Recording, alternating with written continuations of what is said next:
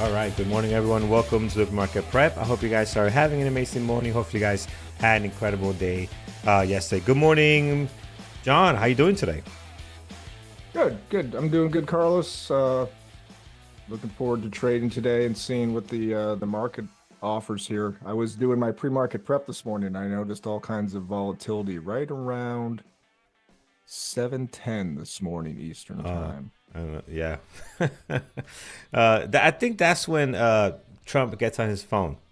I think that's when he picks up his phone from the nightstand and says, "Let me tweet something," and there we go. Yeah, it could be. I don't know what it was. Yeah, no, he definitely tweeted something. I'm not sure if it was at 7, but he tweeted something. Well, not tweeted. How do you say, truth socialed something? Truth it. Yeah, he truthed social something, and that's what got the markets going. So we'll see. But it's around the same time every time, around that 7:05, 7:15. That's when he reaches over. I'm sure it's an iPhone. He reaches over for the iPhone and just says, "This was going down today, and this is what's happening." So 8 a.m. We also have Secretary of Defense should be live right now as well at 8 a.m. So we'll see what comes out of that. It should be already on deck. I'll look to see if I can get anything on that. But yeah, it's clearly the market is reacting positive. A bit of a strong start this morning, and you can see it also in our gappers list. Quick look at our gappers list, brought to you by TradingTerminal.com. Tons of stuff in the green this morning as we are bouncing the other way from the sell-offs the last couple of days. Again, yesterday another sell-off day. Took a bit to get going for the overall SPY, but then everything eventually fell in line. So today, recovering from that a little bit. Are we going to hold this the key? Are we going to be able to sustain some of these gains that we're seeing very early on right now? So we'll see. But before we get into all that, let's take a quick look at our U.S. economic calendar, see what we got going on for today.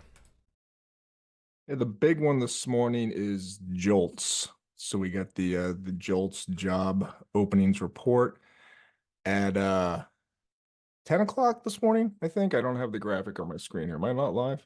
Now I'm live. Damn, YouTube, come on, stay live. YouTube does that, man. It throws. That's why I find out that people are, when they do the funded accounts so late, I'm like, you're so late. Is that they're behind? YouTube likes to throw people in the back end there. But yeah, you're good now. You're right. If you don't have it as your primary, if you like cover it with another screen or something, another browser window, it's like it goes unlive on purpose or something. It's very sneaky. Yeah, Jolt's at what is it, 10 o'clock? Yeah, so that's the big one. This is a monthly economic indicator released by the U.S. Bureau of Labor Statistics. So this is looking at worker flows. So you're talking about job openings or vacancies, hires, and separations, and it's all kludged together in one big number. And I think it was 6.9 million the expected there. Do we have it there? No, it's much lower than that, 3 million. Never mind. So yeah, we'll see what happens there. There's other economic news. There's the Case-Shiller at 9 o'clock, and that'll be before the market opens. Chicago PMI comes out at 9:45. It's sort of a moderate report, but if you look there for the impact, the 3-star impact of this morning is JOLT. So we'll wait and see what that does. Yeah, we sure will see how that reacts. And that's at what time is that? That is at 10. All right, so we'll be live and trading with you guys. We'll see how the markets reacts to that. Right now, we're getting is a bit of reaction on the overall market here. You can see 7:15 or so. We got a nice spike there, and then now things are starting to trend even higher. Let's see if we continue on this momentum. But a lot's going on. I do see the Secretary of Defense also chatting it up here as well. So we'll see what comes out of that. And yeah, friends, looking forward to see what another day of trading brings today. If you noticed yesterday, a lot of sell-offs. Here's overall SPY on the daily. Had a nice sell-off yesterday. Today we're bouncing from that, and let's see how we can take advantage of this. All right, let's start with our gappers list, friends. See what we got going on here. Again, a lot in the green. In the last couple of days, we've been doing this where we're going to this gappers list and usually ending up with our usual suspects, just because the general catalyst of the war in Iran, the overall market moving up or down depending on oil prices, That's what's really driving a lot of the sentiment and a lot of these tickers, whether they're going green or not. And our usual suspects have been trading very well, very, very well, very clean. And today I see a lot of them in the green. Nvidia up 1.7, Meta is up. I saw Apple green 1.1, AMD green, Tesla green. I mean, all of them just getting that little bit of a bounce this morning. So, all right, let's start with the first one here. Up huge, friends, 139%. APLS is the first one on deck. Oh, this looks ugly. This looks like one of those buyout things. They're probably not tradable. 3.7 million shares trade. You can see here in the pre-market, there's just nothing happening. So I don't think there's anything to see here, John, unless you correct me here. Nope, that is a buyout. Biogen is acquiring Apellis. That's what the company is. APLS, Apellis, I guess. Being acquired for $5.6 billion in cash. This will enhance Biogen's immunology/rare disease portfolio. So yeah, not a particularly tradable item here. You can see what happens when the buyouts are announced. The price kind of launches. I guess it could go down. We hardly ever see it go down to a different price. They usually launch up to somewhere above where they've been, and then they kind of sit there. Yeah.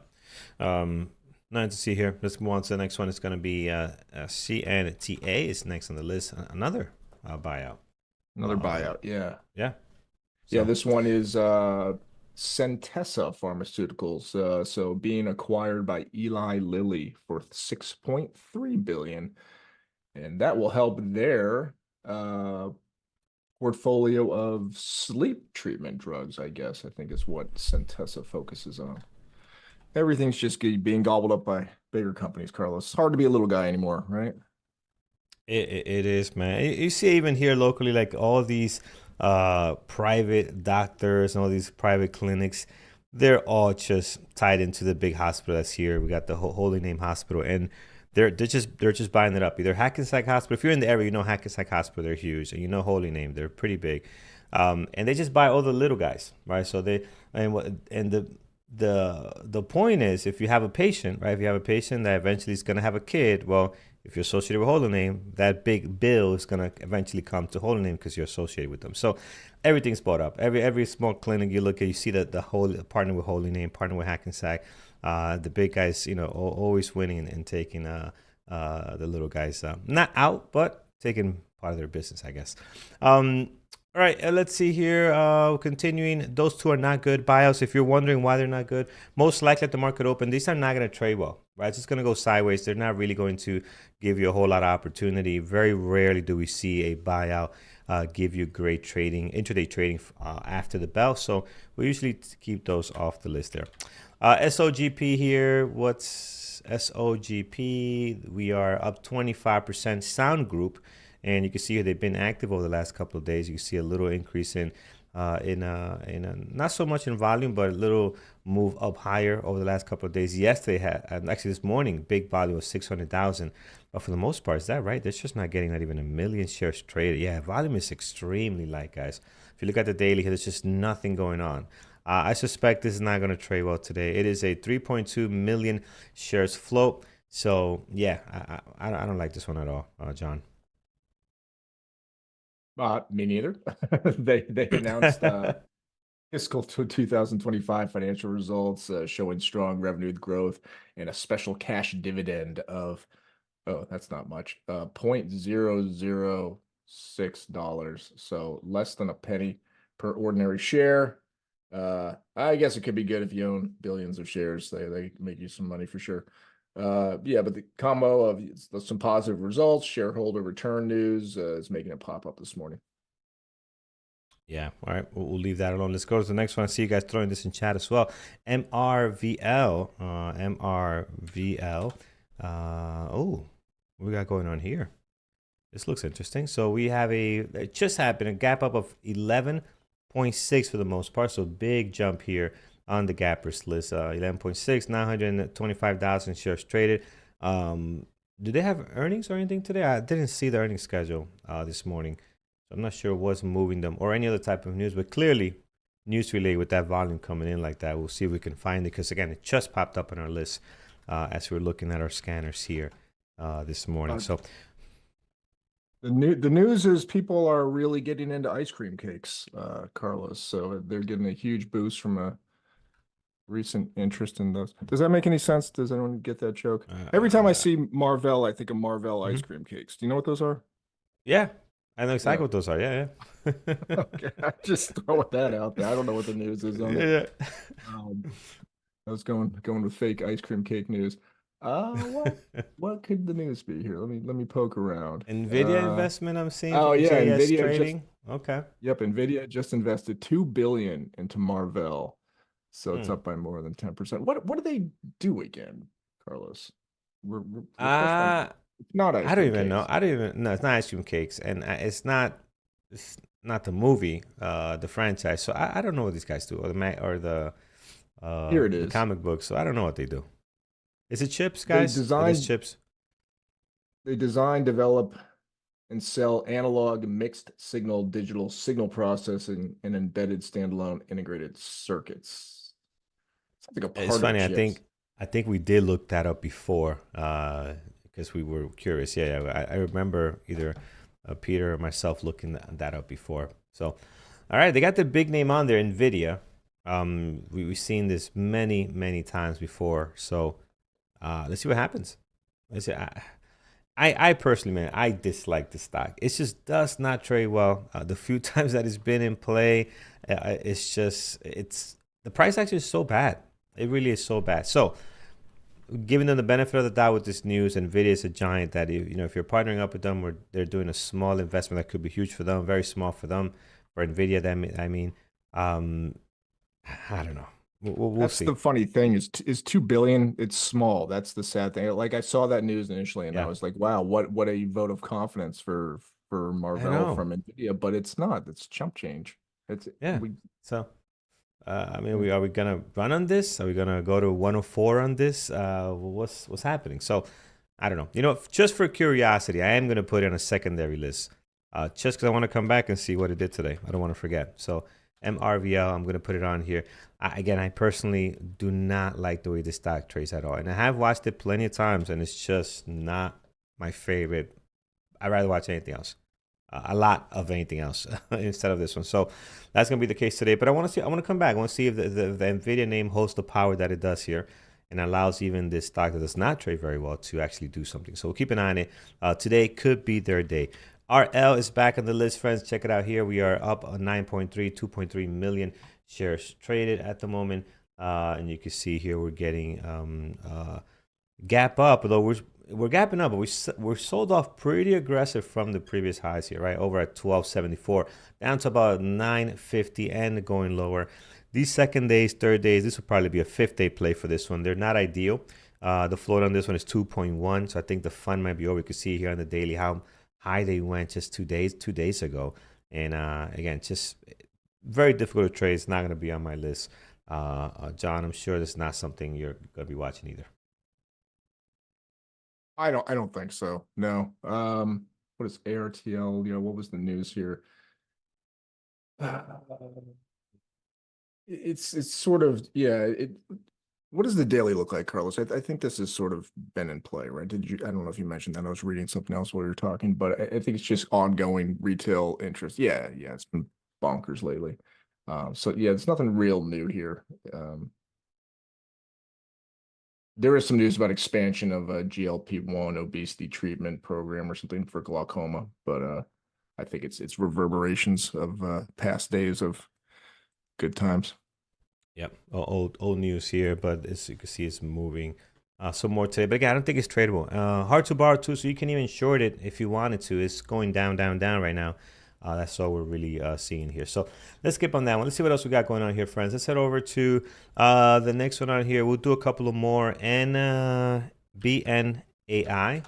BNAI. Then we'll hop over to some of our usual suspects and favorites that tend to trade a little bit better. BNAI here this morning, we are up 8%. We've seen this one before, brand engagement, and this one is 318,000 shares traded. So they got a little bit of movement today. For the most part, they don't get a whole lot of volume on the daily. Very, very quiet, very light on volume. We had this stretch where they did some decent volume and had some really high spikes. You guys remember this? this shot up to like 85 something, then came crashing down the following days, right? Still managed to stay above what they originally were back before February, right? They still managed to stay above 20, now around 37. So it can be a wild one. It can spike up pretty aggressive. You're seeing some action today here. It is a 2.6 million shares flow, so you got to be extra cautious with this one. Not gonna fit my profile stocks I like to trade, so I'm gonna skip on this one for now. Yeah, good idea. There's a little bit of news about them strengthening their balance sheet by $7 million in first quarter this year. 6.2 roughly from financing, 1.5 million from stock repurchasing. But I don't know why. This is just it's just a stock retail people like to play, and it's moving a bit this morning. Yeah, we'll leave this one alone as well, friends. All right, let's see what else. Not much coming off this list, friends. I mean, it is a lot of stuff up here does not trade very well. Let's look at one more, and then we'll hop around, see what else we have down here that can actually be good. Let's look at NBIS. We saw this active a couple of days ago, right? Just dropping here like a rock, my friend. So did hit a high 135, I believe 130, let's call it 120. Did lose some ground the last couple of days here as the overall market is selling off as well, and bouncing back a little bit. And I think a lot of this is also just with the overall market, right? The overall market is kind of driving some of this. Oh, let me show you here. Some of this downturn that we're seeing here. NBIS, new data center in Finland. I don't think that's new. But they've definitely been getting hammered here over the last couple of days. But I'm not sure if that's new news, new data. I know the big thing that got them going was this something with data centers for NVIDIA as well. Something got it going. They got this big spike up. I can't remember so clear the news here, but they got the huge spike up. And then since then, kind of seeing a little bit of digression. But I think this was some partnering up with NVIDIA that got them really, really going. So not really in play. I don't think it is. I mean, you do got some volume here now, 856,000 shares traded. We are up 6%. I think it's worth putting on a secondary. We did watch this when it was gapping up here. We did have it in play. So maybe today can trade a little bit better. But I think we'll find something much better to look. I'm going to put this over here in our secondary list for now. John, I'm not sure if you like this one. Again, not sure what's the latest. The data center news is new, so at least it's coming out this morning. There's multiple articles from about 3 o'clock this morning about it. Nice. They may have had older data center news in the past, but yeah, they're building up a facility in Finland, in the Finnish city of Lappeenranta, maybe. Capacity of 310 megawatts, will be one of Europe's largest dedicated AI factories when fully deployed, expecting to be available to customers in 2027. There you go. So new news. Yeah, but what was the big one I thought was Nvidia, but again, don't quote me. There's so much with Nvidia that they're putting their hands in. Who knows if they're dabbling in this one as well. But I remember that's what brought to our radar a couple of weeks back. Today, let's see what happens, guys. We're up 6.2. I do like this one. I mean, we traded in the past and it did trade very well, so I'm going to put it on my secondary, and then we'll see how that goes. Yes, they had recent. Yes, that was the big one. JS Trader, you're right. They had news with Nvidia and Meta. I know it was something big. That's what got them the big gap up. We were not watching this one before until they got together with Meta and Nvidia. And yes, remember that. So that was a big deal for them. That's why you saw that big jump about 3-4 weeks ago. So we'll see. We'll see if this one could push it a little bit higher. I feel everyone's doing a data center. BBT might come out with a data center soon too, somewhere in the middle of the country, so we'll figure that out. But everybody's got to have a data center. All right, let's see. IBRX. Actually, we'll stop here. Some of these are not great. Rocket Lab, CoreWeave, I don't know. Actually, CoreWeave could be very good. I know that can trade very well. We've definitely seen that one before. But when I look at this, if you look at NBIS, you look at CoreWeave, you look at Meta, you look at Apple, they all look the same, right? The drop over the last couple of days and the little move up here with the strength that we're seeing with the overall market, right? So I don't know if they're doing it on their own. I know NBIS has its own news. I just don't think they're doing it on their own today. I think the SPY has a grip on everything that's going on. We got our General Jones Chief of Staff is talking right now live in the Pentagon. We also have Secretary of Defense to his right. So we'll see what comes out of that meeting. Probably an update on what's going on there. But I just don't think these stocks are doing it on their own. All eyes for me are going to be on the SPY to see what's developing there. So we'll see what comes out of these press conference here. In the meantime, Core Weave. Let's go back to that one. There's a little Core Weave news here this morning, Carlos. Yeah. What do you got? They've secured looks like a loan for 8.5 billion to support continued expansion of its AI cloud platform. So how much is it up? 5, almost 6%. Wow. Yeah, there's a little something out there. I guess it's worth looking this up and thinking about it, just because as I look at this list here, at least Core Weave is something of a, I don't know, it's more typical for what we might want to trade as opposed to some of these other tickers. So maybe something to watch. Silver and gold is coming up today. I see that they on the list this morning. PSLV, AG. I saw the metals are bumping. Yeah, and you'll probably see some mining stocks on there. It all goes up together. So I don't see any Rocket Lab news per se. I don't know why that might be moved. Did it move yesterday by any chance? Down. Okay. Yeah, so it's tough. It's a tough morning because again, if you match up everything against the SPY and the tickers, it's the same 3 bars down and the 1 bar up today. I know what it might be. They received approval to acquire a company called Mynaric, and that was after the close yesterday. So I was looking at the date on the news. It was yesterday, but it was after the close yesterday. So this could be moving it. So let's see. Announced that they want to acquire Mynaric, a leading provider of laser optical communications terminals for aerospace and mobile apps.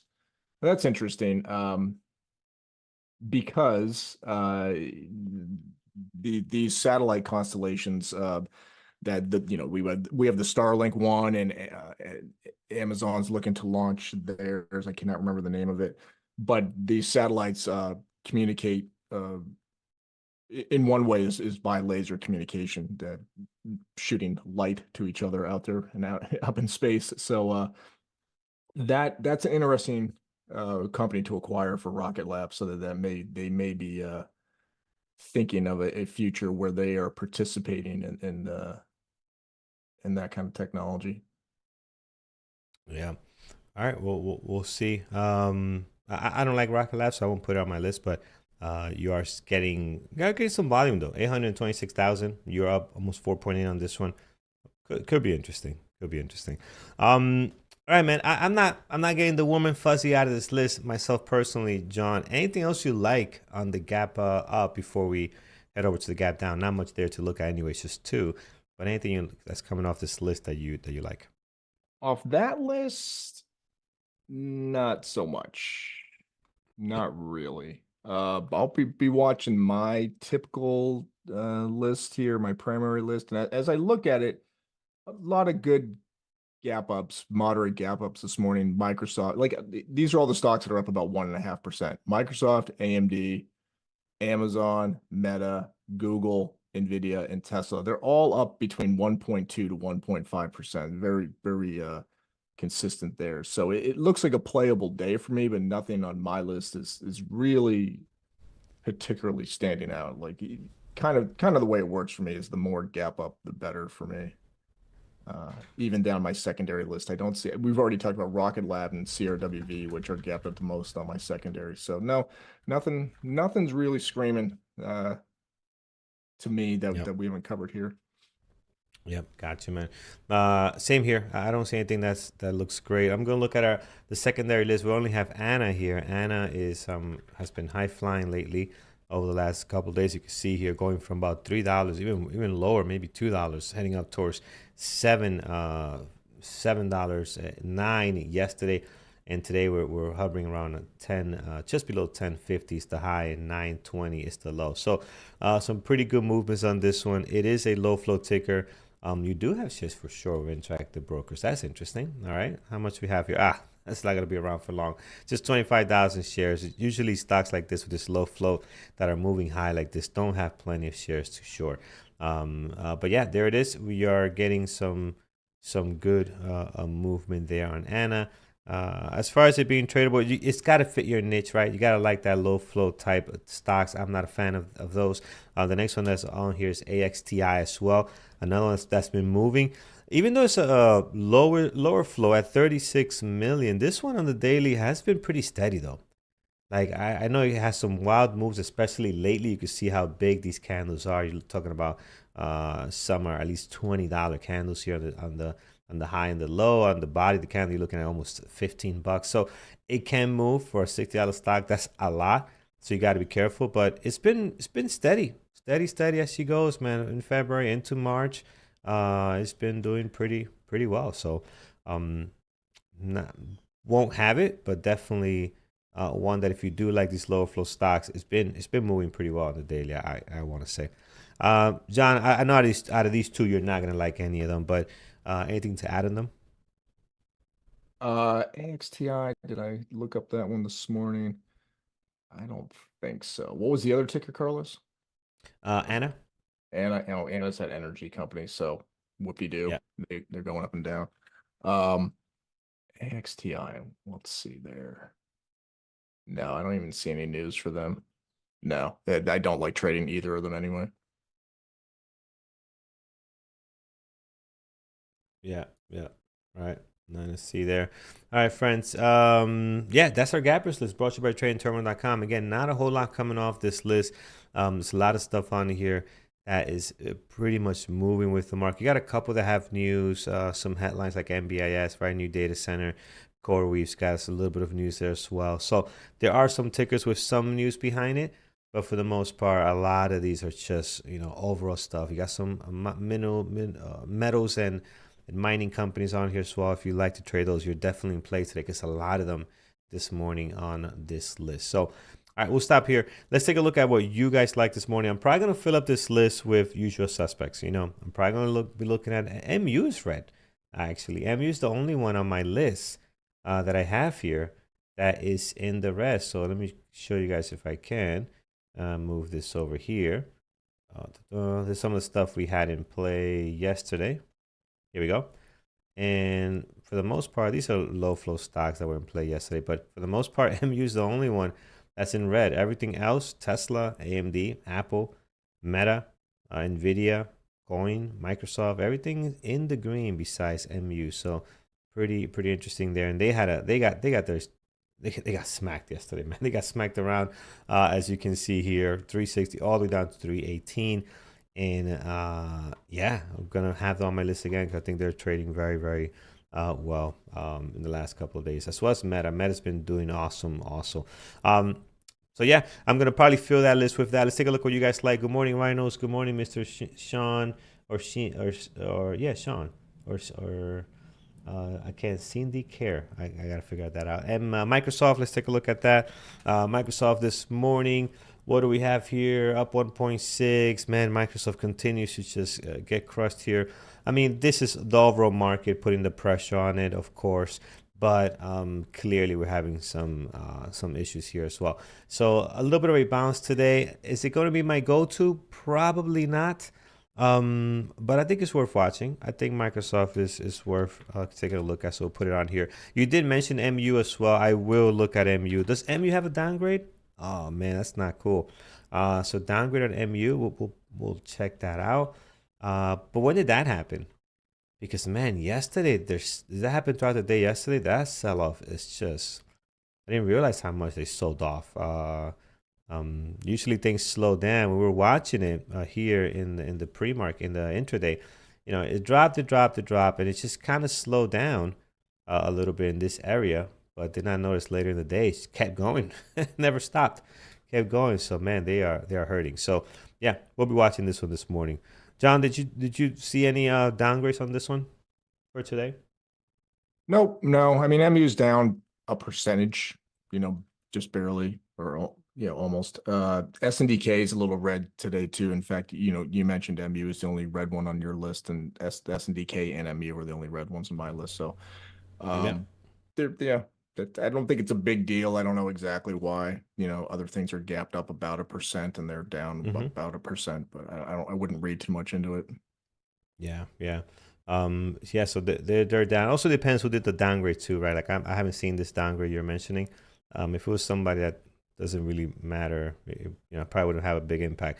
But yesterday's intraday action you can see here, man. That's a nice big old drop for them on MU. So it was Citigroup. Oh yeah, Citigroup is gonna hurt you a little bit. But yeah, from 425, from 510 to 425. All right, so well, we're look where we are. We're at 318, so that's not really gonna hurt them that much.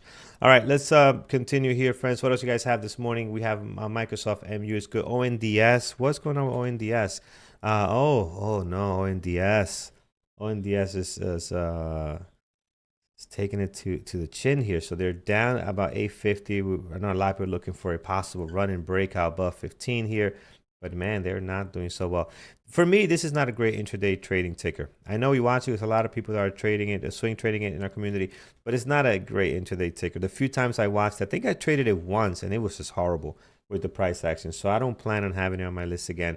You gotta like the way this thing trades. I usually don't like lower price stocks anyway. Under 15, under $20, they're not ideal. They're tradable, but not this one. This one for me, I'd rather skip and look at something else that's going to trade a little bit better. So we'll continue here, friends. Let's see what else you guys have. I know that I'm probably going to fill up this list with some usual suspects. So I'm actually going to do that now. I am going to look at Tesla. So we'll look at that this morning. Right now, a little bit of a slight gap up, as I mentioned. A couple of things just pulling back here. And I just think a lot of it is just with the overall market showing a little bit of strength, right? If you lay over the daily, where a lot of these tickers do the exact same thing over the last couple of days, some downturn, especially yesterday making a new low, that I'm sure a lot of stocks did not like. But today they're getting a little bit of relief.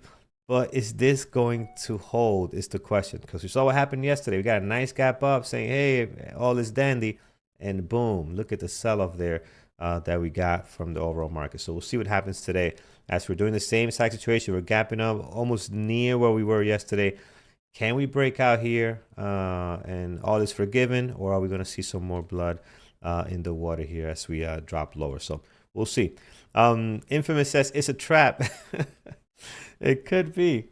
It could be. I mean, you just don't know. I mean, John, how many times have we seen this, gap up, continue gapping up, gap down, down, and down up? I mean, we've seen it all. You just never know. All so you can do is wait for your setup. Yeah. That's it. I mean, we've seen bad news react great, and then bad news react bad, great news. It's just you just never know. You just got to play your setup. You just never know. All right, so I am going to be watching CoreWeave, MU, Tesla. I will be adding I'm not sure about AMD, but I probably will be adding Nvidia on here as well. Yeah, I'm going to add Nvidia. We're gapping up here, 1.53 million shares traded, and eyes on scanners today. That's why it's great having you guys in chat. If you see something great, please call it out. As we're going live a little bit later, we can take a advantage of that. All right, let's get to it. Let's get to some news that we have here. I know you prepare a couple of things, John. Let's go to that, and we can always add more to this list as we continue here, friends. So, John, what do you want to hit first? We're talking the slides, Carlos? Yeah, let's do it. Oh my! Just go down through them. I guess there's nothing in any particular order there. I think we had some oil stuff up front, and that's sort of apropos to what's going on. Yeah, actually, I want to see this here because gas now is it's every day. It's like 30 cents more every day. I don't know how gas station calculate the 30 cents more every day, but that's just how they roll. But here it is. You got a Jim Cramer commenting on oil prices. I guess I saw that in a couple places. This Poly Market account on X is I don't know how to read it. It seems they're always looking for something sensational, but I sort of take them at face value that whatever they say has some truth to it. But yeah, allegedly Kramer said prices have peaked. So we all know the joke about Kramer, right? The inverse Kramer thing. So certainly oil prices are going higher than they are now. But yeah, I looked at them this morning and I pulled them up, and I had the same thing that happens every time I'm interested in oil, which is about every 5 years I seem to give a hoot about what oil's doing. And I pull up the prices, and then it says like WTI oil and Brent crude, and I'm always like, what is this stuff? So if you go to the next one, Carlos, I actually broke it down a little bit this morning because I was like, I want Yeah, to this is. understand this. I'm glad you're bringing this up and put that here because even I don't understand it. I always reference here through my media's Brent as the one that they track, right? And then me and Peter will always have miscommunication because he'll say, "Oh no, it's 98." I'm like, "Well, I have it at 115," right? And I'm looking at a whole different Right. Yeah. indicator. So this will be great for us to understand it a little bit better. And it really depends on where your oil is coming from. Because if you're in Asia, you care about the Dubai, Oman version of oil, right? And if you're in the US, you care more about WTI. So we can go through those here very briefly. But basically, and by the way, we have a guy in boot camp and Bearable Traders right now named Mark, who's like an oil expert. So like if he's listening, I apologize for everything I'm about to say as I screw up, my very slight scientific breakdown of oil here. But yeah, so you have basically three major types. The two real major ones are Brent crude and West Texas Intermediate. So you'll see those prices. If you Google oil prices, you're probably going to see those too.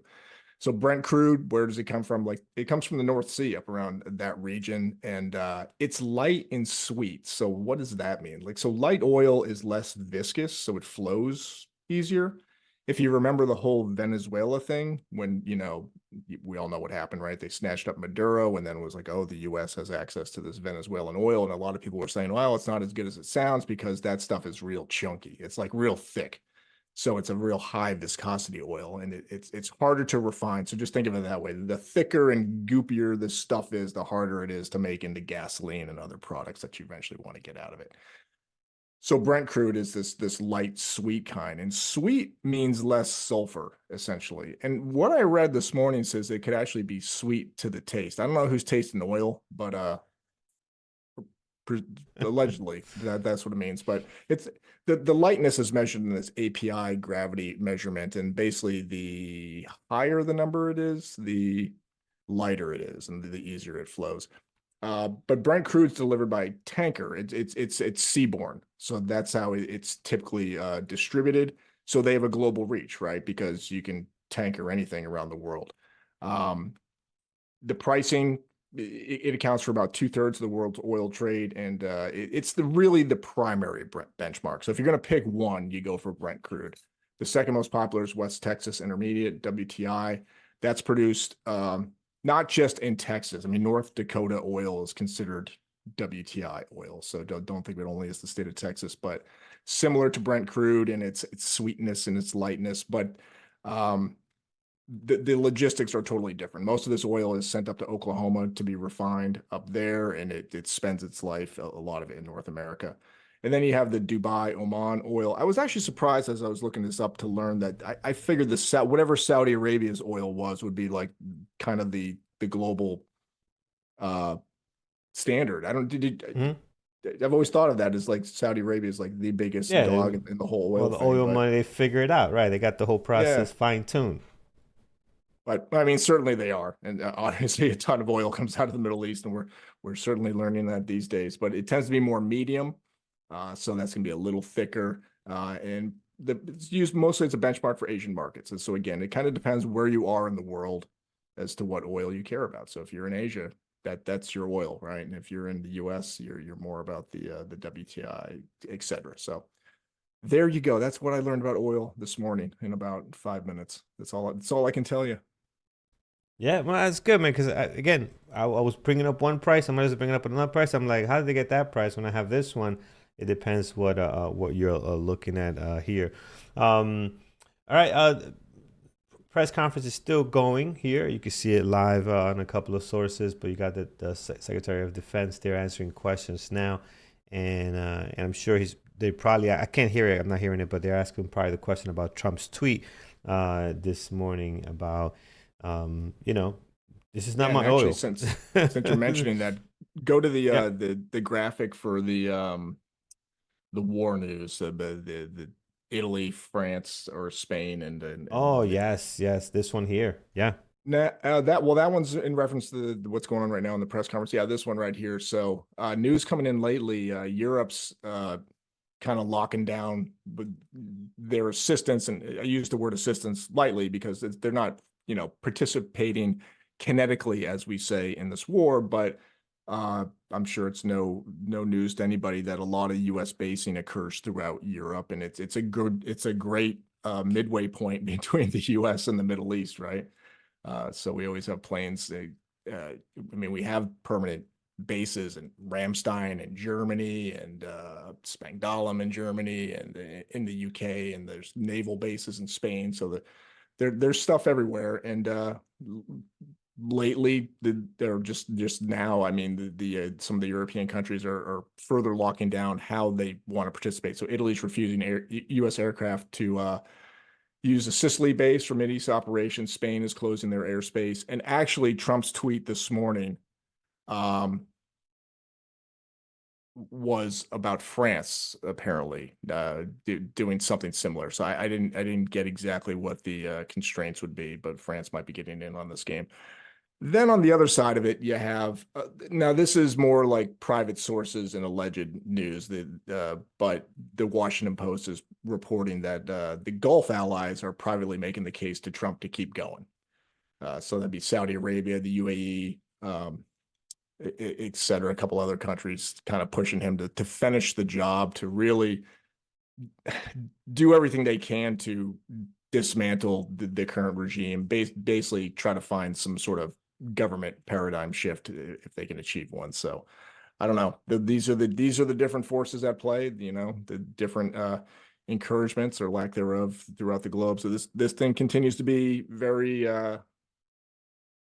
very interesting, very, very complex. This is truly a global problem that we're all dealing with here. Yeah, it sure is.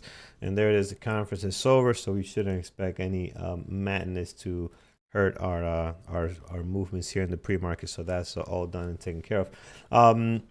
But yeah, it's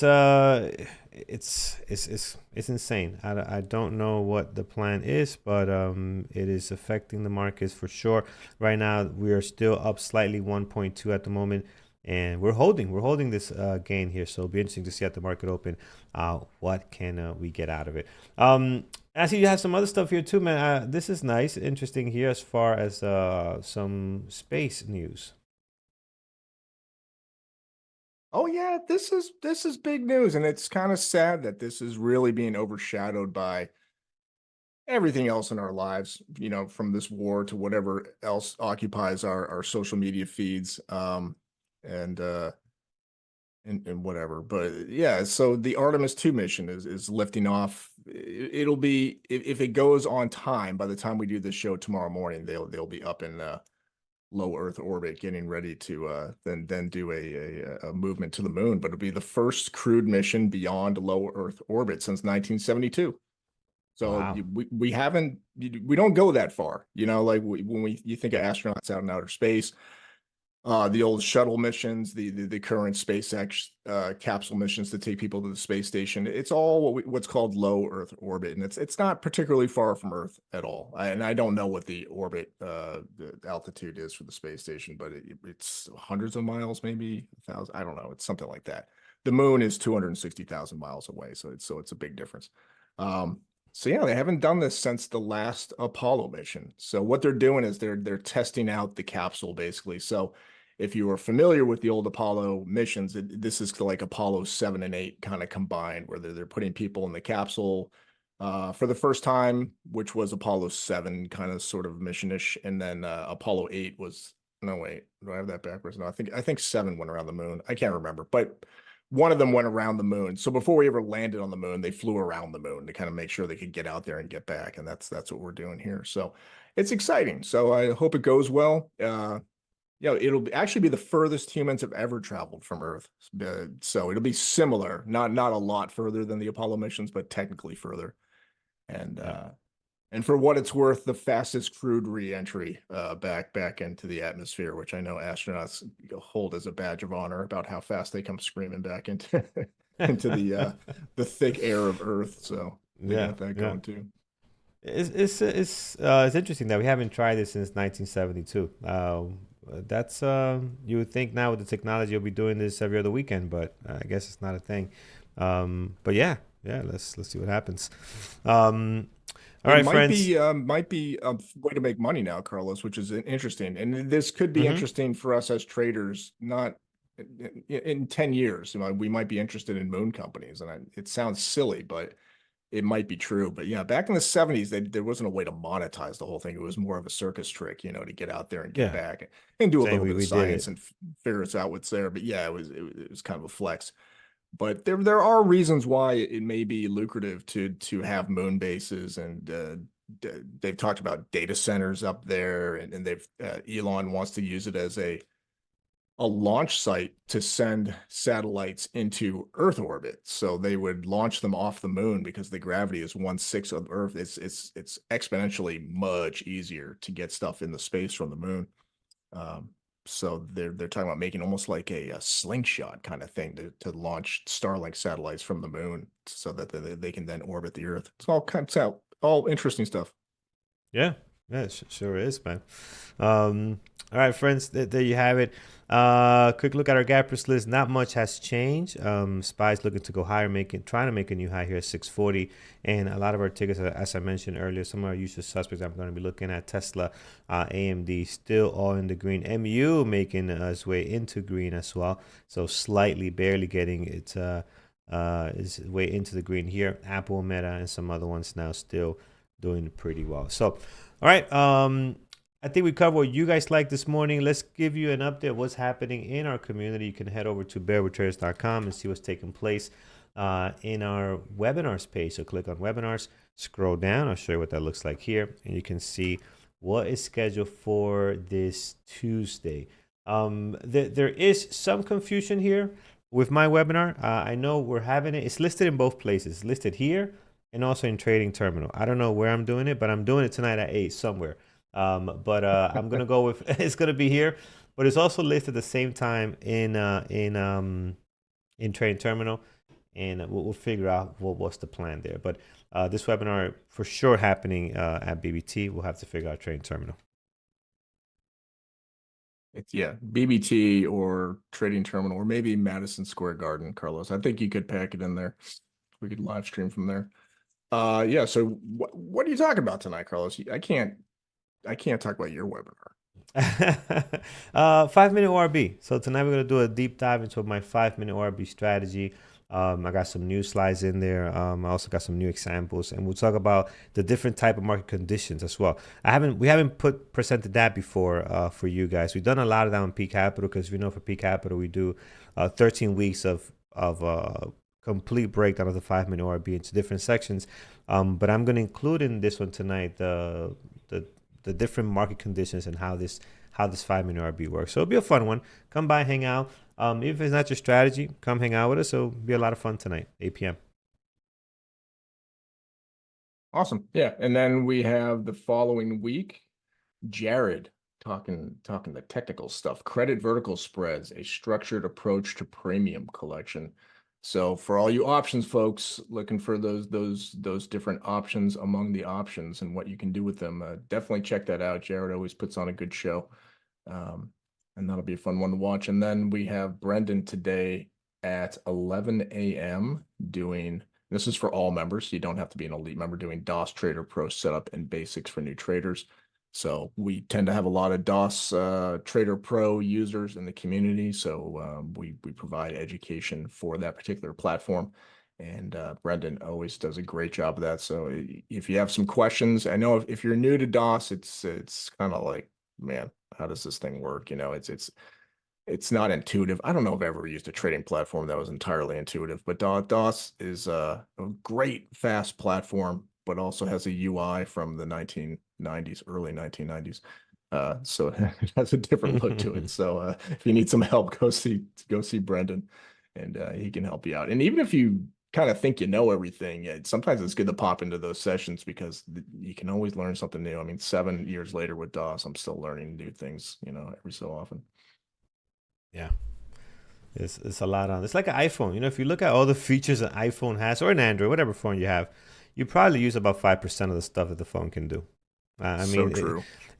So true. I guarantee you, I can teach you something you didn't know it could do, it was able to do, right? And I just don't know who goes to the actual. You know, you go to Apple and you see the people are you the type of person, John? You go to Apple and you see the people in the little training chairs, tables, that they're actually training how to use the product. I'm like, okay, they actually go there and sit there to learn all the Yeah. features of the product. I don't have the patience for that, but yeah, if you want to learn more, you know, you sit there and you can learn a bunch of stuff that you had no idea your phone could do. So that's the same way. There's so many hidden features that, like, really, you could do this, you could do that. It's incredible. All right, let people know how they can join the party. I have seen that. Yeah. As an introvert, I don't enjoy the Apple Store. It's a little too like cozy and intimate with like the salesperson when they finally get to you, because you walk in and like you kind of like Yeah. you do that awkward thing. You're kind of like, it's like going to a party where you don't know anyone when you walk into the Apple Store and you're kind of like just got your hands in your pockets wandering in until someone with an iPad comes up and is like, "Hey man, thanks for coming. Oh, okay. You want a drink?" It is very And then they weird. put you on a list and eventually Yeah. someone comes to help you and then they sidle up on a stool next to you and it's like, oh, I don't know, are we friends? Like, just, give me my Apple Watch. Let me get the hell out of here. That's just me, folks. I'm a grump. I don't know. Yeah, but if you want to join Bearable Traders, and Carlos, maybe while I'm doing this, maybe I don't know if you have the ability to pull up the Peak Capital website. It might be Yeah. good to talk that this morning too. But yeah, if you want to join Bearable Traders, there's a number of ways to do that. I always encourage people to try out the $39 per week to get access to the basic features of Bearable Traders, but also check out the chat room, which I really believe I'll say it. I said it yesterday and last week, and I'll say it for the next few days as I'm covering for Peter here. But I think the chat room's the best feature of Bearable Traders, and that'll get you into the chat room for 5 days and let you check it out. If you want, we'll jump right up to Elite there. If you want to check out some of the webinars that we talked about, Carlos and Jared's webinars coming out, you need that Elite access, and you can get that for currently $99 a month. Great deal. That gets you all the advanced courses and the higher levels of education than those webinars. And if you really want to take it up a notch, you can go for the longer term investments in the Bearable Traders community. Which, I mean, honestly, when people ask me how long it learns to take the day trade, my answer is 3 to 5 years. And that's not something a lot of people Yeah. want to hear. If you're new here on this show and you're new to trading and you just found us, it may shock you to hear someone say that, but it kind of is true. To truly iron out all the psychological sort of issues within yourself, which is really the hardest part about trading. It's going to take a lot of messing up and doing good and messing up and doing good and messing up and doing good. And over time, like messing up less and doing better, it's a slog. So yeah, you Yeah. can join Yeah. us for a longer period of time. You can get that 1 year commitment there. And what that also gets you is that $50,000 DOS Trader Pro funded account, which is a simulated account that you can trade, in which if you make money after 90 days, Andrew will pay you whatever money you made up to $10,000, which is it's a great deal because you're not trading your real money, nothing that you worked hard to earn at your job, but you're trading this fake money. You can only lose so much, I guess is what I'm saying. It's part of your investment here, but trading it can do some bad things. I mean, I've seen people wipe out tens of thousands of dollars, if not more in certain cases. Oh yeah. And you just don't want to do that. So you want to get the feelings. You want to learn what it feels like to trade with like a fixed risk. And this is the way to do it with those funded accounts. It's great. And then if you want to bump all the way up to a lifetime commitment, this is how I joined Bearable Traders back in the day. We have that offer there as well. And then you're good. You can be with us until the end of time, until the sun expands and consumes the earth and we're all gone. Yes. Yes.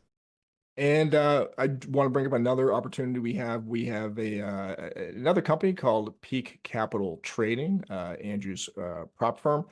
And we do an educational experience, advanced educational experience in boot camp. We do this 3 times a year.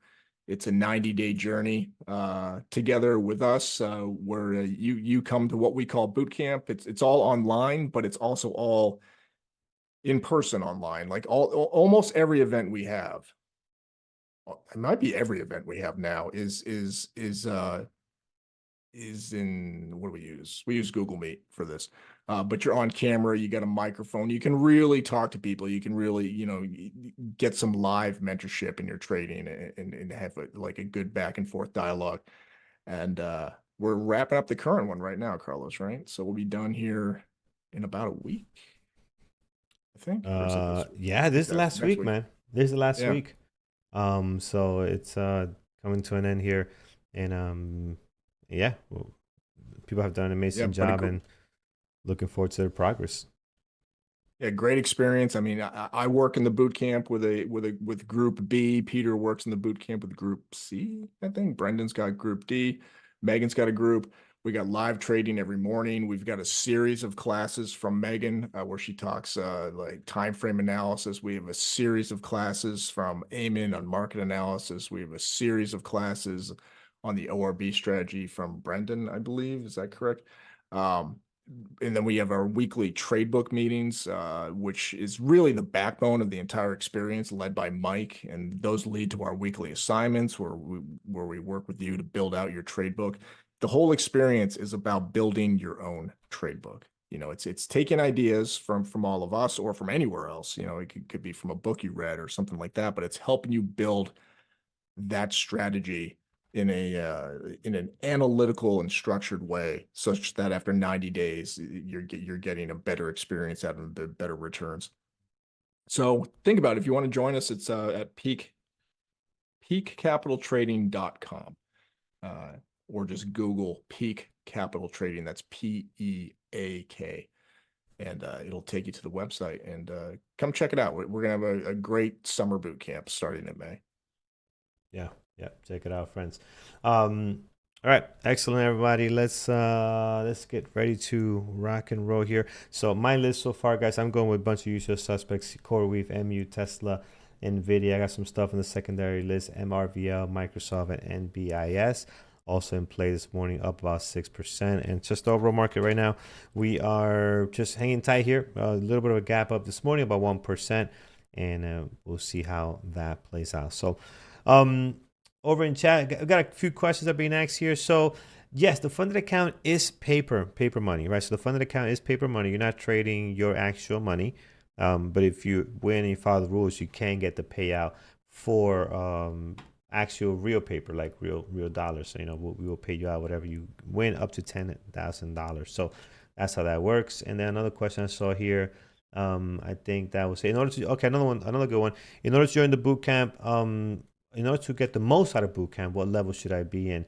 I think you're gonna have a little bit of experience, but don't get me wrong. I've seen people that are eager and they start with like 0. Like they start and they say, "Hey, how do I enter an order?" Right? So there's people that's just so eager that they don't want to wait. They want to do this now, and they join and they come out a better trader. It's a lot more work. But I don't want to tell you that you shouldn't join if you have 0 experience, but it's recommended that you have at least 2-3 months in BBT. Well, right? what I find interesting about the total newbies, Carlos, is Yeah. their learning curve is so extreme, because if you think about it, if you want to learn to day trade by yourself, what is the first thing you do?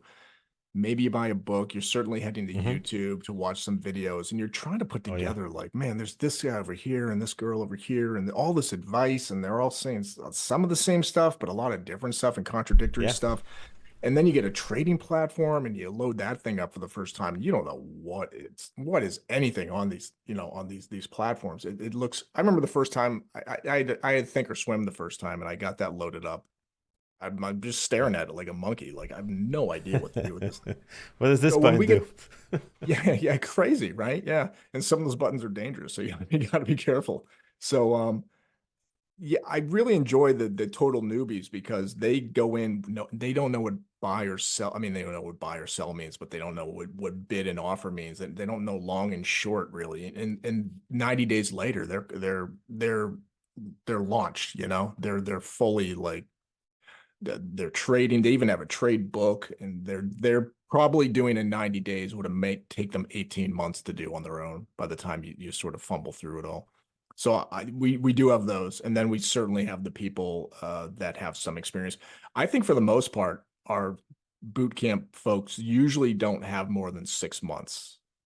Not always, of course, there's people who've been trading for years that do it too, but it seems like the majority are either within the first 6 months of trading or completely new to it. Yeah, yeah, I agree. So yeah, man. All I know is at the end, whatever experience level you start in, by the time you're done, you're gonna be well ahead of where you came in. And some people are different. Some people might be ahead of you that already have more experience. They'll come out even better and so forth. So no matter what level you're in, you're gonna come out much better. But highly recommend you have some experience already in there, so at least it makes the time a lot easier for you as you're moving forward. So, but check it out. More information at pcapitaltrading.com. Definitely take a look there. All right, friends, I'm ready to set some levels. Let's do this. We have, oh, the numbers are fixed. We have 554 people watching. Yesterday, we only had 5. That was interesting, with like 100 and something likes. So thank you so much for joining, friends. Hit that thumbs up over on YouTube if we haven't done so. We're sitting at 98 likes is what I'm showing here. We'd love to be closer to 400 is usually our goal. So thank you so much there for your support. And with that, yeah, let's get cranking here, friends. Look at some levels. CRWV. We'll start there. And this one looking pretty good this morning. Good volume, 1 million shares traded. We're up 5.7 this morning. We're going to mark down 73.42 is the high of the pre-market. The low is pretty much slamming into the previous day close from yesterday. So right in there. And then you got the low towards the bottom from yesterday's low. So that's pretty good.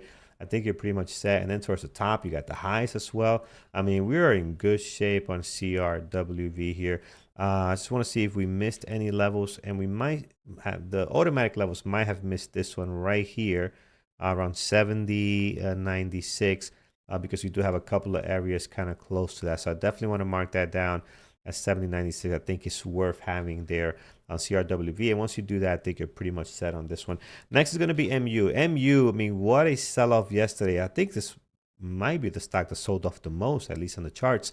I mean, just look at this drop here, 360 all the way down to 320. Some of you guys mentioned a downgrade from Citigroup, which again, although the downgrade is from like 5 something to 4 something, it still affects the sentiment, right? Like, yeah, I get it that we're at 318, but it still affects the sentiment of the stock, and that could have pushed them lower yesterday, depending on when that came out. So here it is, 327.04 is the high of the pre-market. The low is going to be hanging out at 315.69. So we'll slam one there. And then let's look to the left, see when it's the last time we're hanging out. Here was the beginning of the end of the year.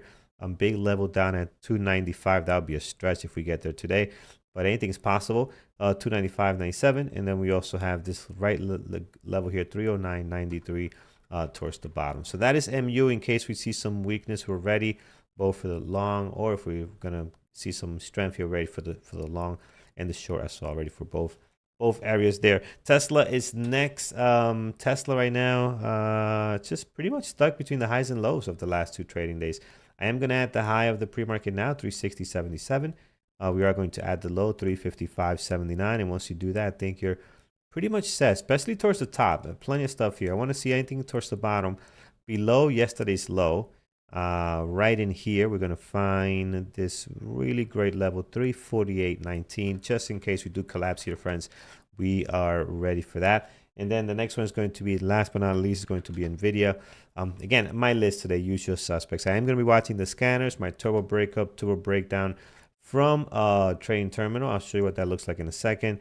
And I'll see what you guys have. If you guys see something great, please call it out. I'm sure John will be on the lookout as well. Here is NVIDIA, 168.11 is the high of the pre-market, the low at 165.82 right now. Once you do that, I think you're pretty much set. I don't think you really need to add anything for NVIDIA this morning. So that's my list, guys. CoreWeave, MU, Tesla, NVIDIA. Am I missing anything that should be on here, John? Well, what is your top ticker this morning?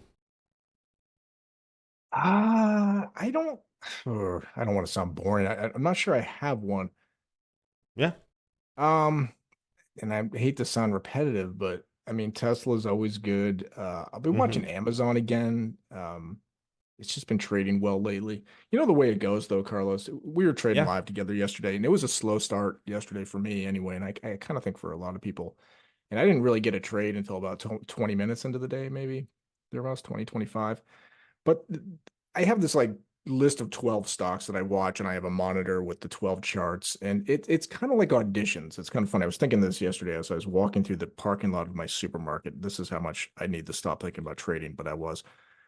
I'm pushing my cart and thinking about how like the top 12 is like having, it's like an American Idol edition or something where like anybody can show up and sing, and everybody's sort of equally has equal potential as far as I know before the auditions start, right? So when the market opens, all 12 of those stocks are kind of equally viable. And then 10 minutes into the day, maybe 15, like you start to see things like you start to see which one's going to chop. Like the stock is really stuck. Like PLTR is just chopping the day. But this stock's flowing better. This one's doing like little surges, and it starts. So I start to like kind of break it down to like, all right, these are the top half, maybe the top six of the original top 12. And then it's as I get maybe 30, 45 minutes into the day, like maybe three stocks start to look good. That's exactly what happened yesterday. And if you were watching the live trading, at a certain point, I said the ones that are standing out at this point as we're half an hour into the day are kind of like Amazon, Nvidia, or Amazon, Tesla. I forget the third one. Oh, Microsoft. It was Microsoft. And lo and behold, the Mhm. ones I ended up taking trades on were actually Microsoft and Amazon. So it's hard to say what's going to be good, I guess is what I'm saying. But gun to my Yeah. head, I'll go Tesla. I'll go Amazon again because it's been good lately. It's been holding up well as the market's been dropping better than a lot of the other Mag 7. And maybe MU. I don't know, I'm curious about why this thing is just a little red while everyone else is not. So maybe something will happen there with a bounce back. Yeah, yeah, definitely like MU, and I get it, man. I get it 100%. I mean, for example, you guys are bringing up Meta. Meta's one that's also been in play over the last couple of days, and we traded it. We didn't trade it yesterday, but did we trade Meta? No, it was not Meta yesterday. So today, We maybe we definitely maybe it could be watched the it. one. We definitely watched it. Yeah, we definitely watched it. So maybe today. Actually, we did. We did take a short on this one, I believe. But yeah, let's watch it today again. I'm gonna have it on my list. It's been pretty good. For us. And yeah, I'm gonna put it right here. I'm gonna put it right next to Meta actually, and I will do some levels for this one as well. So if I look at Meta now that we have it up, let's get some levels in place here towards the bottom. You're set, guys. Plenty of stuff down here. Previous day close, highs and lows for the last two trading days, all the way down to 520. Getting a little bit of a bounce here. If you guys remember this, Meta and also Google went a little bit under fire here with the lawsuits that went did not go their way, and this could hold a lot of issues for them if these rulings hold. There's gonna be lawsuits coming out of the woodwork. I mean, me and John might be putting our lawsuits in there, get a couple of bucks. Why not? You know, like it's gonna be lawsuits left and right if this thing gets gets pinned down on them. So we'll see. We'll see how they deal with it.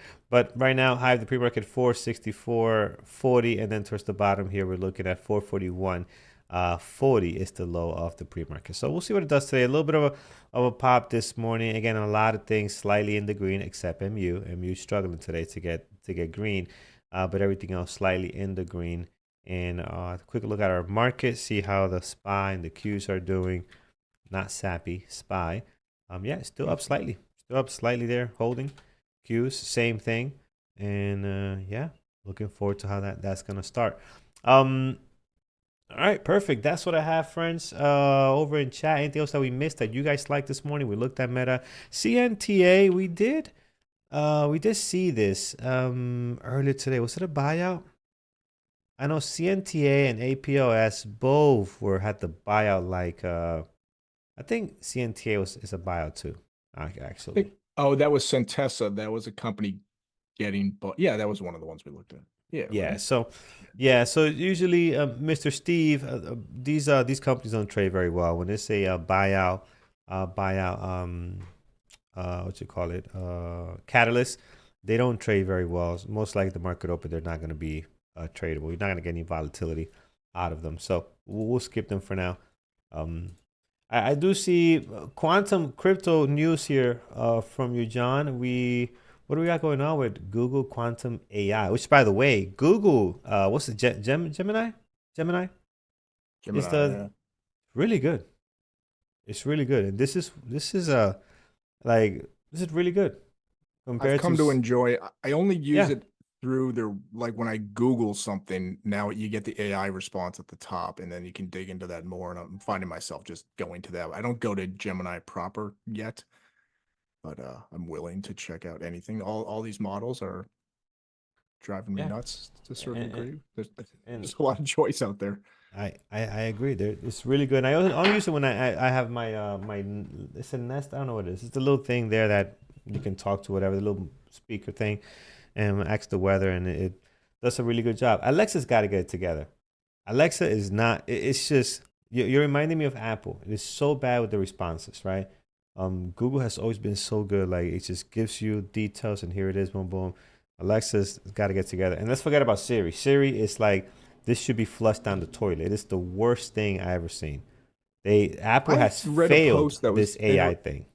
Yeah. I heard somebody's take recently about how Apple might come out not ahead in this, but do very well, which Apple often does. But Mm-hmm. Apple will probably not seek out their own AI. They're gonna use AIs that are developed to deliver via iPhones, which is, half the planet, right? Is using an iPhone and the other half's using an Android or whatever. So Yeah. it's a ton of people. So they're probably just going to monetize uh so basically like their app story.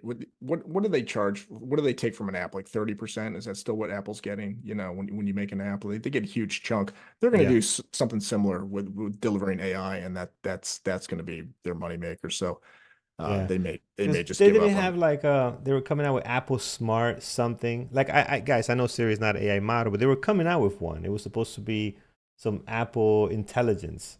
Man, what garbage. Garbage, garbage. But yeah, what we got going on here? Google Quantum AI, John. Yeah, Google just published a white paper that basically said that quantum computing is going to the problem here is it's going to be able to crack high levels of cybersecurity. The word is escaping me here. The Curve 256. What are those called? Those are somebody help me out in the chat. Which one? Ah, Encryption. Thank you. Levels of encryption. Thank you. I couldn't think of the E word there. Yeah. So basically, right now, crypto is protected by some of the best encryption algorithms technology in the world. That's that whole Curve 256 thing. It's just the name of an encryption algorithm. But Google's putting a warning out there that quantum computers are going to be able to break this stuff like 20 times faster than was originally anticipated. And they think by 2029, like the crypto world has to have this stuff figured out, or it's going to be a problem. That the quantum's going to leap over the encryption. So they're kind of warning them now, like you need to get on this. Like we need. So what we need are quantum levels of encryption, right? So. Um, Quantum levels. Oh man, getting out of control, but it's coming. I 100% see it. But yeah, friends, you got some comments here in chat. Yep, quantum post quantum encryption.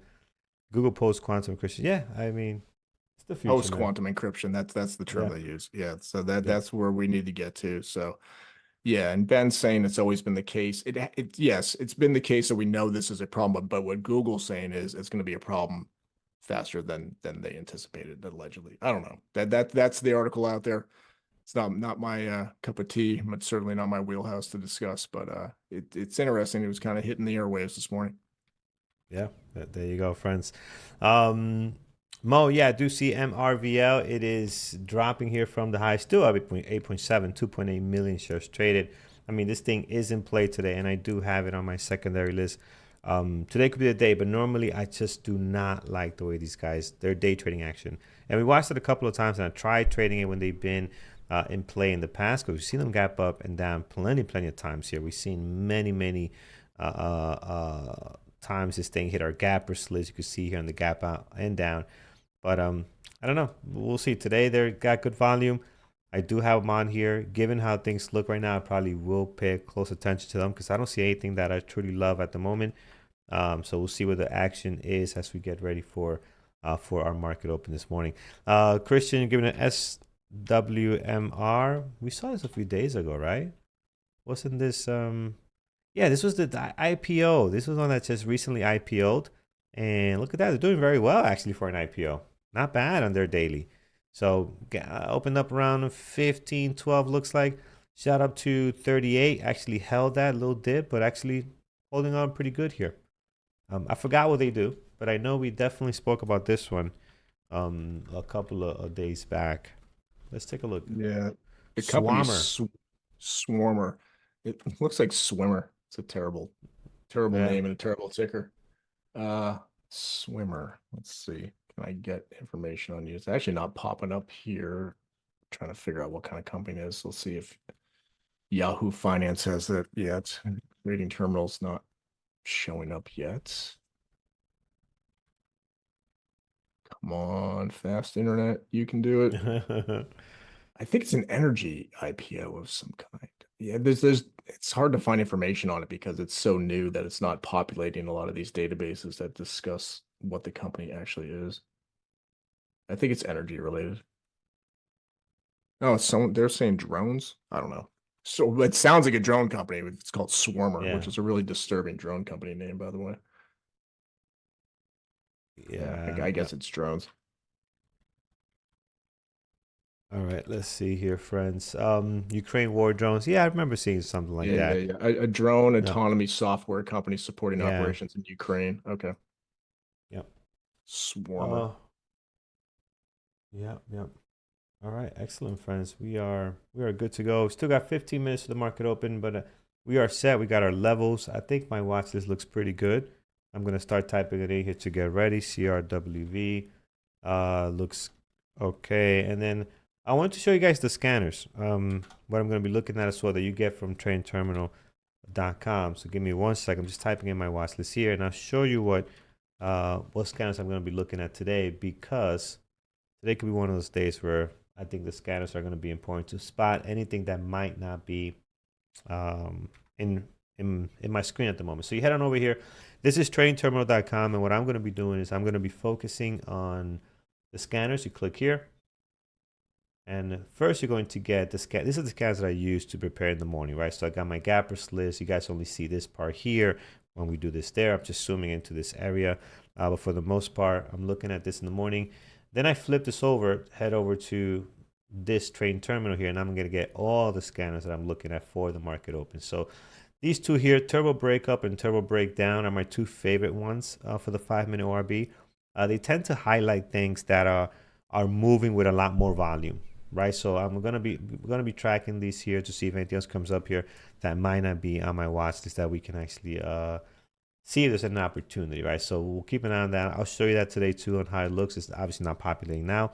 It starts right after the bell rings, so you can see the tickers come up.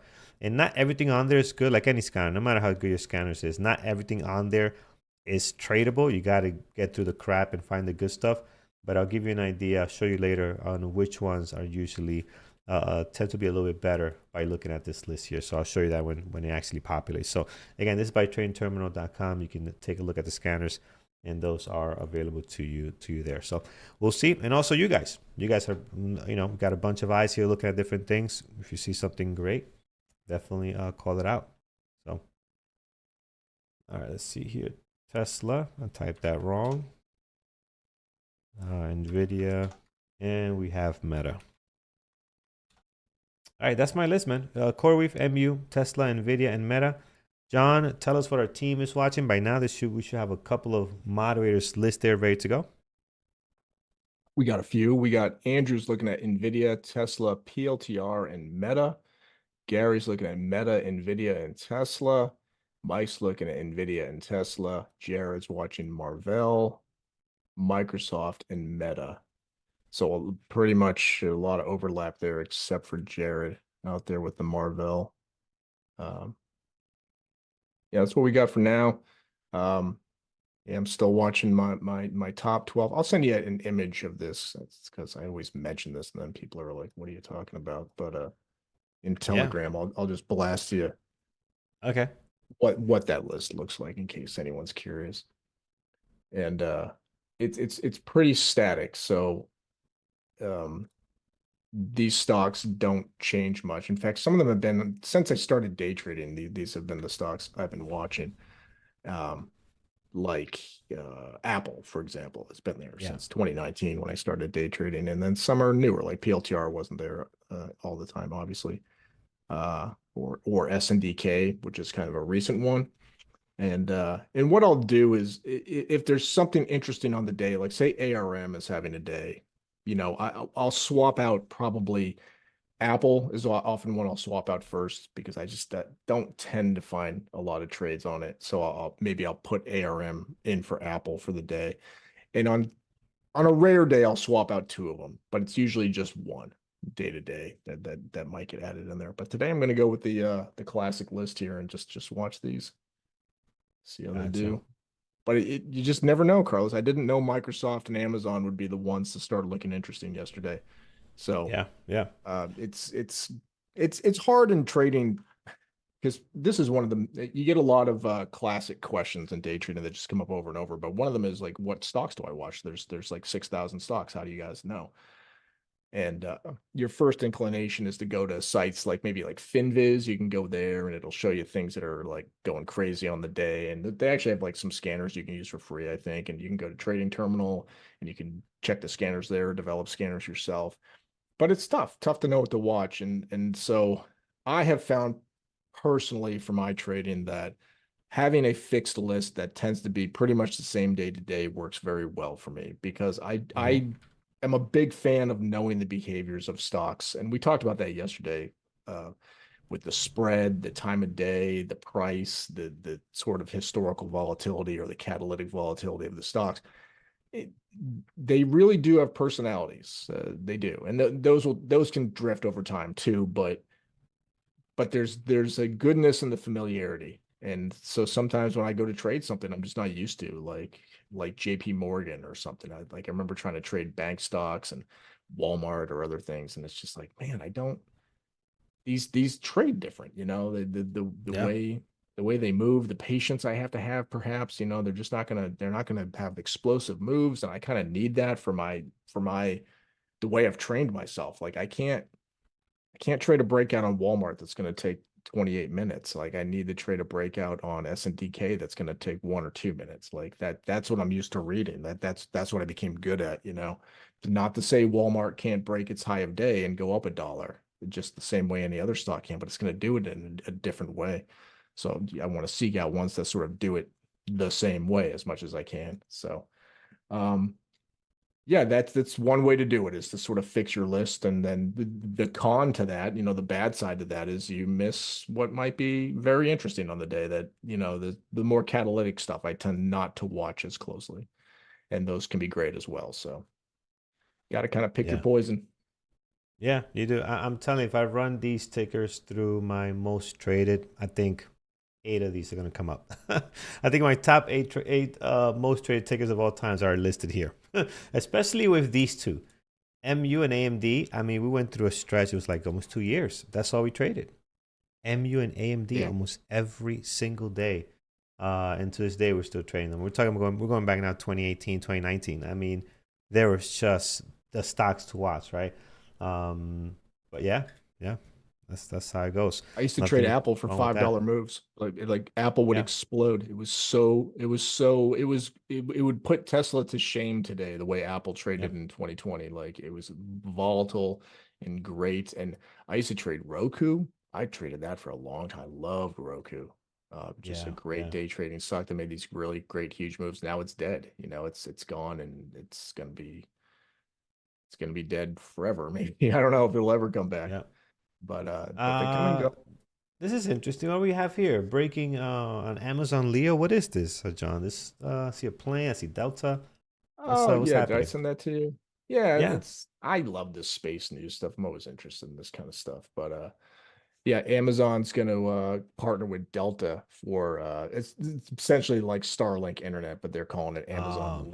Leo for low Earth orbit. So um yeah, these are lucrative deals right now. So you got Starlink being installed on United, for example. I flew on a United flight with Starlink and it was awesome. I watched a Yeah. Patriots playoff game between El Paso, Texas, and Chicago. And I was so Yeah. happy, Carlos, because I was going to miss the game. When I looked, it was I think it was the AFC Championship. I'm not sure, or the one before that, but I found out I was going to be on an airplane. I was super bummed. I'm like, we're going to be getting score updates like very slowly if my phone will even connect. And then it said this flight is Starlink. I had no idea. And I watched it, Jumping for joy.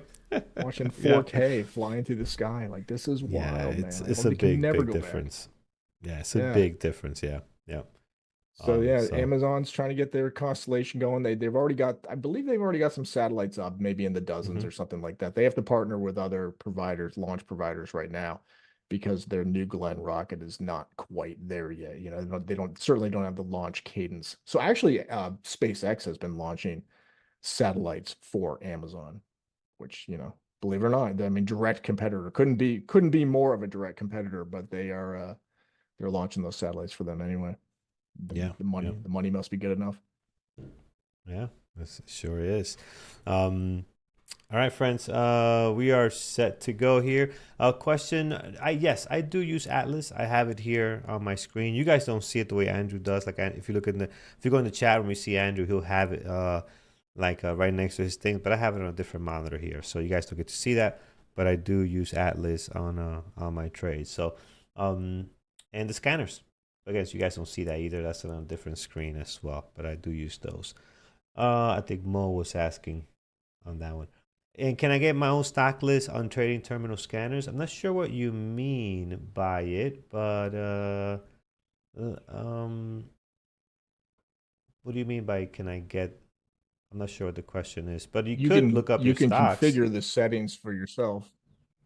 Yeah, Well, yeah, the scanner's going to give you whatever stocks fit your parameters. So you're not going to know what stocks it returns. It'll depend on what you tell it. If you say, I want to see stocks with a certain amount of volume, a certain amount of gap up, right. or a certain float, it'll send you those stocks. But yeah. Yeah, you could filter all of this to your liking, but I don't think you could filter by stock because then that would kind of might defeat the purpose a little bit. Um, Well, you could do your watch list. Like I know you can add watch list here. So I know you could do that. So you can add a watch list and you can put in here whatever you're watching, right? So you could put in whatever stocks you want to watch there, and then you can link these, right? You can link these. For example, if I link this blue with this blue here, what it does is when I click on this, right? This is the news column. When I click on this, it'll bring up the news for whatever ticker you have here. So I know that you could do. Let me see, is it working? Go up news feed. Yeah, it should work. No, it's not doing it. But I know that's the way to link it. So you can I add stuff here? This looks different than what it used to look. Add, let me see, can I add PLTR if I don't have that there? Yeah, there it goes, add a PLTR. So I know you could do that. I'm not sure if that's what you mean, but you can filter by your watch list. So yeah, you could definitely do that. So all right. So not too clear on the question, but for me, I'm filtering. Let me delete that. I don't want to change the way I have it here. So I'm just looking at what I want to see here until a breakup, and it'll bring up whatever stock there is. So, but yeah, there are pre-multiply prefix trackers to start with. Yes, these are all prefix, and then you can edit them the way you like. There's settings you can take off stuff. You can say, hey, I don't want to look at anything less than $20. So you can put all kind of filters on how you want to set it up. So that is available. All right, let's take a look here. We are set. All right, 2 minutes to the market open, friends. Let's see what the action is. So I'm gonna put my 1 minute here. So we're ready. 2 minutes here. Yeah, see, a lot of you guys calling out MRVL looks great, right? I mean, it's moving. It does look good. It is in play. I do see it here. So, yeah, I have it here. I have it with me. I'm gonna put Marvel on my list. I'm gonna replace Apple with Marvel for today. Mm. Yeah, yeah. Spicy. It's a spicy play. Spicy move. Doing an audible right at the Right, right countdown. at yeah. uh, love it. Blue Love it. Love it. 42. Yeah, yeah. Love it. Love it. Why don't you partial demand on Atlas? Why you don't partial demand on Atlas? We do. We definitely done a partial on Atlas, many times in the past, Mo. So you'll see it today if we get an opportunity to do it. We definitely partial on that, and also daily levels. I look at daily levels as well. Man, look at Tesla go. Look at Tesla go. Meta was popping up a second ago too. Yep. On a 15-minute. Yeah. Tesla's coming back. Tesla could be good today. Amazon's Marvel's up 10.7 now. Yeah, wow. Yeah, no, I mean, it was up high. It was actually coming back from the lows. Yeah, this could and be a good one and done kind of stock for me, or it could yeah, actually punch me in the face. So what'll be interesting here about Marvell is sizing correctly, because it's only a $96 stock. I say only, but most of the stocks I trade are well, all of them are more expensive than that. Some of them quite more expensive. You know, S&DK is almost $600. Meta's still $550. So to me, Marvel's a bit of an inexpensive stock, which means I can make a mistake and be like, I'm going to buy 500 shares or whatever, you know, and it can drop $1.50 in a heartbeat, and I'm down $750, and it's not the intent. So, yeah. All right, friends, here we go. Here's the bell. Here's our turbo breakup gappers populating. So you see it go. And what I want to look for, if I see a ticker hitting this a lot, the same ticker over and over again, then we'll tune into that and see how we can play at that stock. So it's a great way to have it here. For example, you see American Airlines hitting the list right now a couple of times. I don't see a good play at the moment yet, but it's a great way to see what's getting volume over and over again, like MU. MU continues to hit this list here. And you can see it going green. Let's see what we got on MU. And MRVL, what are we doing here? So we did a lot of noise in the pre-market. How are you going to move here at the market open? So let's see how that plays out.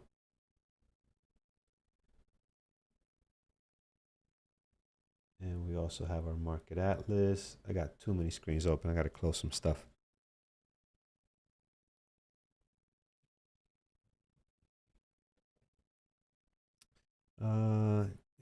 We'll come back to this. CoreWeave, nice engulfing 1 minute right now. I like CoreWeave. I like what I see here. If we could, the weakness can continue. It could be nice for a drop, maybe some profit taking on CoreWeave, but let's see, looking strong at the moment. MU, Tesla. Yeah, MU, you got to be careful. The spread will get a little bit better, but you do got to give MU a lot of room. Dad in Brooklyn, nice name. It can move, man. Like I find myself giving MU sometimes a $2 stop. Obviously reducing the number of shares to keep your risk the same. But yeah, this one is wild. Oh, look at the way it's moving. It is not tradable. Like, how do you trade this right now? This is not tradable at the moment. It'll settle down. We've seen it get wild like this. It'll settle down. Just got to give it a little bit. Right now, it's all over the place, I think. I don't feel like this market pop is going to hold today. I think it's down. I think we're going down some more. Like I said it yesterday too. We're going down. We went down. I think we're going down some more. And you can't believe what I missed yesterday.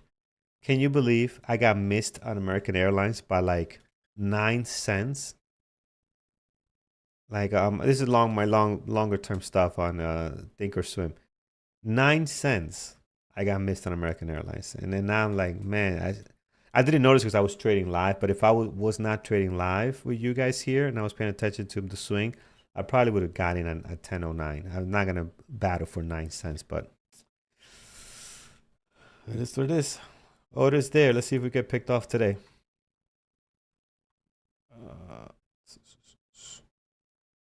So one of the first things I look for are trending stocks, things that open strong.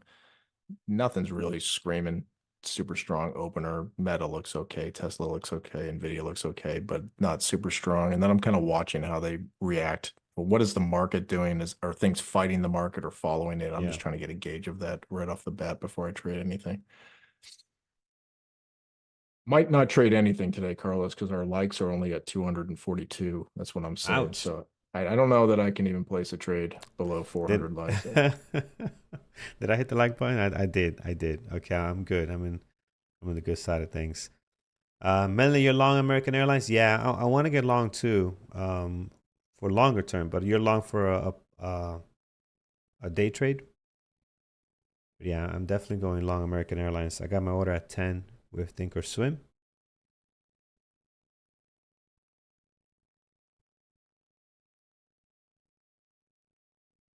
All right, now Meta's looking better. That's a trend.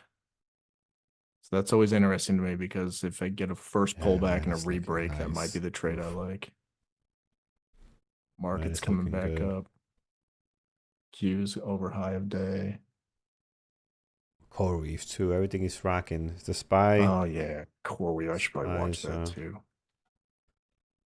Spy's not doing anything special yet, but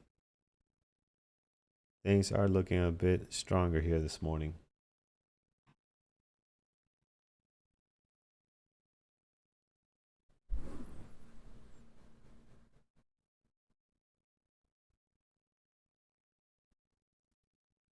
All right, so you guys long CRWB, some people Nvidia, Tesla. Good job, guys. Candy, you're looking at Netflix. How is Netflix doing?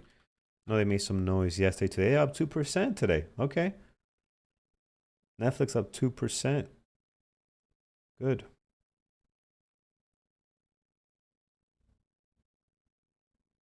5 minute mark just passed us here 30 seconds ago, and I don't see anything. MU is just stuck right here. Back and forth, back and forth. Might be doing a 5 minute engulfing below the VWAP. I like that. I don't like the choppiness here, but I do like the way the 5 minute looks. I do like this here for a possible drop. But then the amount of risk you have to take to get to 318, I don't know if that's worth it.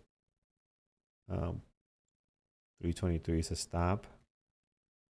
It's definitely settled down though. Remember when it first started? It started crazy. It has definitely settled down a little bit now, so it's a lot more manageable, I think. We just got to see what he wants to do here.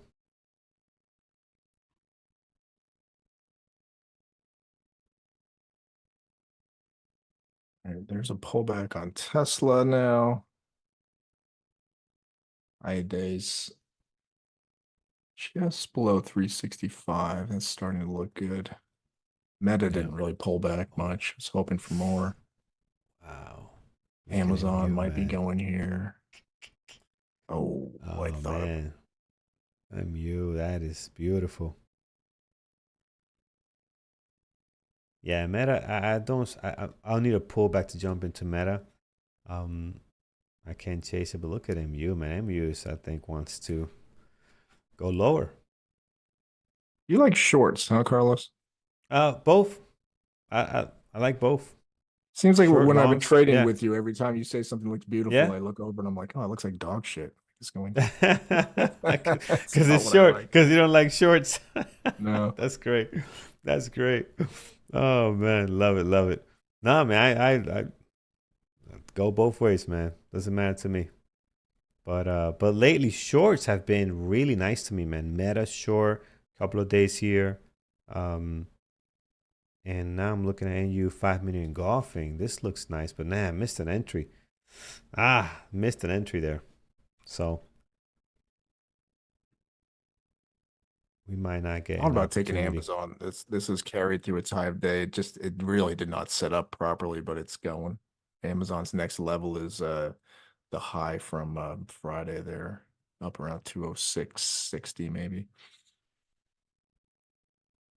Corey's got a nice pullback here for the 5 minute range. So here's your 5 minute range there. Got a decent There's a pullback pullback on here. Meta.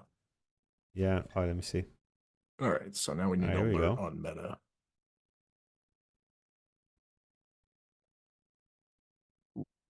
Pullback. Mikey Kelly, yes, go both ways, man. Swing both ways, long, short. Oh boy, I'm gonna get crap for that. I But knew you'd have to answer for yes, that. yeah, What I a have to. I juvenile was. audience we have. Yeah. I didn't. Sometimes I don't catch the stuff I say. I get in trouble, you know. Oh my! Look at I should have went in. I should have just went in. I hesitated. But I called it 5 minute opening range.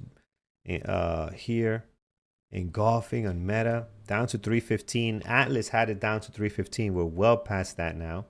So even Atlas was confirming the move, and I didn't pull the trigger, man. I don't know. It happens. It happens. Um, So we have enough time now to make a bit of a market assessment, and I'm calling it chop. I mean, the SPY is just yeah, I call it chopping. chop and lower, chop and lower. That's what Yeah. you know. But we'll see. We'll see how it ends up being here, friends. Oh wow, this one is painful because I would have been in this one. This was painful. This MU. Yeah, see, I don't. Even core, we failed the push up higher. You can see here, Corey failed, right? Came beautiful, beautiful pullback. Should have went back up. That would have been a nice breakout, but it's just failing.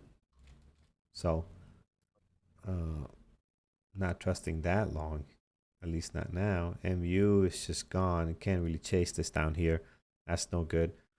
Tesla's looking good, man. You have Tesla on your radar? Well, I'm sure you do, but that's looking like it wants to go.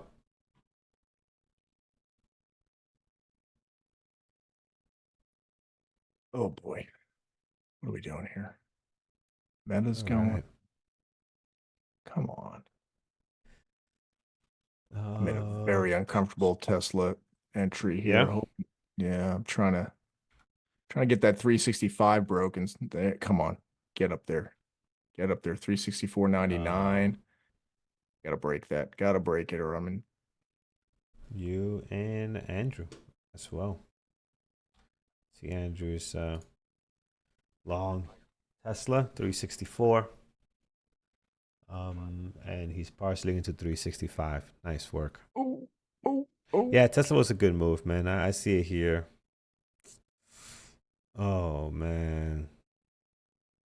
This is right on the ragged edge here. Come on, pop up Tesla. See, Andrew and I often trade the same thing, but he takes it earlier than I do. I don't Yeah. have his entries make no sense to me. He can see them, I can't see them, so I'm often in after he is. But he Yeah. partials sooner too, so I have to get bigger moves. Like I need 366 or something on this. Right. Right. Oh, this is hard. Oh, now I'm back in the red. I'm getting out. Oh, that was potentially good there for a second. And then it wasn't. Uh, done with Meta pullback, taking partials, very nice. Call 1 minute ORB with Tesla, good stuff. CRWV, yes, heading back up here, actually pretty nice there. I do see that. Man.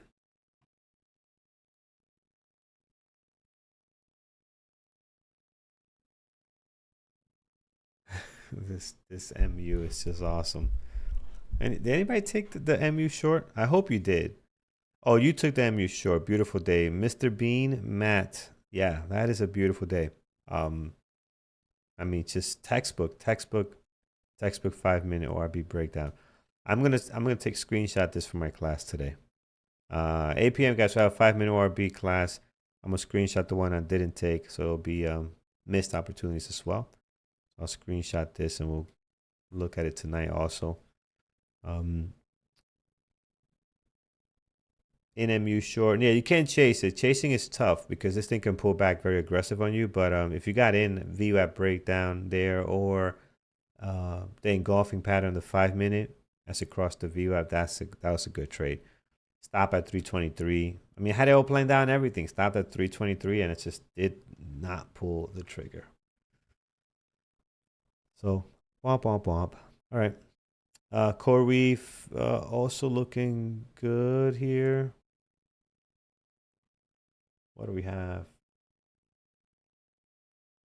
Oh, the market's at yesterday's high. This could be a place where it has trouble going higher at the SPY, that is. So got to watch your Yeah. longs here. The SPY starts to reject off yesterday's high, then it could start bringing things down. Yeah, I'm looking at Corey for a potential long, but I don't see the big imbalance. I mean, I see a couple of people up at 170. I'm sorry, not 170, 75. 75. 17.7, but nothing huge. So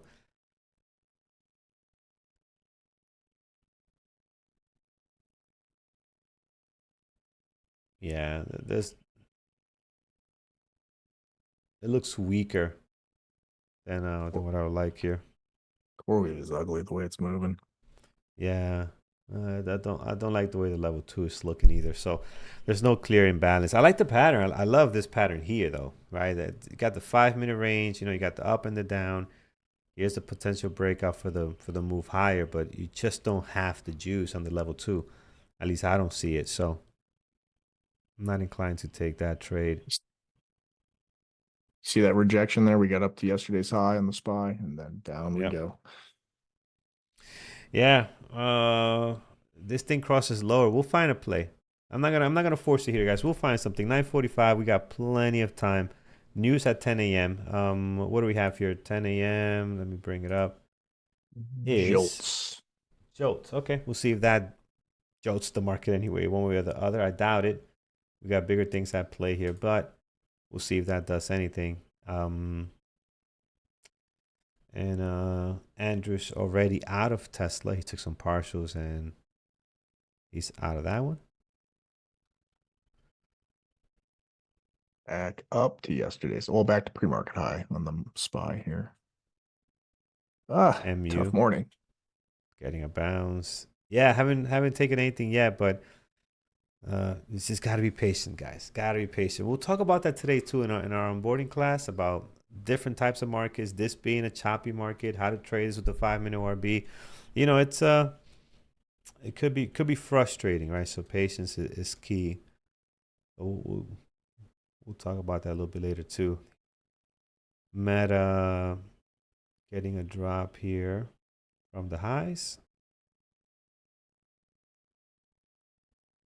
I got Netflix, nothing at the moment. NBIS, just kind of stuck here right now. How about MRVL? MRVL did drop a little bit.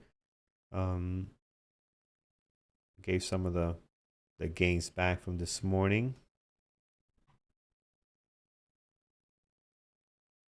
And if I look at our MRVL,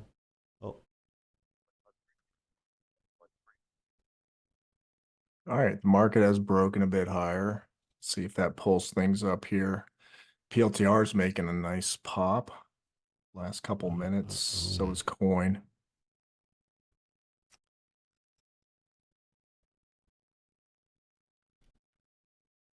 Who wants to go? Who's gonna break out though?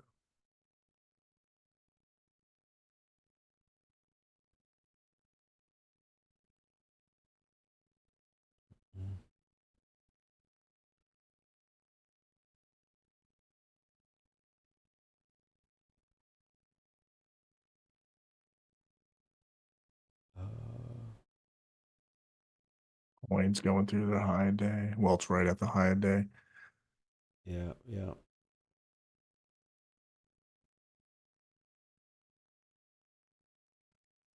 Oh, friends. Chris Cobb on MU bounce, very good. PLTR is trying for high day. PLTR was looking like straight garbage a few minutes ago. Now it's got a bit of a trend going. Oh, now look at PLTR. Yeah, it's trying to get that break going there from this train wreck. So it's trying to get something going there. CoreWeave, MU, nice recovery. Very clean trading from MU, guys. Beautiful short, nice recovery to the VWAP. Let's see if we get a VWAP breakout. It's kind of early, 9:48, but let's see if we get a VWAP breakout here on MU. Let's see. Or is the VWAP going to act as resistance in here? So let's keep an eye on that one. Tesla hit the VWAP, but did bounce a little bit. Nvidia sideways for right now. Meta heading back towards the VWAP. Let's see. This one could be another good one. So we got some really good potential possible VWAP breakdowns or breakouts here. So let's see if they develop. So I'm looking at MU. You have Tesla if it can drop lower, and MU, Meta, and yeah, and Tesla for the most part.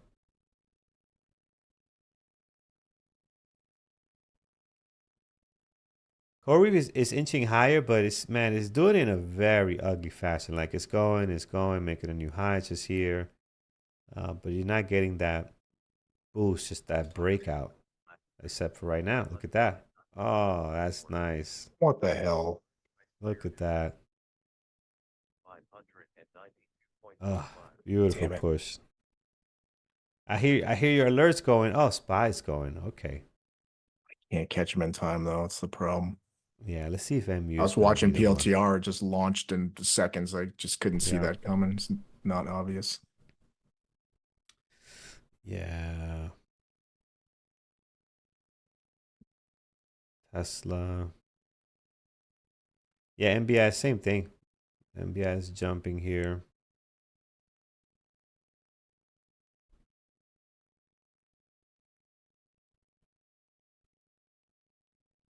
All right, here's MU at the VWAP. Let's see if we have something here. No trades for me yet, friends. Still looking to see what we can get our hands on.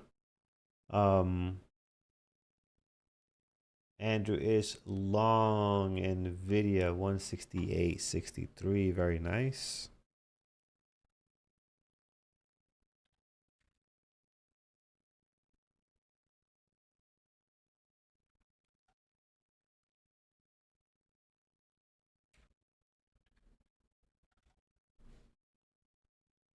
Let's see there.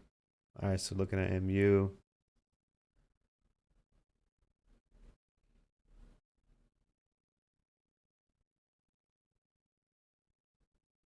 All right, so here we go. MU got not the cleanest breakout. This candle barely breaks out. Like it's just slamming right on there. But let's see what our Atlas looks like on MU.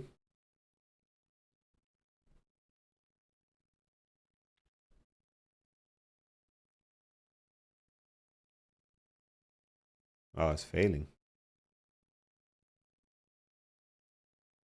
MU is failing. This is a tough market, guys. This is really a tough market to trade. We get a couple of plays like we did with Meta and some other ones, but man, this is a tough market, especially for us breakout traders. So just be as patient as you can be. It just takes a little bit longer to get things going. That's all. Yeah, it is. I'm looking at. I You're had right. CRWV. Go ahead. No, I was just saying I had CRWV on my screen. I took it off. It is just I can tell by looking at it Tough. that it's not something I ever want to take a trade in today because the potential for some nonsense to happen is just too high given its chart. So I'm just making it out of sight, out of mind. I don't want to look at it. Yeah, it's a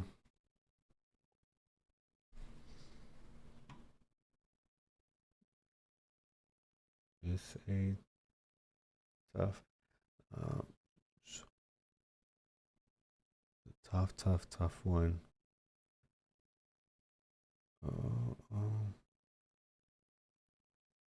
Core weave. And look at core. Look at the drop on core weave. So fake breakout. You're in here for hopefully the break of 75 and just right back to VWAP. And not just core. You look at MU.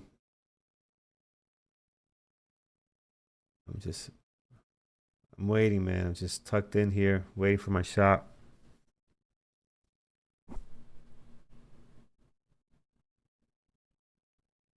MU, yeah, someone mentioned MU is messy on the level 2. Right, it's not a clear imbalance. You do have a lower 299.50, but that's so far out of the money.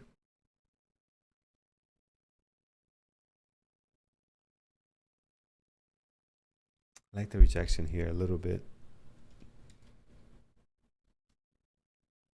Off the VWAP, maybe back down towards the low of the day, 313. Stop is 319.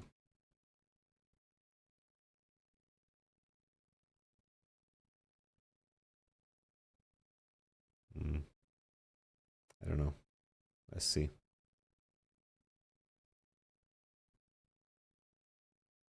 It's a tough play.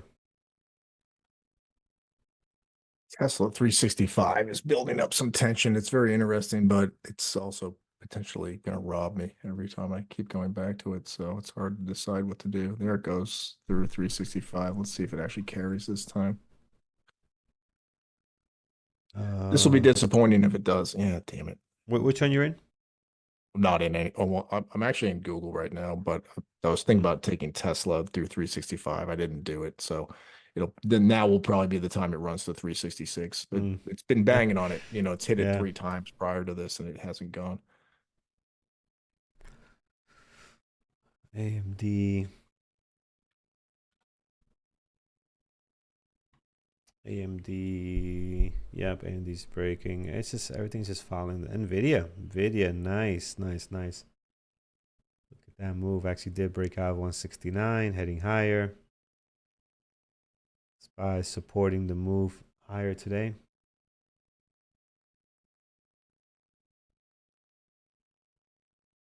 MU's at the VWAP. Meta. Meta was nice. There would have been no way for me to trade it here, but Meta was nice. Nice trading today. You did get a little bit of a pullback here and then continuation, but I would have not traded that.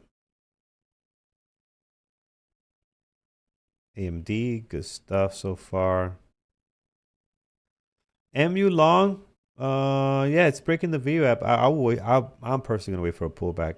If it drops back here, then I'll join in. But this won't be my VWAP breakout the way it's setting up here.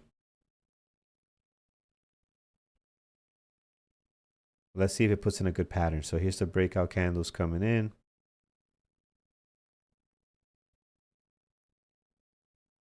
Careful on long entries right now.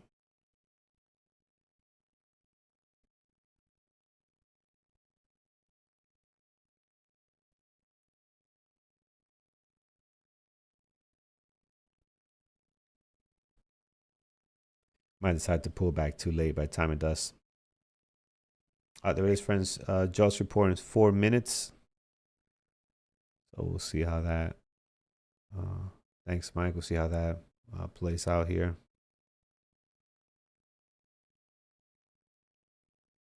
I'm going stop the break even on Google. It's a bit early, but it's kind of worrying me that I'm going to hang on to something that I shouldn't. So I just want to make sure my stop's in. Yeah, especially with data coming out, just in case we get some kind of whipsaw action. Too. Yeah, I don't think I'll last that long. Now I'm out of break even on Google. Tesla never went anywhere. That's good. I didn't get into that. Nvidia rejected right off yesterday's high. Classic. Wow, look at MU go, man. Oh, it's beautiful. Oh yeah, it's going up. Yeah, it didn't give me my signal, so I couldn't get in it. But look at the move here higher. It's just incredible.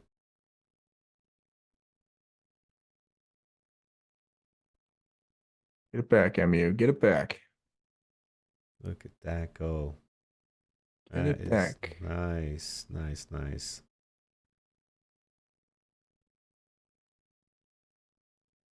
Man, MU trading so nice, but leaving me behind and everything today. Wow, this has been a tough 30 minutes. It's like usually it's a lot easier, but this has been a battling 30-minute open so far. Jeez. I feel like I've been trading for like an hour and a half.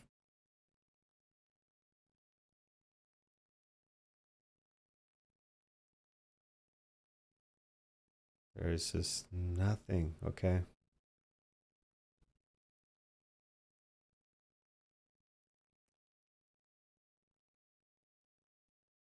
Andrew adding more to NVIDIA, long on this one.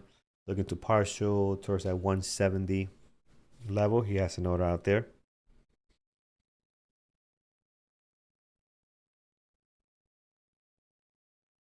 MU hitting pre-market high there. What was that pre-market high? That was about 327. Yeah, 327.04 is what I have there. About that area. Look That breaking through that, man. MU for the win today, guys. Hopefully you guys took that. Very nice.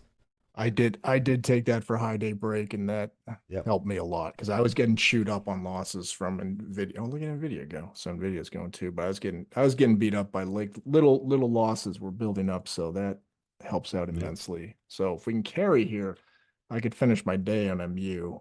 I'm still Yeah. a bit red even after a massively nice partial there, but I needed to go further. So now I need to throw my stop at break even on MU. So I'm going to do that. I'm going to give it just a little 5 cent buffer for the slippage. Probably not enough, really. I should probably have more than that, but I just want to give myself some space. Recover, MU. Recover, baby. Please go Yep. back Yep. up. Prayer Let's see hands. if we Prayer hands. raise your hands, see if we can hold. Prayer hands. uh, Squeezing how them is it together. now? 1,000 Please, watching. please. Raj, we what are you trying to say, man? We trying to say we're not the stream is not worth 1,000 viewers? What are we doing here? we we get 1,000 all the time, man. 1,000 is the norm. 1,000 friends online. That's normal. Um, Yesterday the YouTube has some issues. You could tell it was only like 4 people watching. It was very very low. But we got 1,000 people on stream. Four people watching and 500 likes. Yeah, it was very strange yesterday. Yes, if you're yesterday was very weird. Not just I think YouTube was just delayed on their data or something. But it was so funny to see like just 10 people on and like 300 likes. It was weird. So something with their numbers was off. But no, that's what we usually get about 1,000, 1,200 the most we've seen. But that's usually our the crowd. No trades from me yet. Streetar, no trades from me yet, man. I'm still looking. Um, the only one that I probably missed that I could have been in was the MU short. Other than that, man, I have not taken anything. MU via breakout just broke out and didn't give us the pullback that we looked for, so couldn't join that one.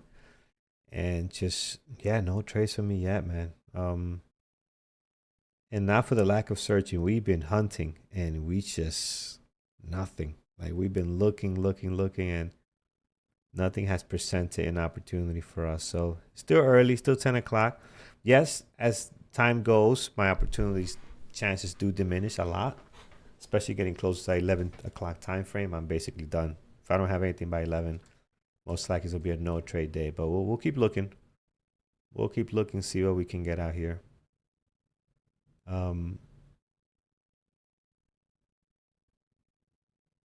Is GLD fitting my criteria? Let's take a look. GLD.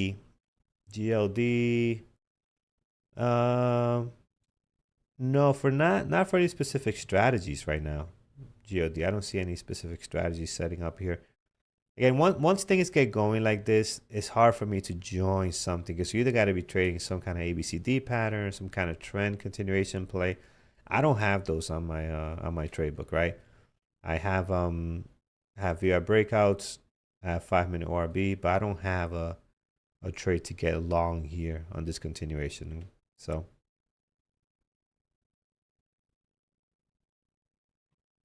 core weave going back up to the high of the day, 75. Jab data came out 3 minutes ago. That's probably you got a little bit of a push. John, do we have anything on it? I don't see it. I can't look. I'm staring at MU, Carlos. I don't care about jobs. They care about job data. I don't think it really did anything. It came out at 10 o'clock. Nothing happened. Right. So it's not again, the big catalyst right now, guys, is the war. Trump's tweet is gonna have more effect than any job number or any number stuff right now. That's what we're looking for. We need a tweet from Trump to get things really rocking and rolling here. All right, let's see. What do we have? Okay, I just took another partial up at pre-market high again on MU. I wanted to get higher than my last partial, but I kind of wanted to fix my red day. So now I'm barely green. But now I've got shares left, and if MU wants to run, I could make my day here. If like a move to 330 would be very nice.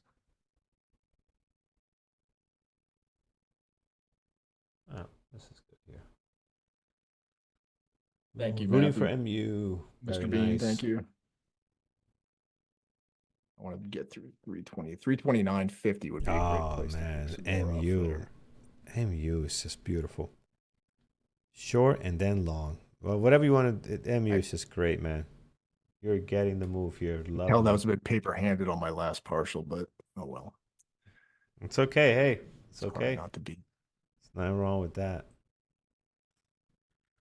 All right. Sometimes when I have a stuff, hard start to the day, Carlos, and I just get chewed Yep. up, when I can get myself back to zero, I take the opportunity because it's mentally soothing for me to just know that, like, Oh, yeah. I undid the damage, and I can kind of build, I can kind of reset my mind. So 100%, man. 100%. We all do it. We all do it. You're not supposed to, but hey, if you got the opportunity to take a partial and get to break even, why not? The thing, I Why mean, there not? was enough money unrealized. It was, I wouldn't call it paper-handed or anything. It still was a good chunk of Yeah. money, but I just, as a rule, I like each partial to be higher. Like that's the point Yeah. of waiting, Yeah. is to get more out of it. But that I don't know if I trust. There's certain problems in MU this morning. Yeah, it's having a great run here, but it did start the day red. There's still a bearish stink on MU for today, in a way, and I'm not sure I trust this breakout.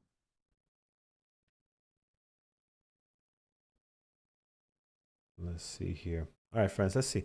Let's see who's your favorite AI assistant. That'll be the poll for today. Let's see who's what people vote here for their favorite AI assistant.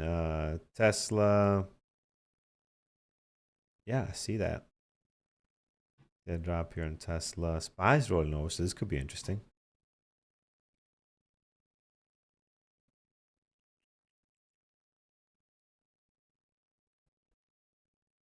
Also add to MU here. I don't know if that would be a good idea.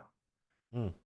I think doubling my position would be too much given how it's moving, but I might be able to add like a 50% add to the current size. Also just keep what I got. That might be the most advisable thing. You know what? I'm going to add to it. Let's do it. Right above 328, if I can get there. All right, I'm going to add to this. What does that do to my break even? It's below 326. That's pretty good. See if that can hold. And MU is strong, man. SPY is rolling over, and MU is just steady, so that's good. Good sign. That is the problem, though. I maybe shouldn't have added while the SPY was ticking down. The Qs are as well. That was probably dumb. I should have waited till the market was in my direction, even as bullish as it's looking at the moment. I think I'm going to get stopped out with the rest.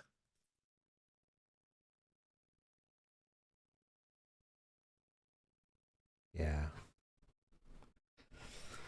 This is not good. I am just not on it today, man. I'm just not. This is another opportunity. I could have taken this. Somebody called it out with time and everything. And this is a great breakthrough pullback. Like this is my textbook strategy. I mean, I don't know. One of those days, man. I'm just not on the ball today. Well, I clawed my way back to probably a meal at Chili's for two. Something like that. Jeez. All right.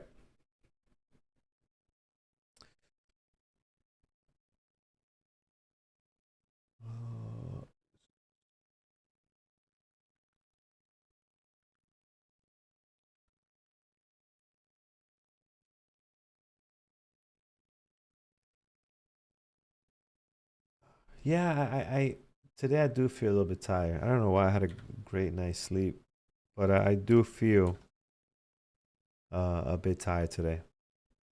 Yeah, I feel that. I know. Let's get an espresso. Let's get an espresso. My kicking wife high does gear. not like me doing this pre-market show, Carlos. I'll tell you that because Why I have to not? because I have to set my alarm to get up. I usually wake up Mm, naturally, kind of around.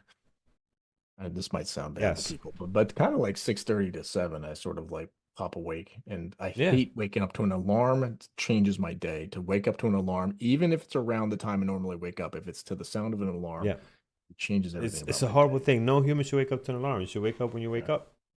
I, I, But I agree. now I have an alarm going off to make sure I'm up at Yeah. 6:15. It's a little earlier. This and my wife is like, I can't wait till this is over. You're ruining my morning. I'm actually coming down to use the coffee maker. She usually has the kitchen to herself for half an hour, and she's Right. like, "You're in my Like, what are you way, doing here in my my space? space. Who are Yeah, no, I you?" could see that creating some marital problems, man. We want to make sure that Peter's back as soon as possible. Just hang in there, man. Hang in there. Well, I should tell her to hang in How'd there.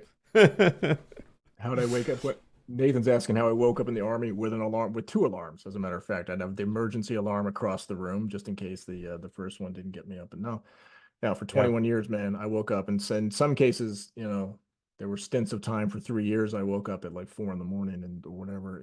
I don't want to do that anymore. I did my time. That's it. You did your time, man. That's it. That's it. That's it.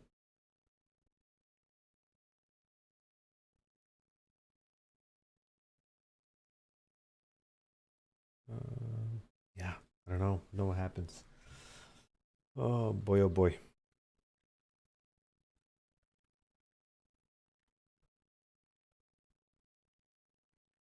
Watching coin a little bit here. Coin, great run, and now it's trying to hold yesterday's high. I wouldn't say I'm super interested. I'm just kind of look at these stocks and trying to see what pings my interest as I look at the 12 charts here. And this just a little bit interesting. But honestly, Carlos, I feel lucky to have clawed my way out of this day. That might be the end of my trading day. Yeah. Some You call victories. one of the nicest stretch here on MU. I mean, that was a great move up. Um, and then MU, the short and the long were both great. The reversal, I mean, whatever you took on MU was nice. Even Tesla here, like, okay, I'm looking at Tesla, right? I would have probably been short here, maybe partial here, but look at this, stopped out again at break even. So even this didn't even run um as much as I would like. So it is a tough morning. Somebody mentioned Amazon. Let's take a look at Amazon at the VWAP.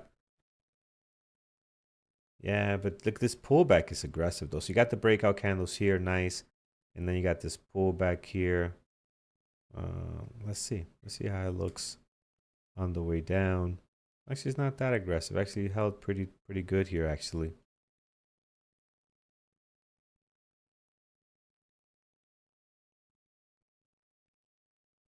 this could actually be a good setup, guys. Let me see if the SPY's gonna sell off too. The SPY sells off. Yeah, let's go short. I like this setup, guys. So short Amazon, stop at 206.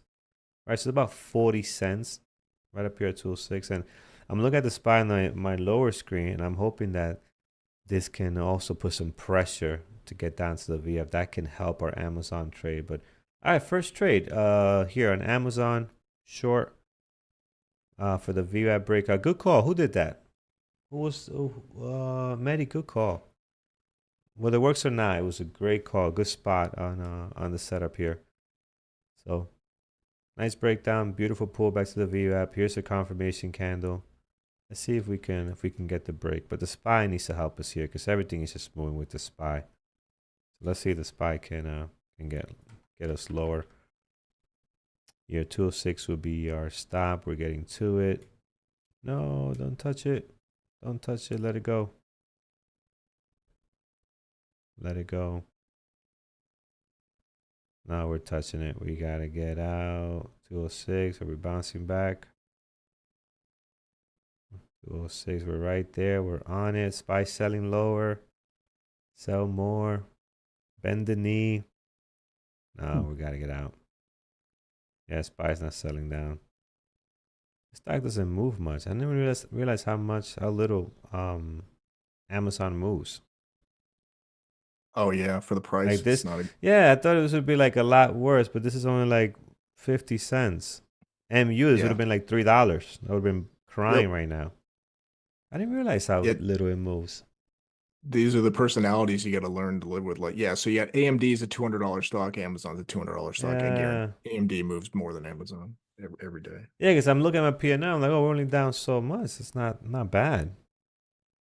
So yeah, I don't trade Amazon a lot, so it's not one that oops, sorry.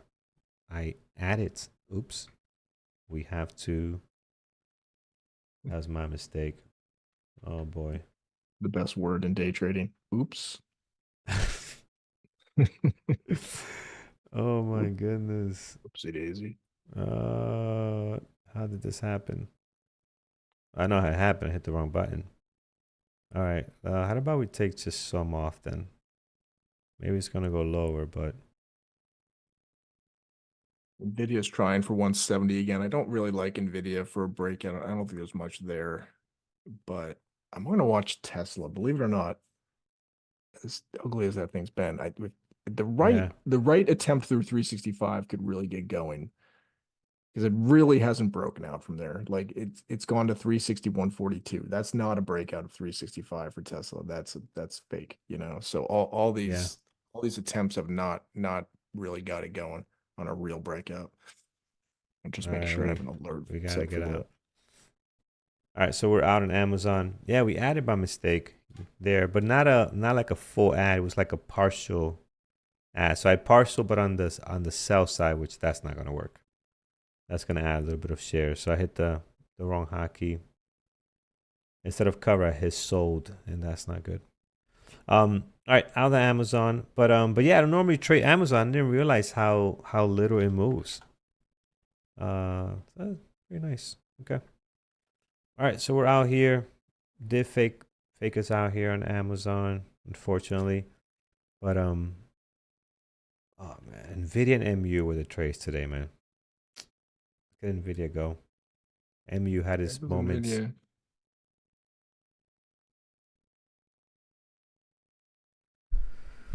Oh, you spy, you son of a gun.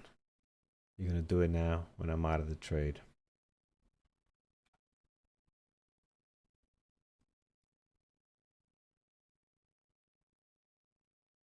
Where was this 2 seconds ago? Mm-mm-mm.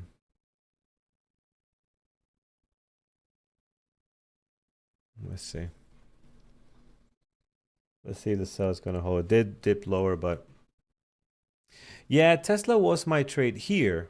Here, definitely my trade. I mean, I would have got a partial and then I would have been stopped out because it really came right back. It didn't give you any lower. Maybe two partials because it does take a while. You're getting another breakout here as well. I don't know if I trust this breakout, but there's another breakout too, actually. Here's the VI breakout. Here's the pullback. Here's the continuation. Here's your entry. But I'm not joining that.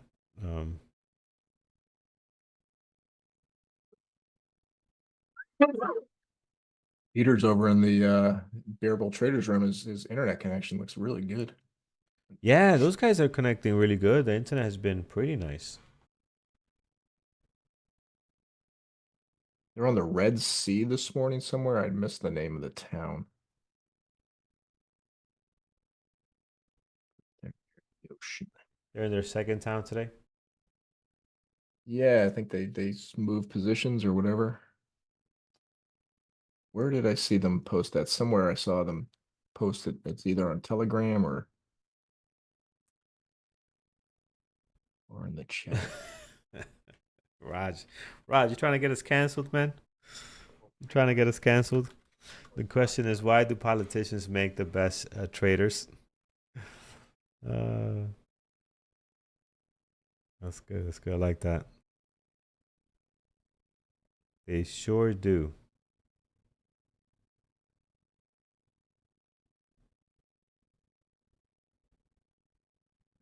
They sure do. Right, SPY is actually going up. NVIDIA 171 coming up. Beautiful. Tesla about to hit the high of the day here. Tesla did break. Ryan's back at 365. This is the clutch level, Ian. So this is a tradable level. Yeah. You're either breaking out or you're breaking down. But it's not going to stay at 365 for long, folks. It's all, oh, look at that stupid print. Oh my God, it's getting so emotional. There's something really weird that just happened there. Some bizarro prints down close to 364. Yes, we still use Atlas. Yes. We never stop using it. Yeah, we still use it. I got it here. I got it open. We don't bring it up here, but it is right here. It's on my charts. I was looking at it earlier, so they got this replay thing. I don't know if you guys noticed, but they got this replay thing. You click on here, and you can go back on certain days. I haven't tried it yet, so I haven't messed around with it, but I just saw it earlier today. You can go back, let's say, to Tuesday the 24th. You can hit play, pick the time you want it to start, say almost 11 o'clock, and it will load up and play. So that's pretty cool. Look at that. Here's MU last week, the 24th. So you can see where the bids and the ask were. So that's pretty nice. Told you, Tesla. Tradable level 365. Not going to stay there long. So there you go. There's your dollar drop. I'm sure this is creating havoc on my machine because I'm running too many things. So let me stop doing this replay. I'm sure the streaming and everything is creating havoc on all this stuff. So let's stop that. All right, but there it is. You got replay on it. So it's pretty nice. It does have future access. I don't have futures. I don't need it. But for $59 extra a month, it is expensive. Andrew always mentions that you can go ahead and get futures as well. So to get that extra data, so you're able to get that from CME, which I know CME is a pretty reliable source for data. The Atlas replay sync with TT replay. Oh man, that would be awesome. I don't think so though. But that's next level programming. It can get there, but it just created that, so I don't think that's the case.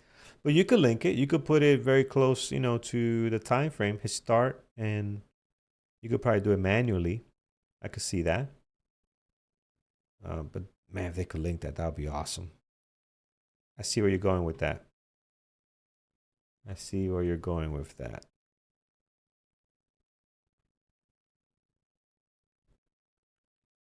All right, friends, just one trade for me on Amazon. Nothing else. PLTR going. NBIS. Microsoft. Just nothing today. NBIS. Meta. Yeah, I don't have anything. Pretty quiet day. Friends, if you haven't done so already, hit that thumbs up over on YouTube. 368 likes so far. Would love to be above that 400 threshold. That is usually our goal, and it helps out the show a ton. So thank you so much for that. And what else we got?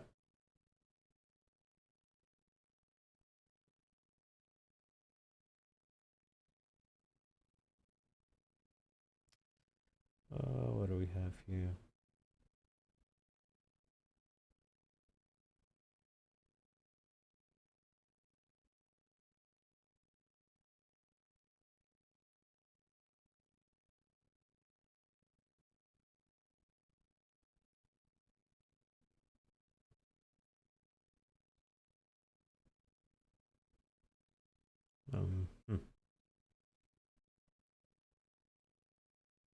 There you go, Tesla. Get your ass going.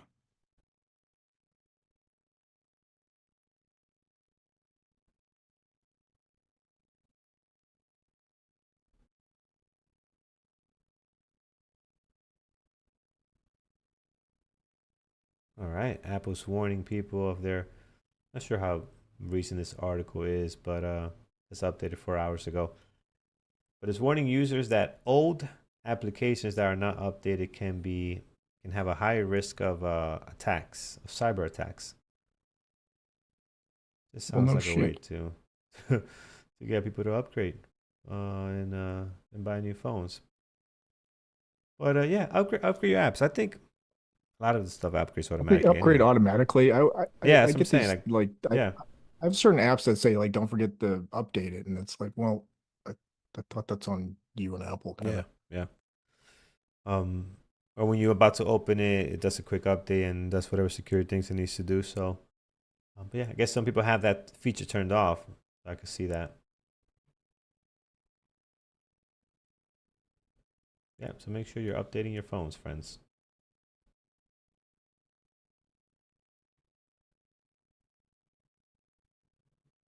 For now, once the quantum computers come online, all your stuff is screwed anyway. So none of your passwords are safe. Everything is out there for the bots to take.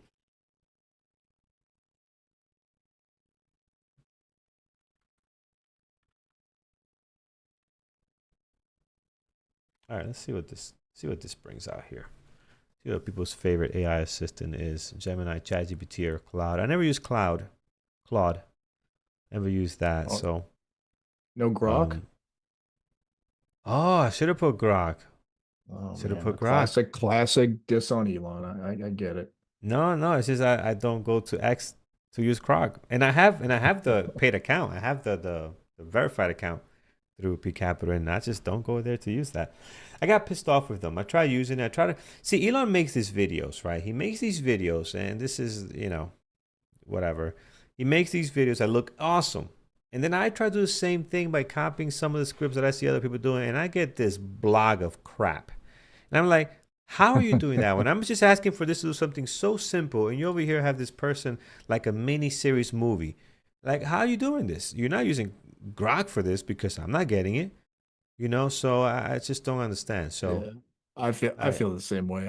I'm so bad at getting AIs to generate the images or whatever that I want. It's a total it's crapshoot. insane. And I know that I already hear. I'm not even looking at the comments yet, but I already know somebody's gonna say, "Is your prompt?" But again, if I gotta be if I have to have a PhD on the prompt, then what's the point, right? Like, come on, get it together. Oh, so look at that, Mark. That is your favorite, hands down. So it's that good, huh? Okay. Look, a lot of people. I should have put that one in there. A lot of people like Krog quite a bit. I use it because I already pay for Yeah. an X account, so like I get access to it, the best level of it I get, or not the best, but a good level of it, and it works very good for a lot of the things I need AI for. But it's also in my car, which is great. And I can't tell you how fun it is to have a button on your steering wheel and you just drive around and you have questions like, what's that? Or I don't know, you just have these shower thoughts that pop in your head and you're like, I can Yeah. answer anything while I drive around. This is fantastic. Well, not when you drive around, when the car drives around. That's true. Yeah, yeah. Where the That's why I'm looking for things to yeah, do. I'm like kind of like, yeah, when the car listen to drives around. podcasts. I'm asking about Roman history, whatever, whatever pops into Yeah, my head as I drive around. Not that you can't do that. You can do that with your phone while you drive around too, I'm sure, but it's right in the steering wheel. It's very cool. It's very handy. And it does integrate with like at the moment with the navigation and stuff. So you can while you're navigating, you can say like, oh hey, add a stop real quick. Let's go to a Dunkin' Donuts or whatever. that's awesome. Can't beat that. Um, yeah. So I like it, Cameron. Cameron says you got to give your prompt to the AI refinement, so then it can do it. Send it to the to the actual AI.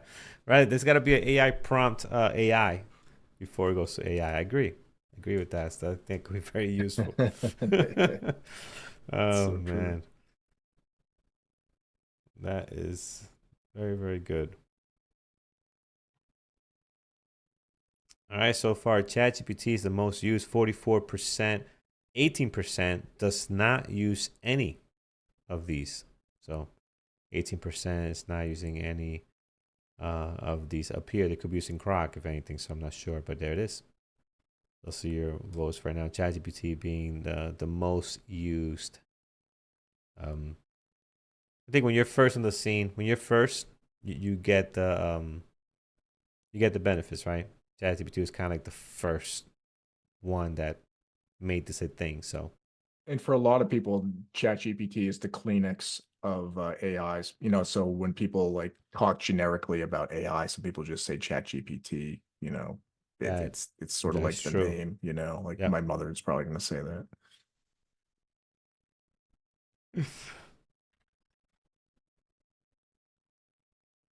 Yo man, 2011. Welcome to Lambos and Garbage Truck, my friend. Yeah, we're doing a giveaway shortly here in a couple of minutes. We're just waiting for Yo man to join so he can be part of the giveaway. That's all we're waiting for. So once now that he's joined and he's ready to go, we'll give him some time to settle in and put in his giveaway there. So not yet. We'll do it in a second. Not yet.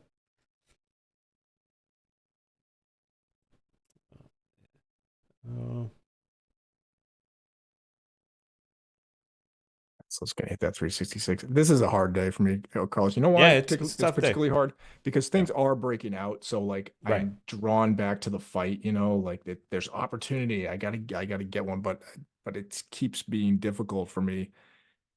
Mm-hmm. And it's the kind of day where if I go chasing this, I don't know.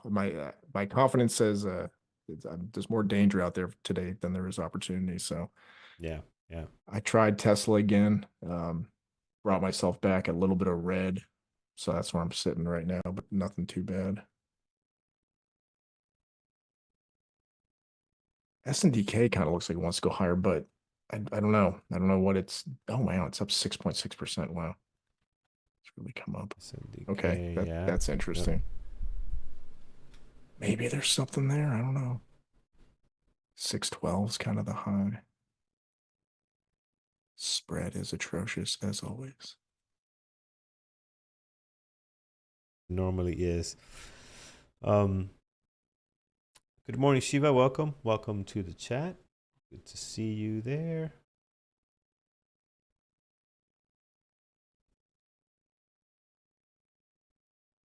And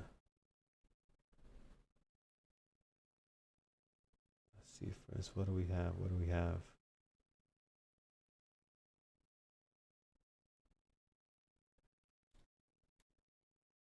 Tesla MU, Core Weave.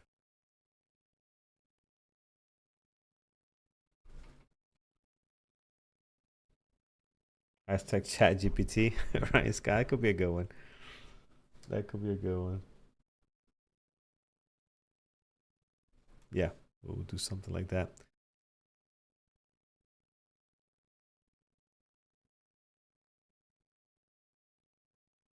AI is definitely the future.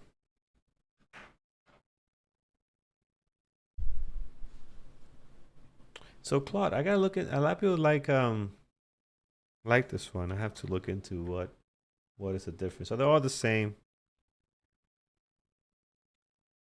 Like what makes Krog better than another one, right? What do you guys like about it? Chat GPT, Claude AI. So this one combines all of them together. Is this what this does? Combines everything into one. All in one chat. But Claude's always the one I hear about when people are using it to sort of like run their machine at home, you know, like Mm-hmm. do things when they're not around, task completion stuff. Seems like Yeah. Claude's always the go-to. Okay. All right, cool. Skynet. What is Skynet, man? Is that like ain't that from the Terminator or something? That's, What? that's Skynet. You're gonna make me Google this thing. What is Skynet? it's the Terminator It is from algorithm. Terminator. I got that Yeah. right. Okay, my memory's still clicking, baby. Yes. Skynet. It's also the name of my uh, iPhone. So sometimes people see like Skynet's trying to connect to your home network, and people are like, "Hey, man, what is that? Is that you?" yeah, yeah. What an impact this franchise had, man. The Terminator. Awesome stuff.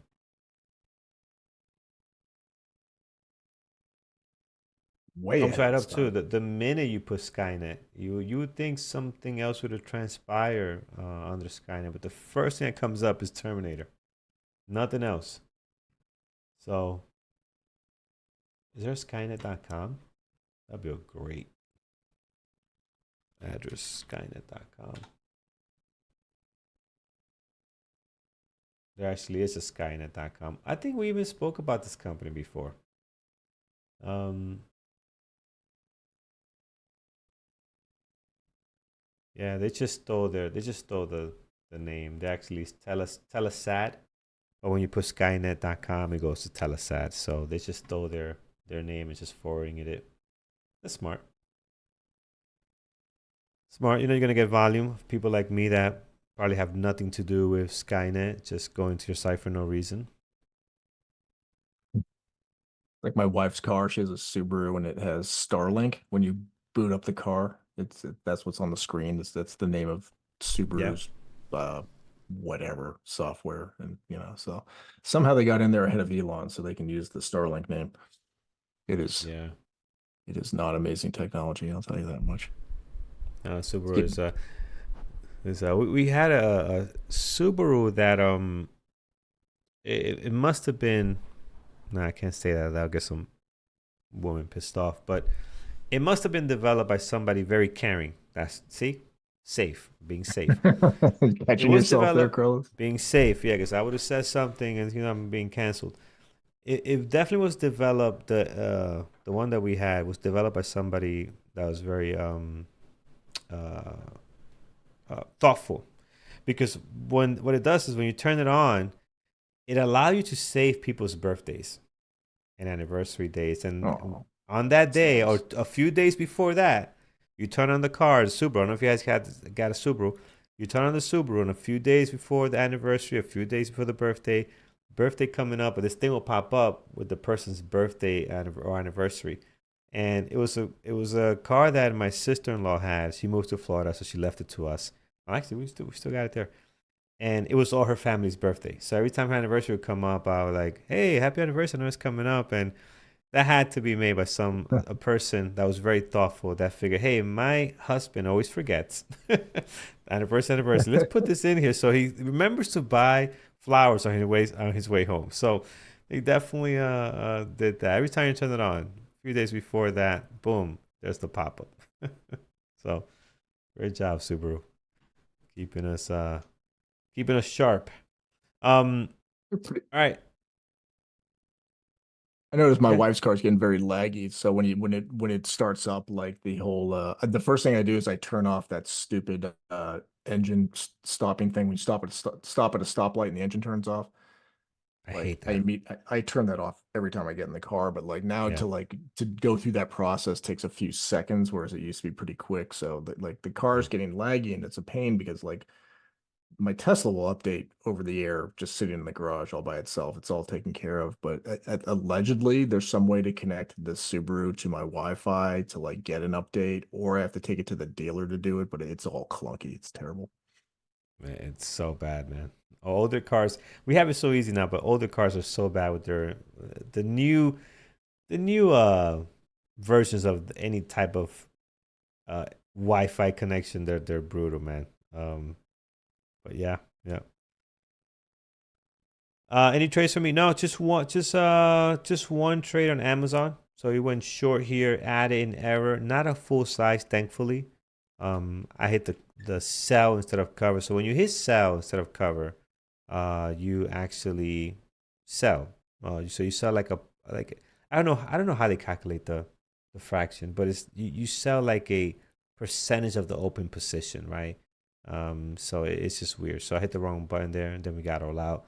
And that's it. That's all we have. There has been nothing else. There was one missed opportunity on MU short. Beautiful 5 minute RB breakdown there. Other than that, we haven't seen anything for my strategy. So it's been pretty slow day today. Pretty slow day. So as I mentioned, we've been looking at nothing. Auto stop is annoying. And does that really? I mean, I don't know if we have any car engineers. Does that really save fuel? I mean, does stopping and going? Are you really saving fuel in doing that? I can't see it, but maybe you are. It really depends how you drive. If you look at LA traffic that just sits in a standstill for hours and hours, like yes, Oh yeah, I could it see probably that. does. Yeah, I could see that saving I some actually, fuel I there. actually asked AI this a few weeks ago because I was curious myself, like, what are we really saving here? Because idle, you could idle your car for like a day and hardly Yeah. burns any fuel. So, I don't know. I got sort of mixed answers, but yeah, Chris is right. I mean, you're using your starter over and over and over and Right. over, and they You're, lie to you, and they're like, "Oh, a modern starter can handle this." Like, yeah, right. yeah. Beating the But crap out of that car. Um, and also when it's hot, because I have it on the SUVs. When it's hot and you got the AC going, it kicks on anyway. So in California, yeah, you're gonna turn that off and feel 5 degrees hotter in a matter of seconds. I don't think so. That thing's staying on. It'll keep me cool. So yeah, I don't know how effective that is. Are they still doing it in newer cars like 2026? Are they still have that? Anybody has a new car? I thought Trump put something forward to say that the manufacturers didn't have to do it anymore in the US, but I might have Oh, dreamed that. I don't know. was that like a policy thing for the tree I huggers might be that I might be sending misinformation. I don't I think okay. I Careful think here, that came John. up. We're going to shallow waters now. Careful. I know maybe he said he wanted to. I don't know. I can't. uh, I love it, man. It's like you can't win with these politics, man. You really can't. Like the Jeeps, I didn't know this. So there was some kind of law passed on pickup trucks that their engine had to be a certain smaller, basically, less, waste, whatever. I'm not gonna get into the whole scientific part of it. So then these companies, what they started doing, they started creating engines for trucks that are clearly the engine is not strong enough to pull this pickup truck smaller, and just now you have these trucks that could barely put their own weight and their engines is dying like in 5 years after use. Like it's just a mess because they're forcing these companies to meet this weird, unexpected regulations. So it's like, yeah, you're fixing one problem and creating another bigger one, right? People's engines are Well, actually, dying a there was lot another sooner. more interesting problem that came out of that. There was a Yeah, problem where and I can't explain exactly how this happened, but the government tried to put some regulations to basically make cars more efficient. yeah, But by the rules that the manufacturers had to follow it, they ended up making heavier cars and bigger cars because they could make more money by meeting the the rules or whatever. But basically, it killed small cars in the U.S. So I mean, not that Americans are big fans of small cars, but some people want them. But it made yeah, it yeah, far less lucrative for these manufacturers to make small cars, and you don't see a lot of them these days. If yeah. you are A you lot just of want something like a Nissan Versa, there's not a lot of things like the Nissan Versa available here in the U.S. yeah. Ford. I remember when they got rid of all their cars besides the Mustang. I mean, they don't do any sedans anymore. They got rid of all of them Yeah. for the Fusion. They have all these weird looking cars. Um, They were just yeah, getting really good too. The Focus RS, the um, Fiesta, the little sporty version of the Fiesta they had. That's a fantastic car. The thing was awesome. They killed them uh, all.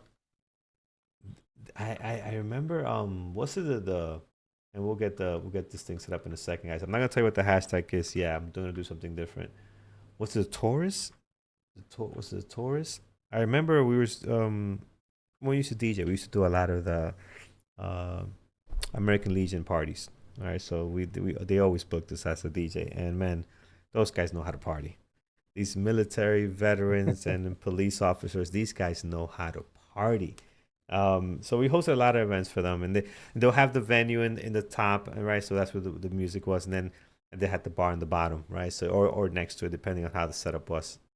And they were having a chat with this officer, and at that time they had the four. It's a Taurus. I gotta look it up now. But they don't make them for officers anymore. But they used to have. Yeah, I used to DJ, man. It was the best job in the world. Best job in the world.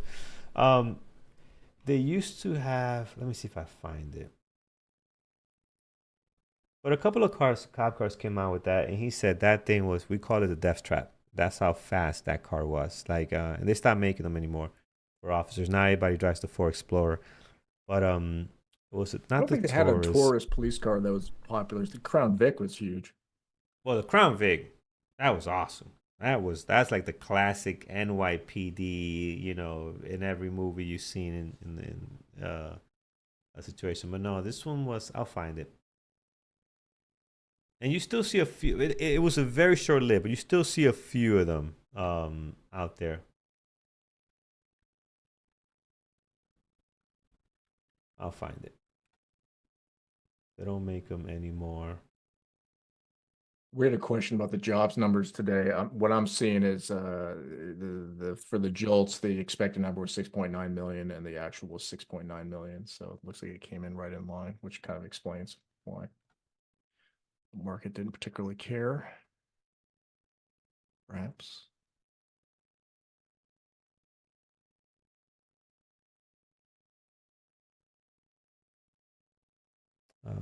SPY is actually feeling a little pressure here, going lower. Yeah, I back think down to an interesting level on the SPY. The pre-market high and yesterday's high are pretty much in the same area. So that's exactly where it's at right now. It's rejected the high from Friday. So will be interesting to see if we settle into a range here between these levels. Don't know. But possible place for it to bounce here.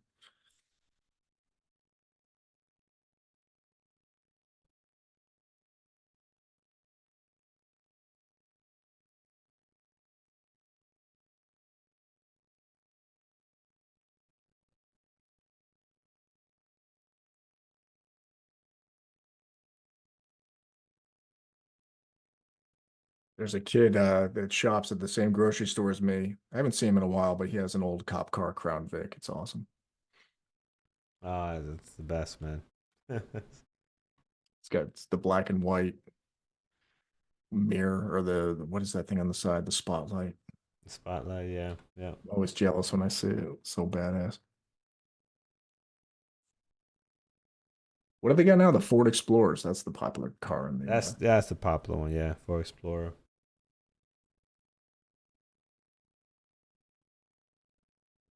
Is the one of the Jeeps? They don't have many, but it's one of the Jeeps that the base is it's attached with the top, so it doesn't shake when you take turns as much as like the Durango and the other ones that they had before. Those are very like shaky. This one is all in one, so it feels like a more of a sportier car when they're driving. So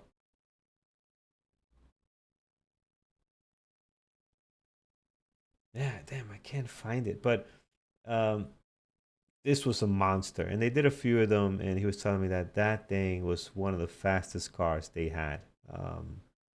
And they discontinued. They only had Is a it a few of racing them. car?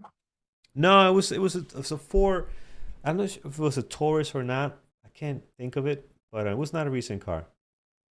But it was very short Hmm. lived. Like in Jersey, you saw maybe like 10, and they immediately just stopped making these cars, and they went to the Jeeps. Um, but yeah. They had the All right, Taurus friends. SHO back in the day. That was the sporty version of the Taurus. If your dad was cool, he bought a an SHO. Nice. No, we had a Chevy, man. We had a Chevy Caprice, but we had the box. Oh man, this thing was beautiful. My dad had one of these, man. We used to roll in that thing like there was no tomorrow, baby. Oh, look at Right that. here. Yeah. Oh yeah. Oh, the Caprice. Yeah, Oh that's yeah. We had one of those. This was man. That has some great memories. Um, and I remember driving in New York. We're going down 177th Street, and we hit a stop sign, and the boat, yeah, it was like a boat. The person behind me had a Jeep, and he didn't stop in time, and he hit this bumper here in the back. His whole entire fender just collapsed. The whole thing. My dad's car, spotless. You do not run into this thing. This thing was a tank, man. Um, yeah, my very friend very had a nice. car like that. I think my friend had a Crown Victoria. Crown Vic used to be more boxy like that, right? Before it was the classic police car one, I think. Anyway, my friend had a car very similar to the Caprice, and he got it totaled. He was going through a roundabout, and somebody sideswiped him, and the damage wasn't really that bad, but they wrote it off from the insurance. So they told him, just leave the car outside your house tomorrow, and we're gonna come pick it up. And I don't know why they handled it that way, but they did. And so he called me and said, "We got to take this car out tonight and we are going to absolutely trash it because the insurance company says it's totaled anyway." So we took it to the high school parking lot. We were going up to like 70 miles an hour and he was slamming the brakes and jerking the wheel. And we were like just skidding and donutting all over the place. And by the time we got it back to his house, it would barely go anymore. Like all the wheels were wobbling and it was all broken. Tough cars, man. Tough, tough cars.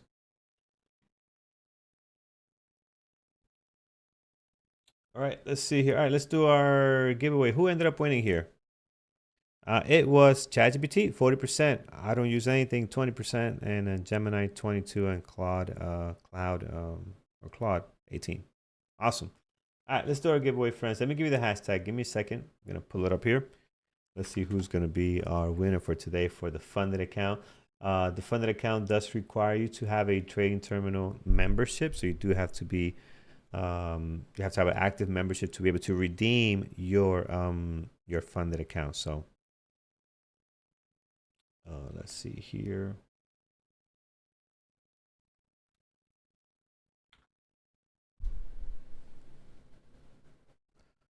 All right, hashtag.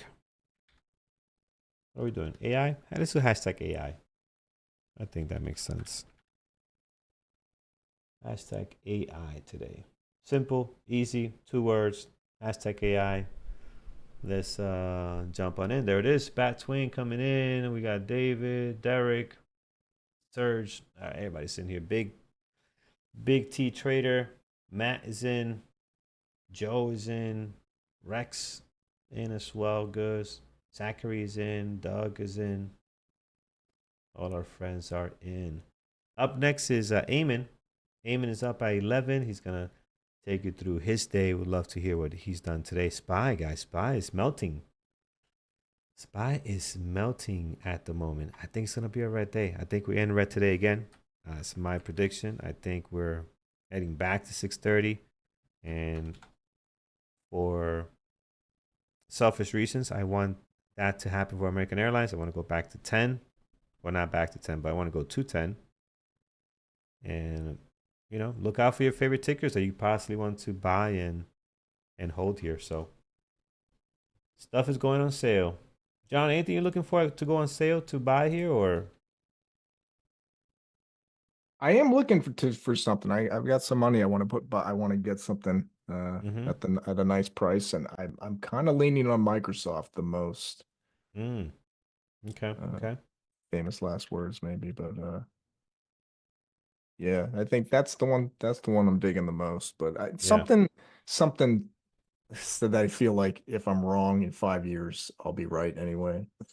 Yeah, or exactly. Yeah. nothing too risky. Yeah, I get that. It won't be CoreWeave. You're not buying NBIS or these. I mean, that's where the potential for the giant, the gains are. But I'm happy to take smaller Yeah. gains on something that won't disappear or turn into a penny stock. Yeah, agreed. All right, friends. Here we go. Let's set it up. All right, we have a 90 eligible users. Chris MC is in. Soup Nasi. Is this from Seinfeld? Of course, no soup for you. It's 2026. Very nice. Peter is in, friends. Look at that. Peter's sneaking in. Sneaky Peter, man. I'm gonna get in too. Peter getting in quietly. He's not even saying anything. He's just hashtagging away from Egypt. Oh boy. All right. Let's see. Our winner for today goes to Lornav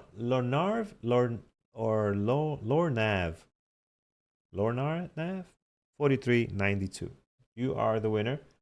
Congratulations. Send me an email, carlos@bevertraders.com. You are the winner for today, my friend. So yes, you have won. So reminder, you do have to have a trading terminal membership. Okay, so I'll send you all the details. Send me an email and on how you can sign up and be all ready to go. Sorry, Peter, you did not win. Better luck next time.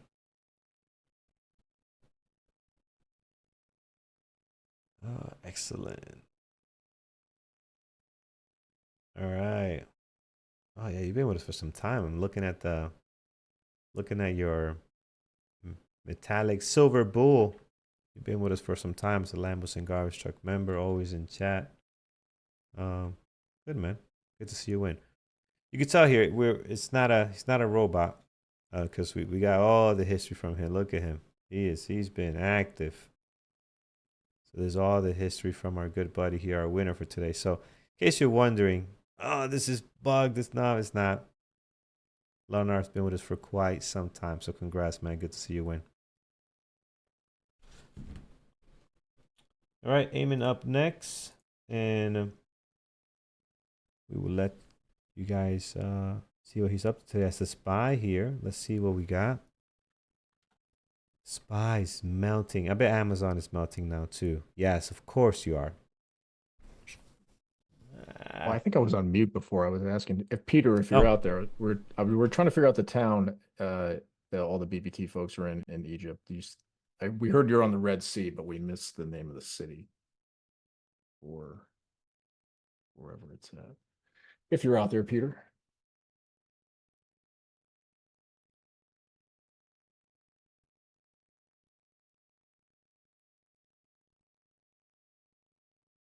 yes. There goes the SPY. Yeah. I think it's a red day today.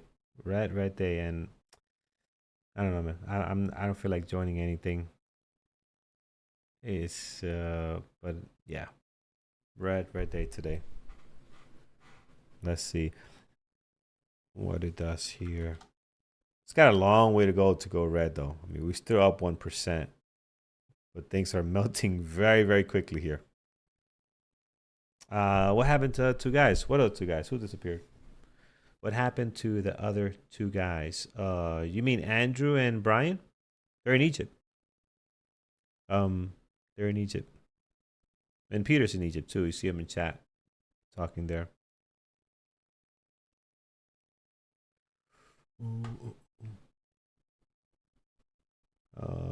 Did anything come out? This seems kind of newsworthy a little bit.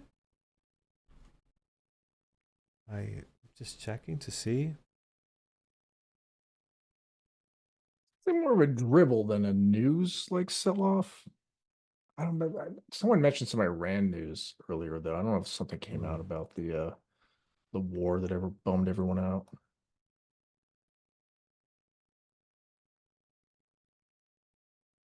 Oh, you're talking about Paris. Paris is in chat. Here's Paris. I'll show you. See what he did today. He's in chat room, so he's good. There's our good buddy Paris with Brian. They're trading live here. And let's see what Paris did say. There's Gary coming on. So Gary and Paris are up next in our community here. Let's see what we got. Let's get these cameras out of the way for a little bit. Here, Paris long Nvidia, partial long, partial added, and I'm not sure if he's still in here or not. So that is Paris's trade there.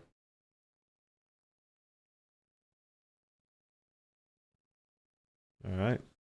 But yeah, there's Paris. So they trade in chat.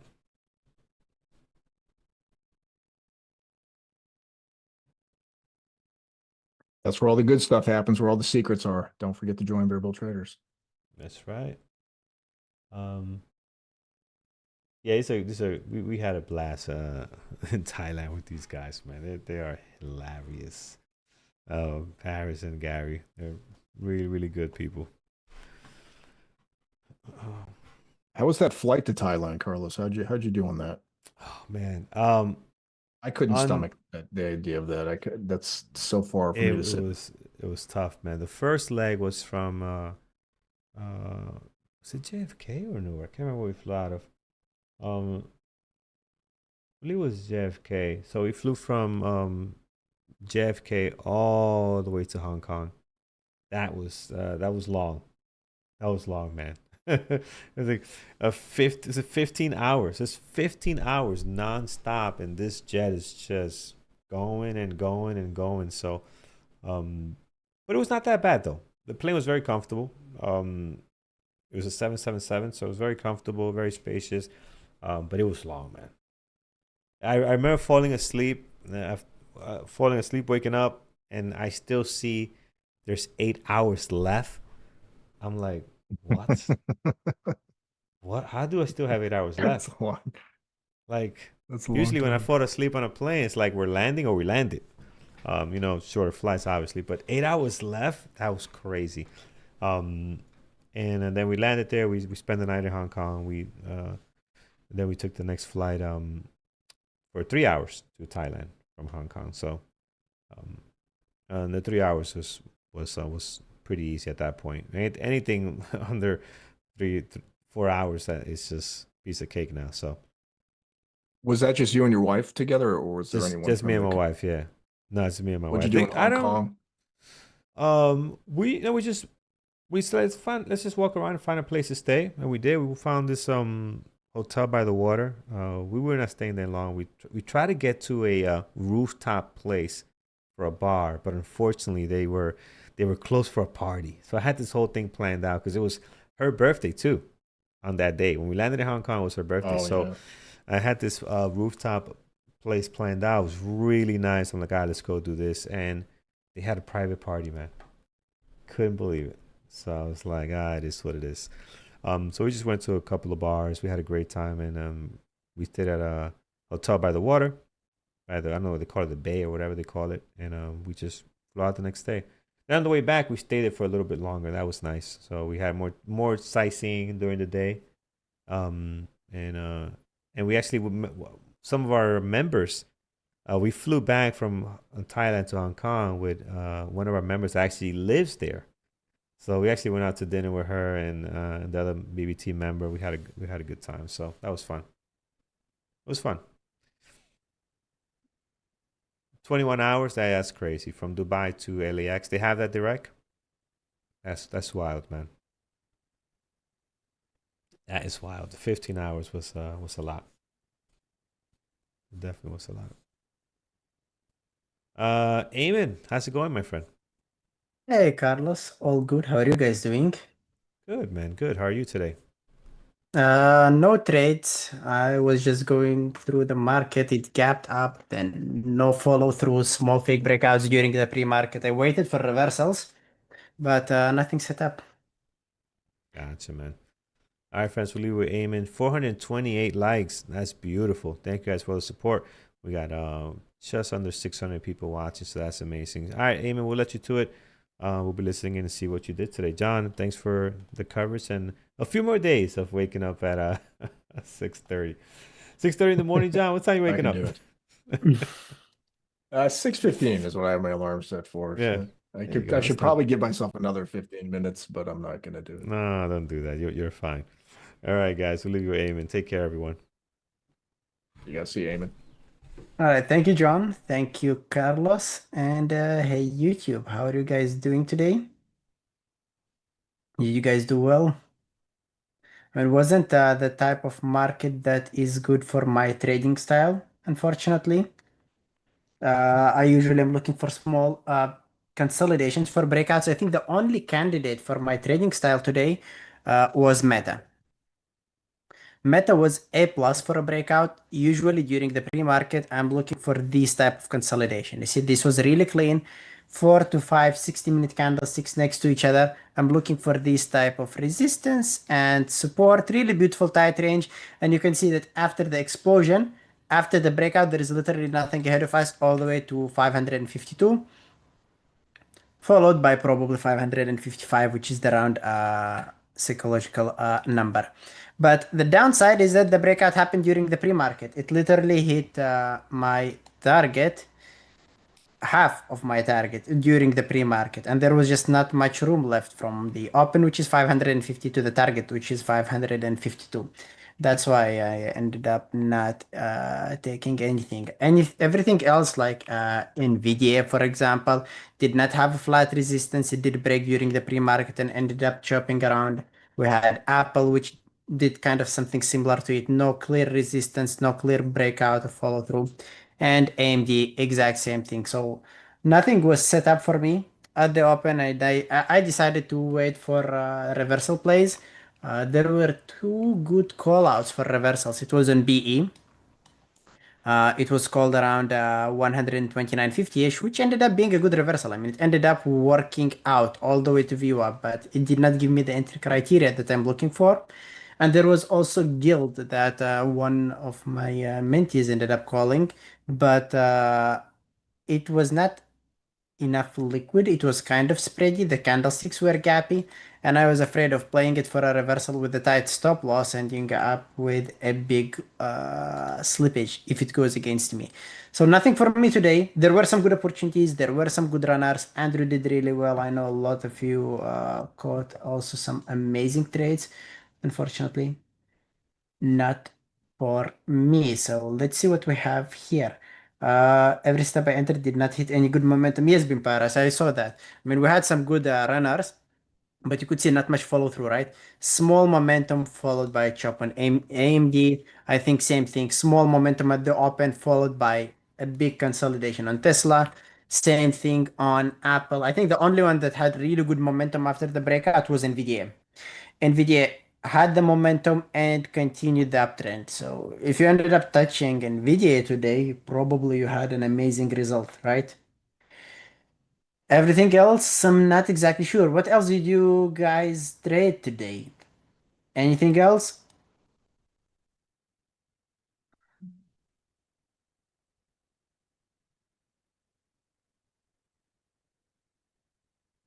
Tesla, let's take a look at Tesla.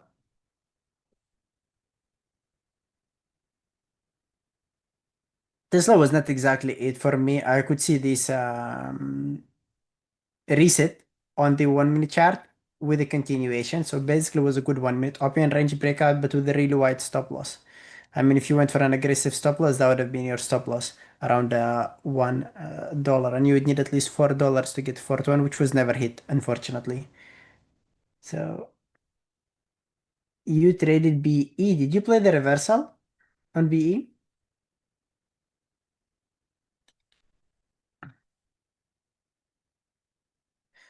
Oh, I see. Google was another runner today.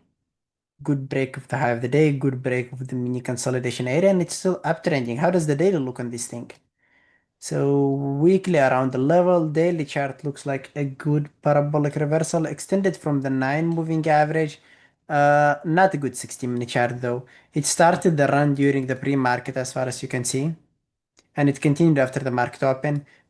Ugly drop around here, probably would have wicked every single long trader, followed by a bullish engulfing crack. So after 950, it gave us an amazing setup, but I think really difficult one to trade. If you traded Google and it did not work out, I would not blame you. If you managed to catch it around 950, then you did a great job. It wasn't an easy one, to be fair.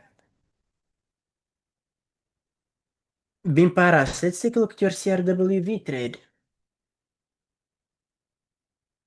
Yeah, I can see that. You can see the same thing on the 60-minute chart. If you see a stock making these type of moves at 8 a.m., see, this is the consolidation until 7 a.m., then at 8 a.m. it made a big run like this. Do not expect continuation after 9 a.m. Remember the three candlestick rule. 1, 2, 3. After three candlesticks, what do we expect? We expect a pullback. So I can see what you like on CRWV. You like probably this consolidation area. You like the ascending triangle setup, which is a bullish setup. Probably you played the breakout on it, but it did not have any follow through, like you said. Normally, when I play these type of plays, where the 5-minute chart looks really good, but the 60-minute chart looks horrible, I usually go for a quick momentum play. And this momentum play means that we are going for a small move. Anyone? Can you guess how big of a target should have been today on CRWV if, for example, we ended up playing it?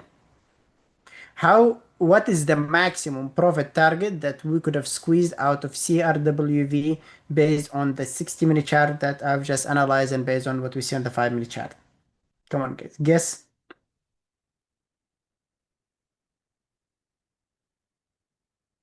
Remember, sometimes we can play a daily setup when the daily chart looks really clean. Sometimes we'll go for a 60-minute setup if the 60-minute chart looks good. And sometimes we'll go for a scalp on the 5-minute chart if both the daily chart and the 60-minute chart look bad. Now, if both the daily chart and the 60-minute chart look bad, what type of move can we get? basically what you do is you check the 5 minute chart within the last 3 days, and you could see that the first minute is $1.50, the first 5 minutes. On this day, it was somewhere around $2, and on this day, it was around $1.60. So I would say maybe around $1.50 to $1.60. Now check what is the lowest point today. The lowest point 72.80ish. Now add 1.6, that would be 74.40ish maximum. So if you ended up playing CRWV today, that would have been your target. Let's say that you play to the long side here, for example, for a break of the consolidation, or you're playing it around here for a bearish engulfing sandwich setup. That's it. This is your final target. That's the momentum play. It hits the 5 minute average candlestick size, and you exit around here. Everything else around here does not really matter. Why is that? Because the daily chart looks bad. The 60-minute chart looks bad. What was good in this case is, oh, sorry. Thank you, Sammy. Thank you for reminding me. Cursor is fixed. So like I said, this would have been your target around here. Because if you take a look at the first 5 minute candlestick for the last 3 days, it gave us an average size of 1.5 or maybe 1.7. That's basically the average. And if you check how, if you look for the beginning of the move today, that's it. That's the beginning of the move. That's the lowest area the price reached today, which is 78, 72, 8-ish. Add 1.6, 74. 40ish. So if you ended up playing it to the long side here at the breakout with the stop loss at the low of the day, or here for a bearish engulfing sandwich where we get a bearish candlestick engulfed by bullish candlesticks from both sides, that would have been your entry, that would have been your stop loss. Your target maximum would have been here. Everything else, which is this, does not really matter. We're not playing a 60-minute candle, we're not playing a daily candle. Everything else around here is a chop and randomness. That's the only thing that we could read on CRWV. Does that make sense?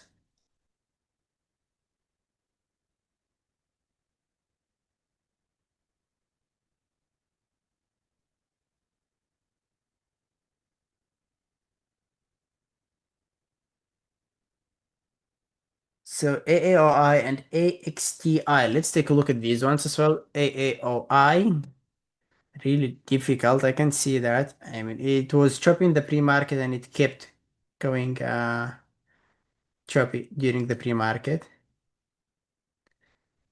And then we have AXTI.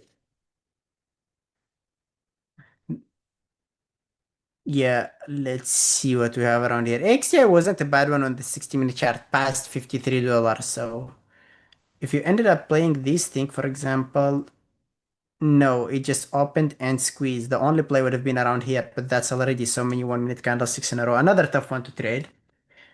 You can see that. And not an easy open today, just a few opportunities.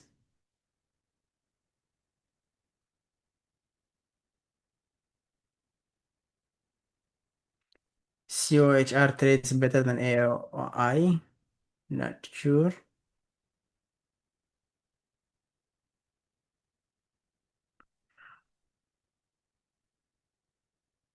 You took Dell short. Okay, this thing is having some good follow through to the downside. Let's take a look at the daily. The daily on this thing is oversold. In fact, I would have been slightly long bias today on Dell rather than short bias, at least looking at the daily chart. There is this resistance area. There is a big drop into the previous resistance area, and we're opening somewhere around it. I would have expected a bounce to the long side today. Let's take a look at how the 60-minute chart looked like today. That's how the 60-minute chart looked like today. That actually was a really good sign as well for a long. After a huge sell-off, it ended up giving us a higher low, which was actually another good setup to consider at the open. But what happened at the open today? It opened and it gave us a good 1 minute opening candle and gap down. No volume at the open. Oh, I see. This is a nice stock. Probably a nice stock, right? Yes. Nice stocks, by the way, guys, do not always open at 9:30. Sometimes they keep holding the pre-market range until 9:32, 9:33. So this thing opened at 9:32 below the breakout area. So I would have been long biased on it, but it never set up for a long. It just opened and dumped. There was no setup on it today, but good job catching the long. I can see that you ended up playing this break of the pre-market low. which makes total sense. The daily was tricky, and the 60-minute chart was tricky as well.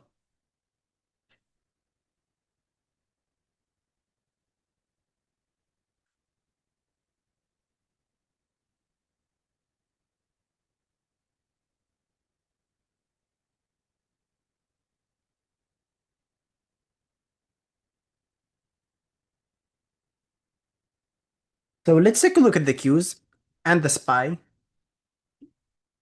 and try to guess what's going to happen today.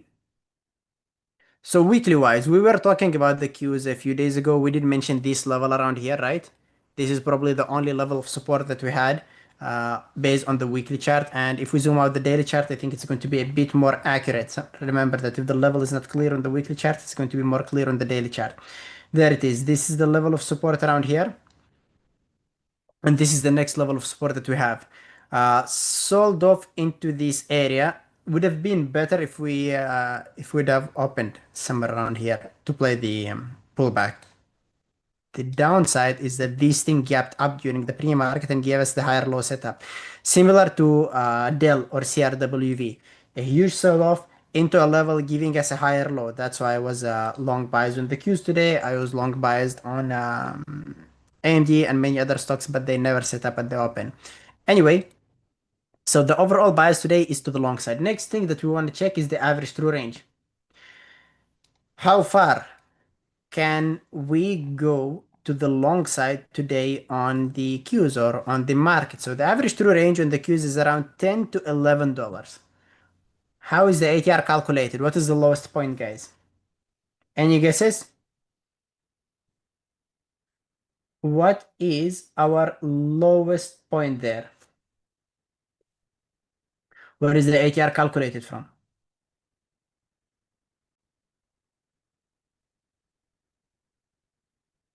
We have the yesterday's close, correct. We calculate the ATR from the lowest point. This lowest point would be previous day close, could be the low of the day, whichever is lower, or pre-market low, you're right.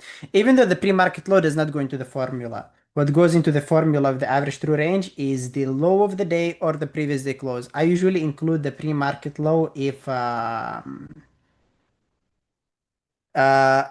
was a huge run during the pre-market, just to help me understand what could happen the first 30 minutes after the market opened. But it's not the right thing to do.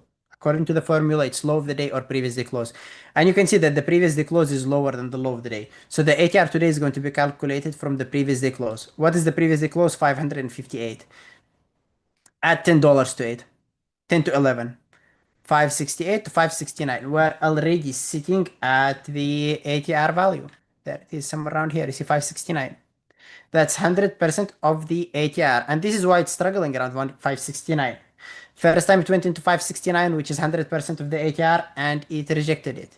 Second time it broke the high of the day around the full average true range, and it rejected it. Second time. It's reaching it a third time. Probably it's going to break the high of the day, but even if it breaks the high of the day, I do not expect it to run more. We're already sitting at the roof. It's already overstretched.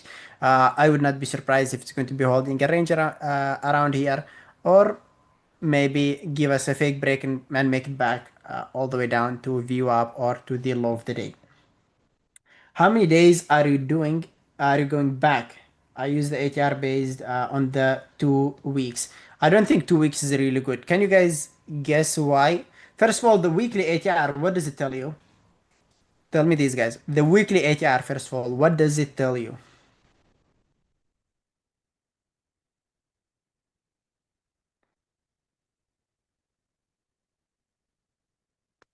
What does the weekly ATR tell us?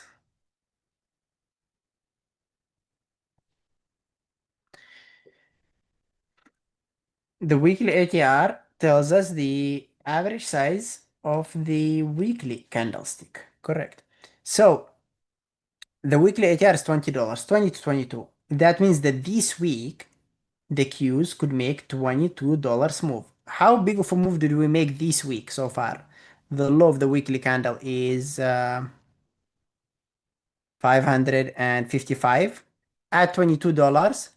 That could be 577. So if this week is going to be a bullish week, we can expect the Qs to reach 577. Now, pattern-wise, guys, pattern-wise, are we sitting in a bullish or in a bearish market? Just pattern-wise, looking at this, what do you think? Is this more bullish or it is more bearish?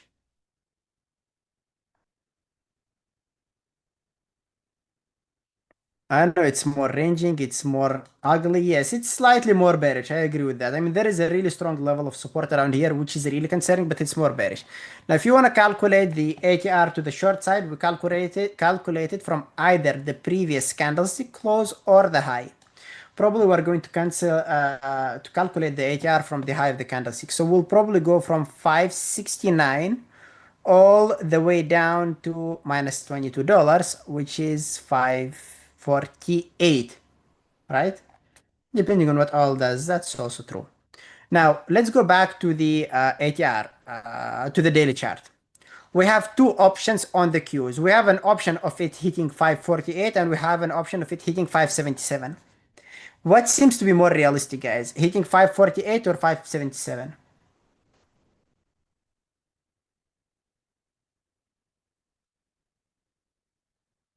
548 or 577? What is more realistic? Yeah, I mean, it looks like 577 is more realistic uh, for one single reason. I do not think that tomorrow, which is actually we're midweek. To be honest, both levels are realistic. For some reason, I thought that today's Thursday. I'm living in the future. So look, guys, we still have Wednesday, we still have Thursday, and we still have Friday. We have 3 days. 3 days multiplied by 10, which is average true range, that's $30. Obviously, the market is not doing an open, close, open, close, open, close type of price action, right? The market is going to open, close, next daily candle is going to open, overlap a little bit to the upside, go down, maybe go back up, maybe all the way down here and close. Next candlestick is going to open. So you can expect markets close on Friday. Thank you for letting me know about that. I forgot. Let's say we have 2 days more, okay? So basically we have around $20. So at best case scenario, maybe today the market is going to close, let's say around 567. Next day, let's not go for 100% of the ATR. Let's go for $8, right? That would be around 559. And the third day, minus, sorry, 561, 68 to 560. Yes, that would be the next day. And then 560 minus 9 would be around 551. So if this week is going to close bearish, I think it is realistic enough for it to reach this area, more or less around the average true range. But it depends on how today is going to close and what is going to happen tomorrow. If today the candlestick closes bullish, then and tomorrow we make new highs regarding this candlestick, which is today's candlestick, then probably this is not going to be hit, and what could be hit is 577. And remember that there is also always a chance of having a small weekly candlestick, because sometimes we get small moves like this, 600 to 617. $17 instead of the $22. Anyway, pattern-wise, considering the fact that we're sitting around a really strong level, considering that we are still far from the 9 moving average, that we already did a big move to the downside, I think that 577 is the level that we can hit by the end of this week. But it really depends on how today's candlestick is going to close and what type of pre-market price action we are going to have tomorrow. So based on what I see right now in front of me, I'm more biased into 577. Okay. For today, though, we are done. Today, we already hit its average true range. The price already hit the 569 a couple times. I do not see it going to 570, 575. If we are going to hit 577, it's going to be either tomorrow or maybe after tomorrow. Now it's going to be more range bounded. How do we play range bounded markets? If we are, for example, if you are future trader or you are trading, for example, SPX or options on these ETFs, mark the highest point, mark the lowest point. These are our extremes. Anytime you draw a level, you draw levels, you need to mark the extreme high and the extreme low. These are really good levels. They usually hold almost to the penny, right? Almost to the penny. You can see that was the extreme low and it made slightly lower low. At the open, that was the extreme low. when the price action sold off all the way down here, let's say we don't have this price action yet, for example, this is it, the market is opening and I'm drawing levels. I'd be marking the extreme high and I'd be marking the extreme low. That is the first type of levels. What's the second type of levels? So the second type of levels are those levels that are acting as both support and resistance levels. We have a resistance around here, but it never acted as a support, so not worth marking it. Third type of levels are levels that were rejected violently. For example, let's say that the price sold off all the way down here and then it made a V reversal and then it started consolidating around here. I would have marked this around here, but that type of levels did not occur. The final type of levels, which is the least accurate, is the type of levels that formed by the concept of multiple touches. For example, this is a good level. We had one touch here, we had one touch here, we had one touch here, maybe slightly higher. That's a good zone, or that's a good level. More or less, somewhere around here, yes. Second type of level that we can find is this level. Resistance, and maybe support. So now we have a few levels for intraday trading, the extreme high and the extreme low. And as long as the price is trading around them, you can buy closer to the level of support, for example, sell it as it goes closer to the resistance. If it breaks the level of support with the setup, bear flag, reverse ABCD or whatever, you can play the breakout targeting the next level. You can play to the long side around this level if it gives you, for example, some sort of a good bullish pattern, double bottom, a hammer, V reversal, increasing volume. If it clears below it and it gives you a bearish setup, you can target the next level, and which is basically the extreme. Now we have a new extreme high and we have a new extreme low. We need to readjust it, right? Remember that straight move from one edge to another is a channel play. You can literally play the bounce. And if you play a bounce around here, that would be your target.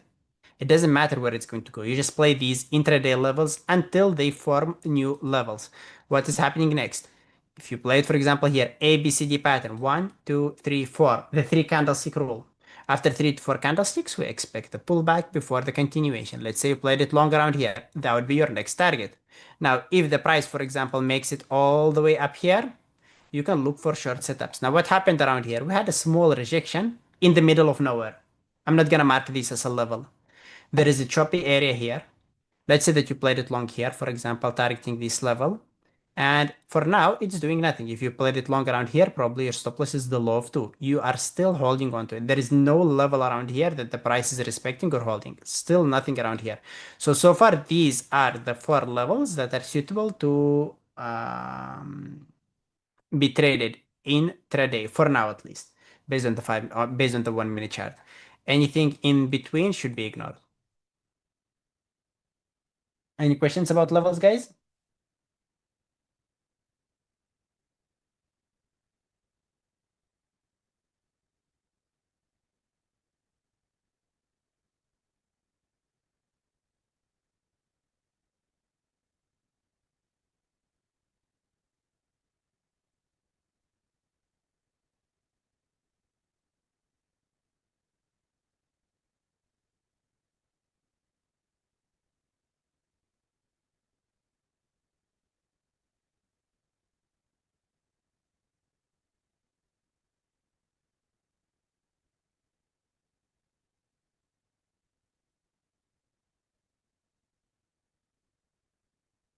Is it practical to trade long reversal from the low opinion range breakout level? I found it working sometime. It depends on how the level is being approached. If the price goes from the high to the low, and at the low, for example, it starts flagging, you can play it obviously for the break of the level. If the price goes from the high straight to the low, straight, you can give it a chance for the bounce.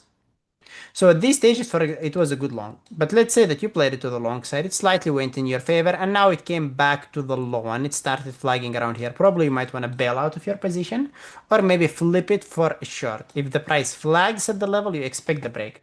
If the price goes straight into the level, you can expect the bounce.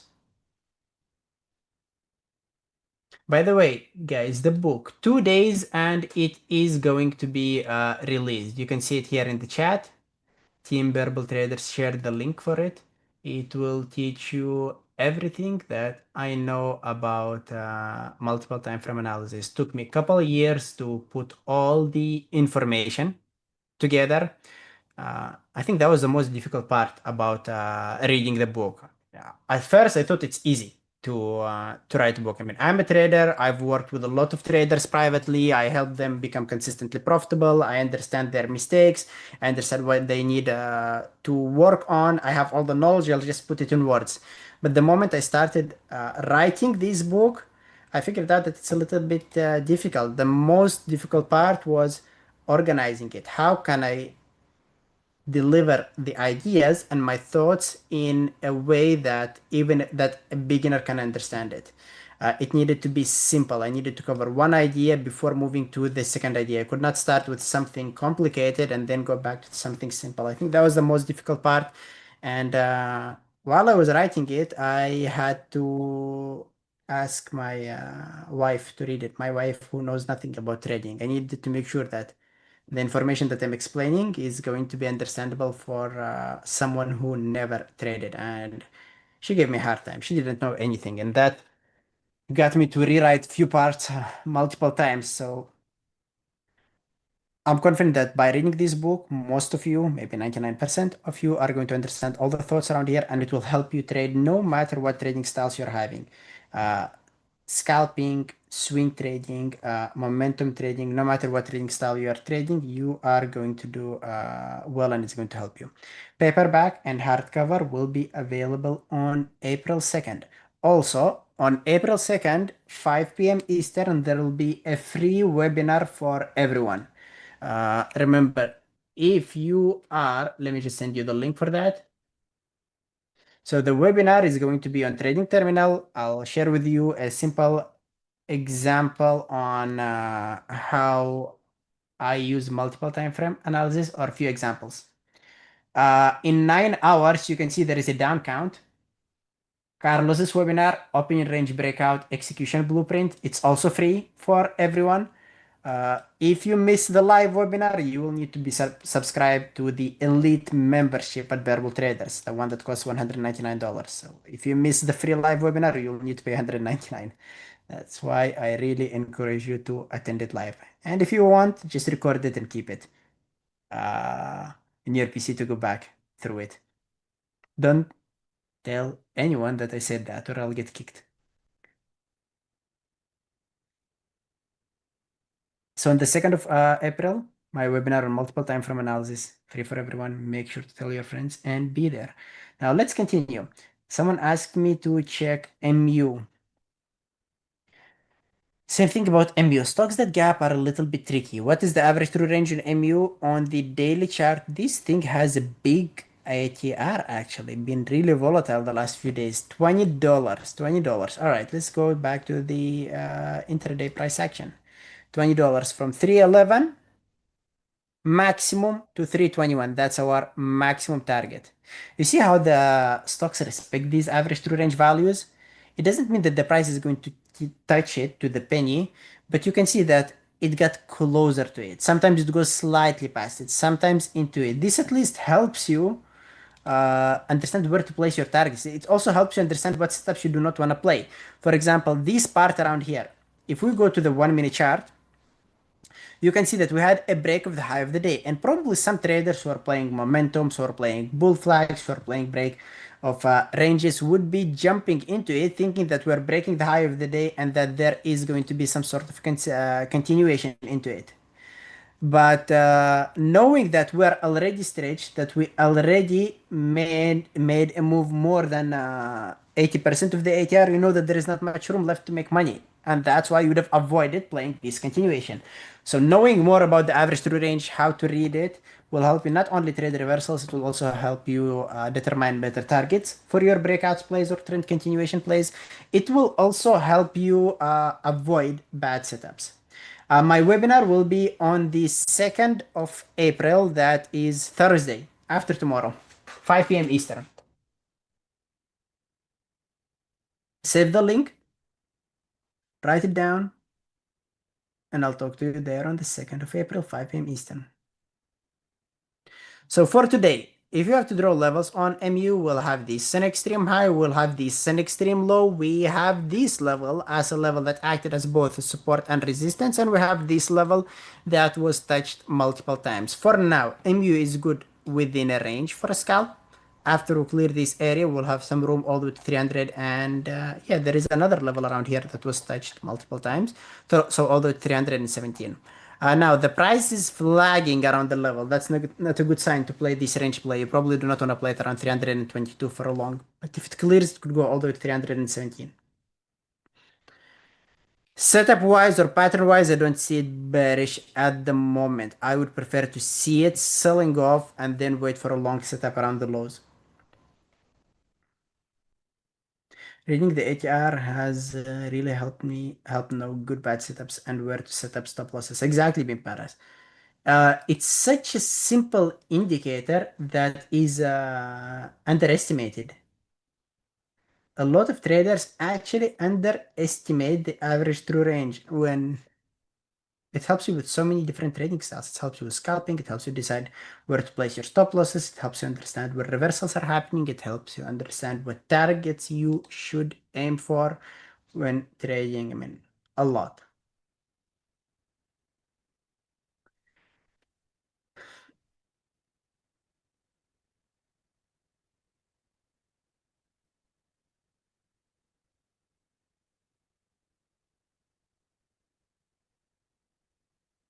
By the way, guys, if you're not following me, make sure to follow me on X.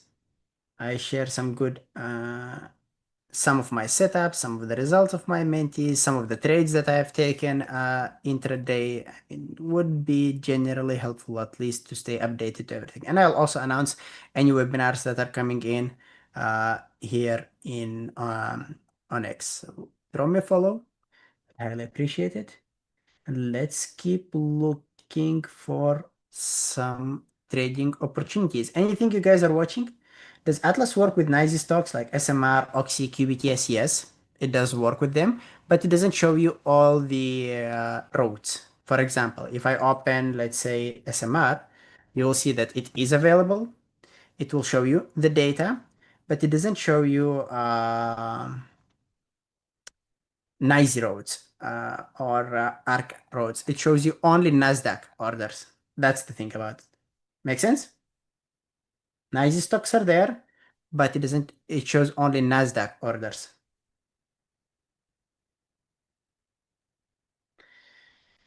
Yeah, my webinar is not showing up on the trading terminal link because there is another webinar that is happening before my webinar, which is Carlos's. Oh, that's weird. Let's see, let's see, let's see. Yeah, why is my webinar not there? They're having something against Russians. I'll ask the team to fix this. Let me just throw it in there.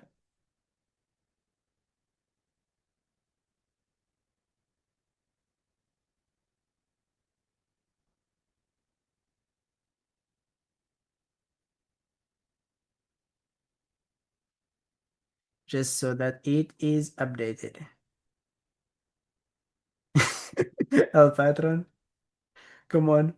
You wanna get me fired or kicked out from BBT, right?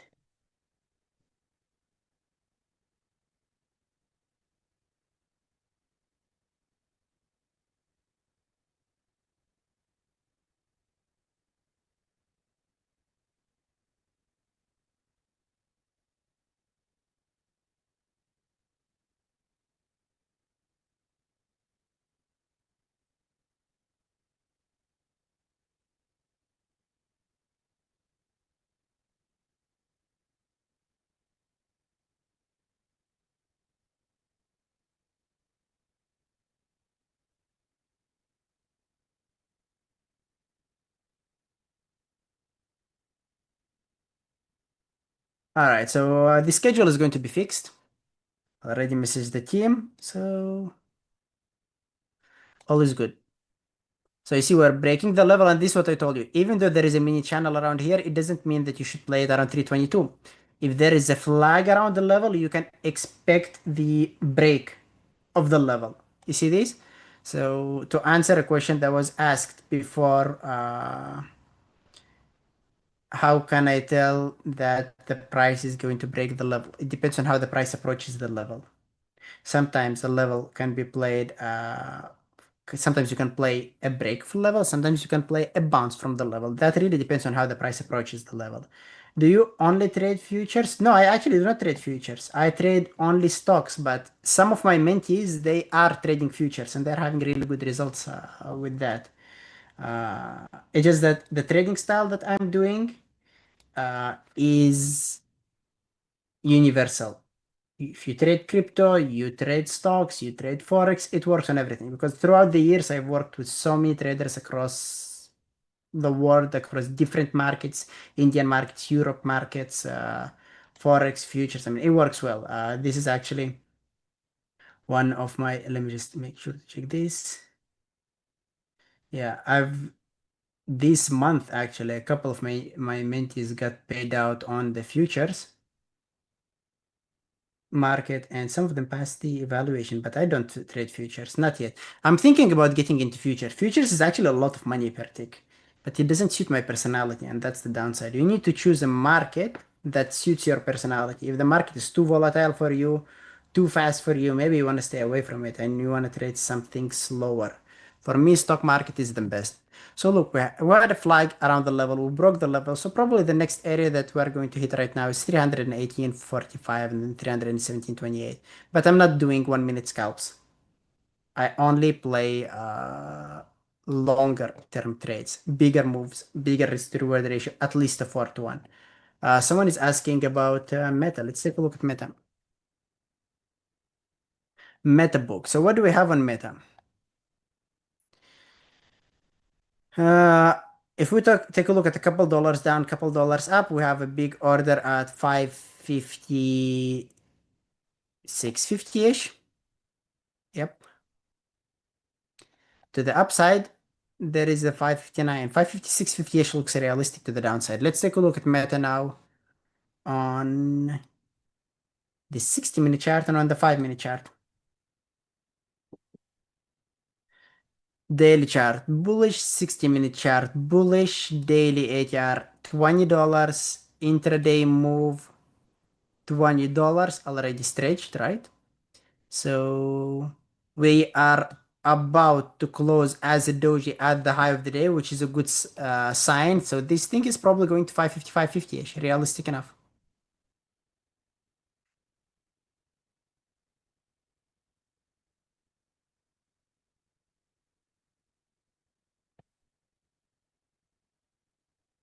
I don't know el patrons. Carlos is quiet. He's taking some notes. I'm long in Q, expecting a sharp pullback to the upside. I don't know. Maybe.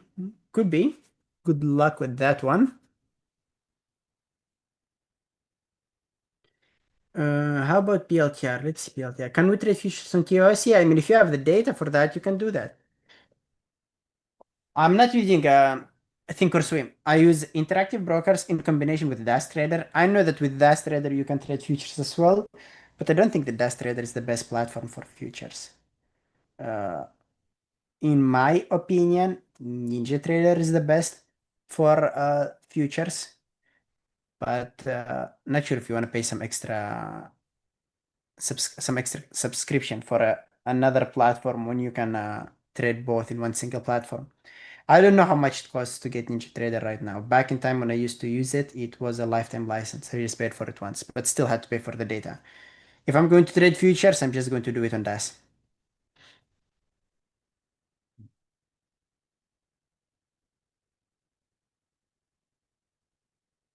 Born to Rome, you're most welcome. I'm glad you're learning.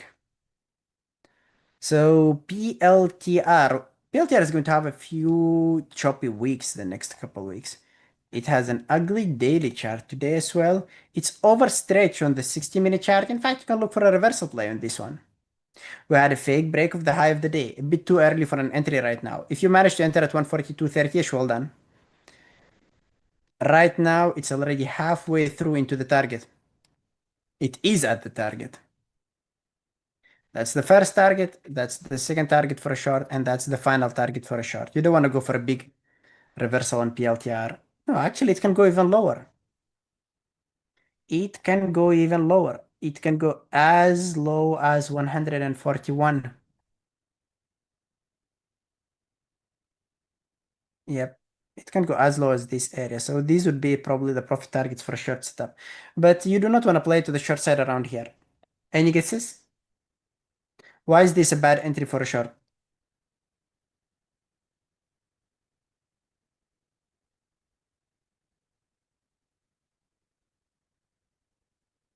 Think, guys?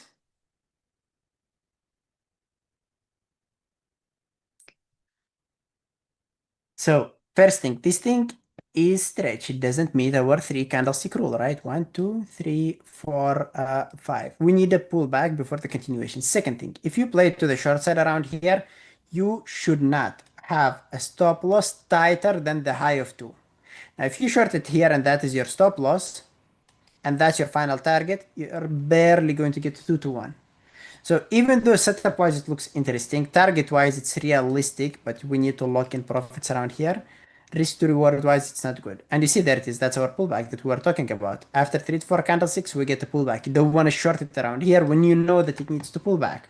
Why short it when you can get a good risk to reward ratio on the pullback? I'll show you what I did yesterday during an afternoon trade on the Qs. So this was one of the trades that I've taken later during the day. By the way, I called this one in the chat room. If you are not a member of Bearable Traders, I would really advise you to join BBT. I have another hour session after the YouTube on Bearable Traders. Anyway, let's take a look at the cues. And let me explain why I ended up playing it yesterday to the short side. By the way, yesterday was one of my biggest profit days in a long time, or this month I made around 9.5 hours. So daily chart, let's analyze it together. Without looking at this chart, how the cues look for you? What do you think is going to happen? You have a really clean consolidation area. We have a break of this consolidation area. We have a retest of the consolidation area. And then we have a steady downtrend. Couple bearish candlesticks. Not even a small wick on the bottom. Steady and huge sell-off with slightly increasing volume. Just by looking at this one without looking at this candlestick, it's screaming short. It's screaming that it wants to go lower. That gave me a small bias that we are about to continue the, let me just fix my pen, my cursor. There it is. So this gave me the bias that this day around here is going to be a short day. Let's take a look at the next thing. I'm checking the average true range, $10. Where is the ATR calculated from if I want to play it to the short side? Come on, guys, participate, because I'm going to get sleepy and I'm going to get tired if I speak a lot. And probably a lot of you are going to hate me because I speak non-stop. So, where is the ATR calculated from? To the short side.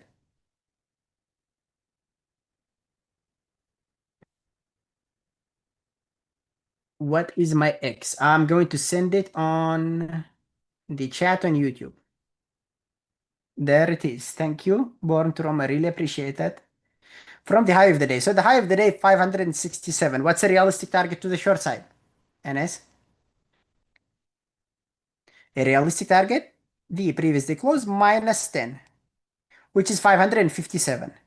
Where were we sitting at? During the afternoon session, which is the 12 p.m. session when I'm in the chat room, we were sitting at 561. So I saw that Qs made $6. They still have $4 that they could run to. Next thing, I'm looking for a setup. And I see that intraday we're sitting in this range. That's what I saw on the 5-minute chart. I saw a consolidation like this. And when the price approaches this area, what would be your thought process, guys? Long or short? So we have a level. Remember what we said. It depends on what is happening around the level. The setup that we're looking for or that we're planning to trade depends on how the price approaches the level. We went straight from the high of the range straight into the low. If you were short here or here or here, what would you be doing around here? At this stage, for now, price is going straight from the top to the bottom. You could expect a lot of traders to cover and you could expect a bounce. When I saw that the price approaching around here, I was not short biased. I thought that it's going to bounce and it's going to do what it did, right? It goes from top to bottom, it goes up, from bottom to top, it goes, sorry, from top to bottom, It bounces and goes up from bottom to top. It goes down, goes up, goes down, and just simply by looking at history, at whatever happened earlier during the day, you can expect what's going to happen later. And yes, I thought that it is going to go to the long side, but I did not want to play it to the long side. Why? Because I'm not scalper. My trades are a bit longer term. I'm trying to go for a big risk to reward ratio. Now look what's happening. It's going to the upside. All right, if you played it to the short side, well done. You did everything right. But what is happening 10 or 15 minutes later? What's happening around the level?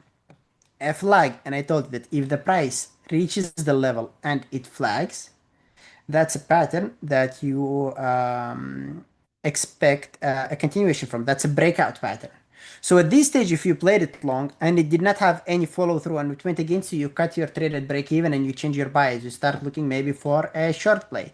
Now, what happens? It breaks the level. What do I do as it breaks the level? I play it to the short side. I ended up playing it to the short side. Now, what is bad about my entry here? What don't you like, guys? I will tell you, this was not an ideal entry. What was not ideal around here about my entry? This is my entry. We did break the level. I knew that it's a short setup, but there was something that I did not like about it. Probably you're all seeing it. Probably there is also something that you do not like about this entry. And we talk about it a lot during our sessions. 3 to 4 candlesticks. I know that 1, 2, 3 candlesticks, the price could make a pullback, right? So I should not have a stop loss as tighter than the high of 2. This gives me a really bad risk to reward ratio. So what did I do? I decided to put stop loss higher just to make sure that I'm going to survive the pullback. I know that my entry is at the worst possible place. I know that it could make a pullback, and if I have a tight stop loss, it's going to weak me out, but I decided to do this. I'm going to play it with a small position, and if this thing goes in my favor, I will add after the pullback to fix my average, to fix my share size. But if it goes against me, I'm already having a good stop loss and I'm going to survive the pullback. I survived the pullback. And now there is another thing that I do not like. 1, 2, 3. And I'm like, hey man, are you going to do it again? Are you really going to add on the third or on the fourth candlestick, having your stop loss at the high of 2 and end up having couple bad average stop losses? There was only one fix to this thing. Enter with a limit entry. Since my stop loss should not be tighter than the high of 2, right? That's 1. That's 2. My stop loss should not be tighter than the high of 2. I will get in with the limit entry as close as possible to the high of 2, having my stop loss at the high of 2. This way, I averaged my price. I had a really good stop loss and even a small move ended up giving me a good risk to reward ratio. So I ended up holding on to this trade until it broke the low, and I was out by then. And how far did it go yesterday? I actually forgot about that. Let's take a look at how far this thing ran yesterday, because the ATR was 577, right? Yesterday. Let's take a look at the 5-minute chart. Let's take a look at yesterday. So yesterday I was out at 559, but I told you that ATR wise, from 567, it could have went all the way down to 557. Make sense? So it did continue going lower, but I do not always stretch my targets to 100% of the ATR. I know that the price sometimes makes 80% of the ATR, sometimes it's 90, sometimes it's 75, sometimes it's 110, and I do not want to stretch it to the 100 or 110. I usually go somewhere around 80 to 90% of the ATR. Why sometimes you skip the candlesticks when you count them? I'll let you guys answer that. Why do we skip some of the candlesticks when I count them? Why do I count it like this? Sorry, let me get my pen fixed. Why do I count these as 1, 2, 2, 3 rather than counting it as 1, 2, 3, 4, 5?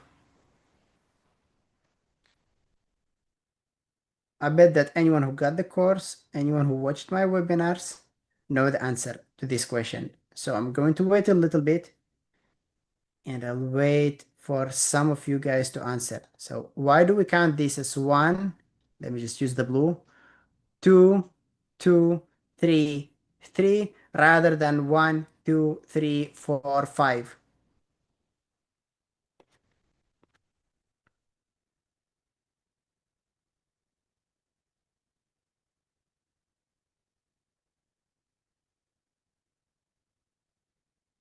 Why do we count it like this?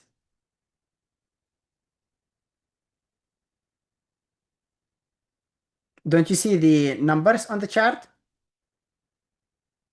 1, 2, 2, 3. You don't see that? Come on, guys.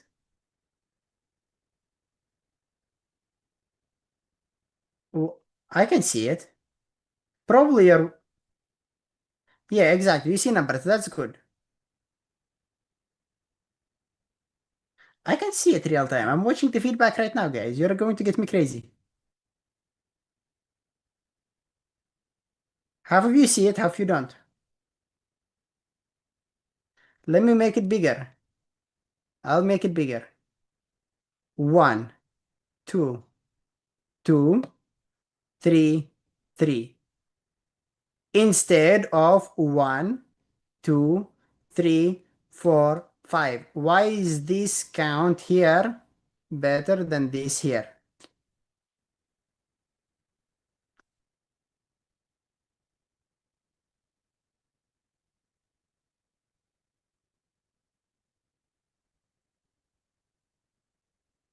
No clue what I'm pointing to. No, I know you cannot see the cursor, but probably you can see the drawing.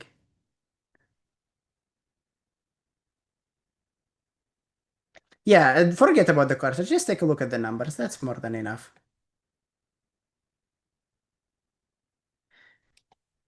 Yes, it's the bodies. So basically, when you count the candlesticks, you want to make sure that the bodies look like this, okay? You have the high, the low, and the next candlestick runs and continues, runs and continues. If I have a candlestick that opens and it's kind of inside bar and it barely breaks the candlestick, I'm not gonna count this as the fourth. This is the first, this is the second, this is the third, and this I would still count it as the third. If it made a move like this, for example, I would count it as 4. But if it barely makes a new low, like literally by a little bit, something like this, I would still count it as 3. If it closes inside, I would still count it as 3. So for me, it's really important to see higher highs and higher lows with some follow through to count these candlesticks.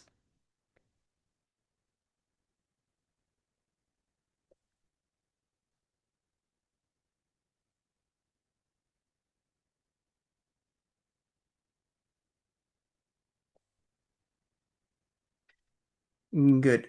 Do you use this rule on all time frames? Yes, I use it on all time frames. I count the consecutive candlesticks on the 60-minute chart. I counted then on the 15-minute chart, on the 5-minute chart afterwards, on the 1-minute chart. And I need to make sure that my entry is in the beginning of all the time frames. You see, guys, the levels that we've drawn, how they are being respected intraday. So to trade intraday, you always mark the extreme high, you mark the extreme low, you mark the previous resistance that is acting as a support, and you mark the levels that were touched in multiple times. And then you just simply play the scalps in between these levels for a good risk to reward ratio.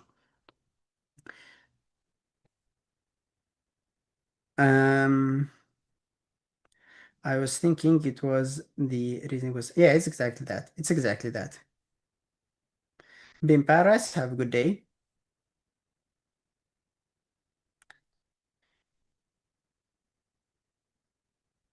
Do you make your execution based on the 1-minute chart? Yes. So I build my plan using the daily chart and the 60-minute chart. Sometimes I use a confirmation on the 30 and on the 15-minute chart. Then I look for a setup on the 5-minute chart, just to make sure that my overall thesis and plan is ready. And then I now zoom it in all the way to the 1-minute chart, and that's my execution time frame. Because the 1-minute chart could give me the earliest possible entry with the best potential risk to reward ratio. I rarely execute trade based on the 5-minute chart with the stop loss based on the 5. My entry is usually on the 1-minute chart. I mean, do you prefer trading QQQ over the SPY?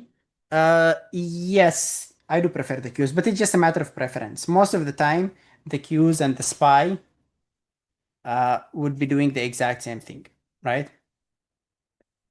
Queues and SPY, they move the exact same way, but I prefer the queues.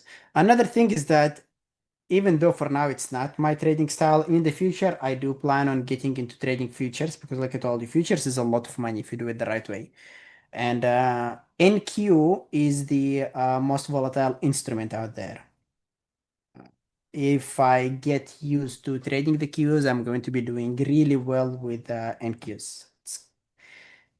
So I do prefer it for these two simple reasons.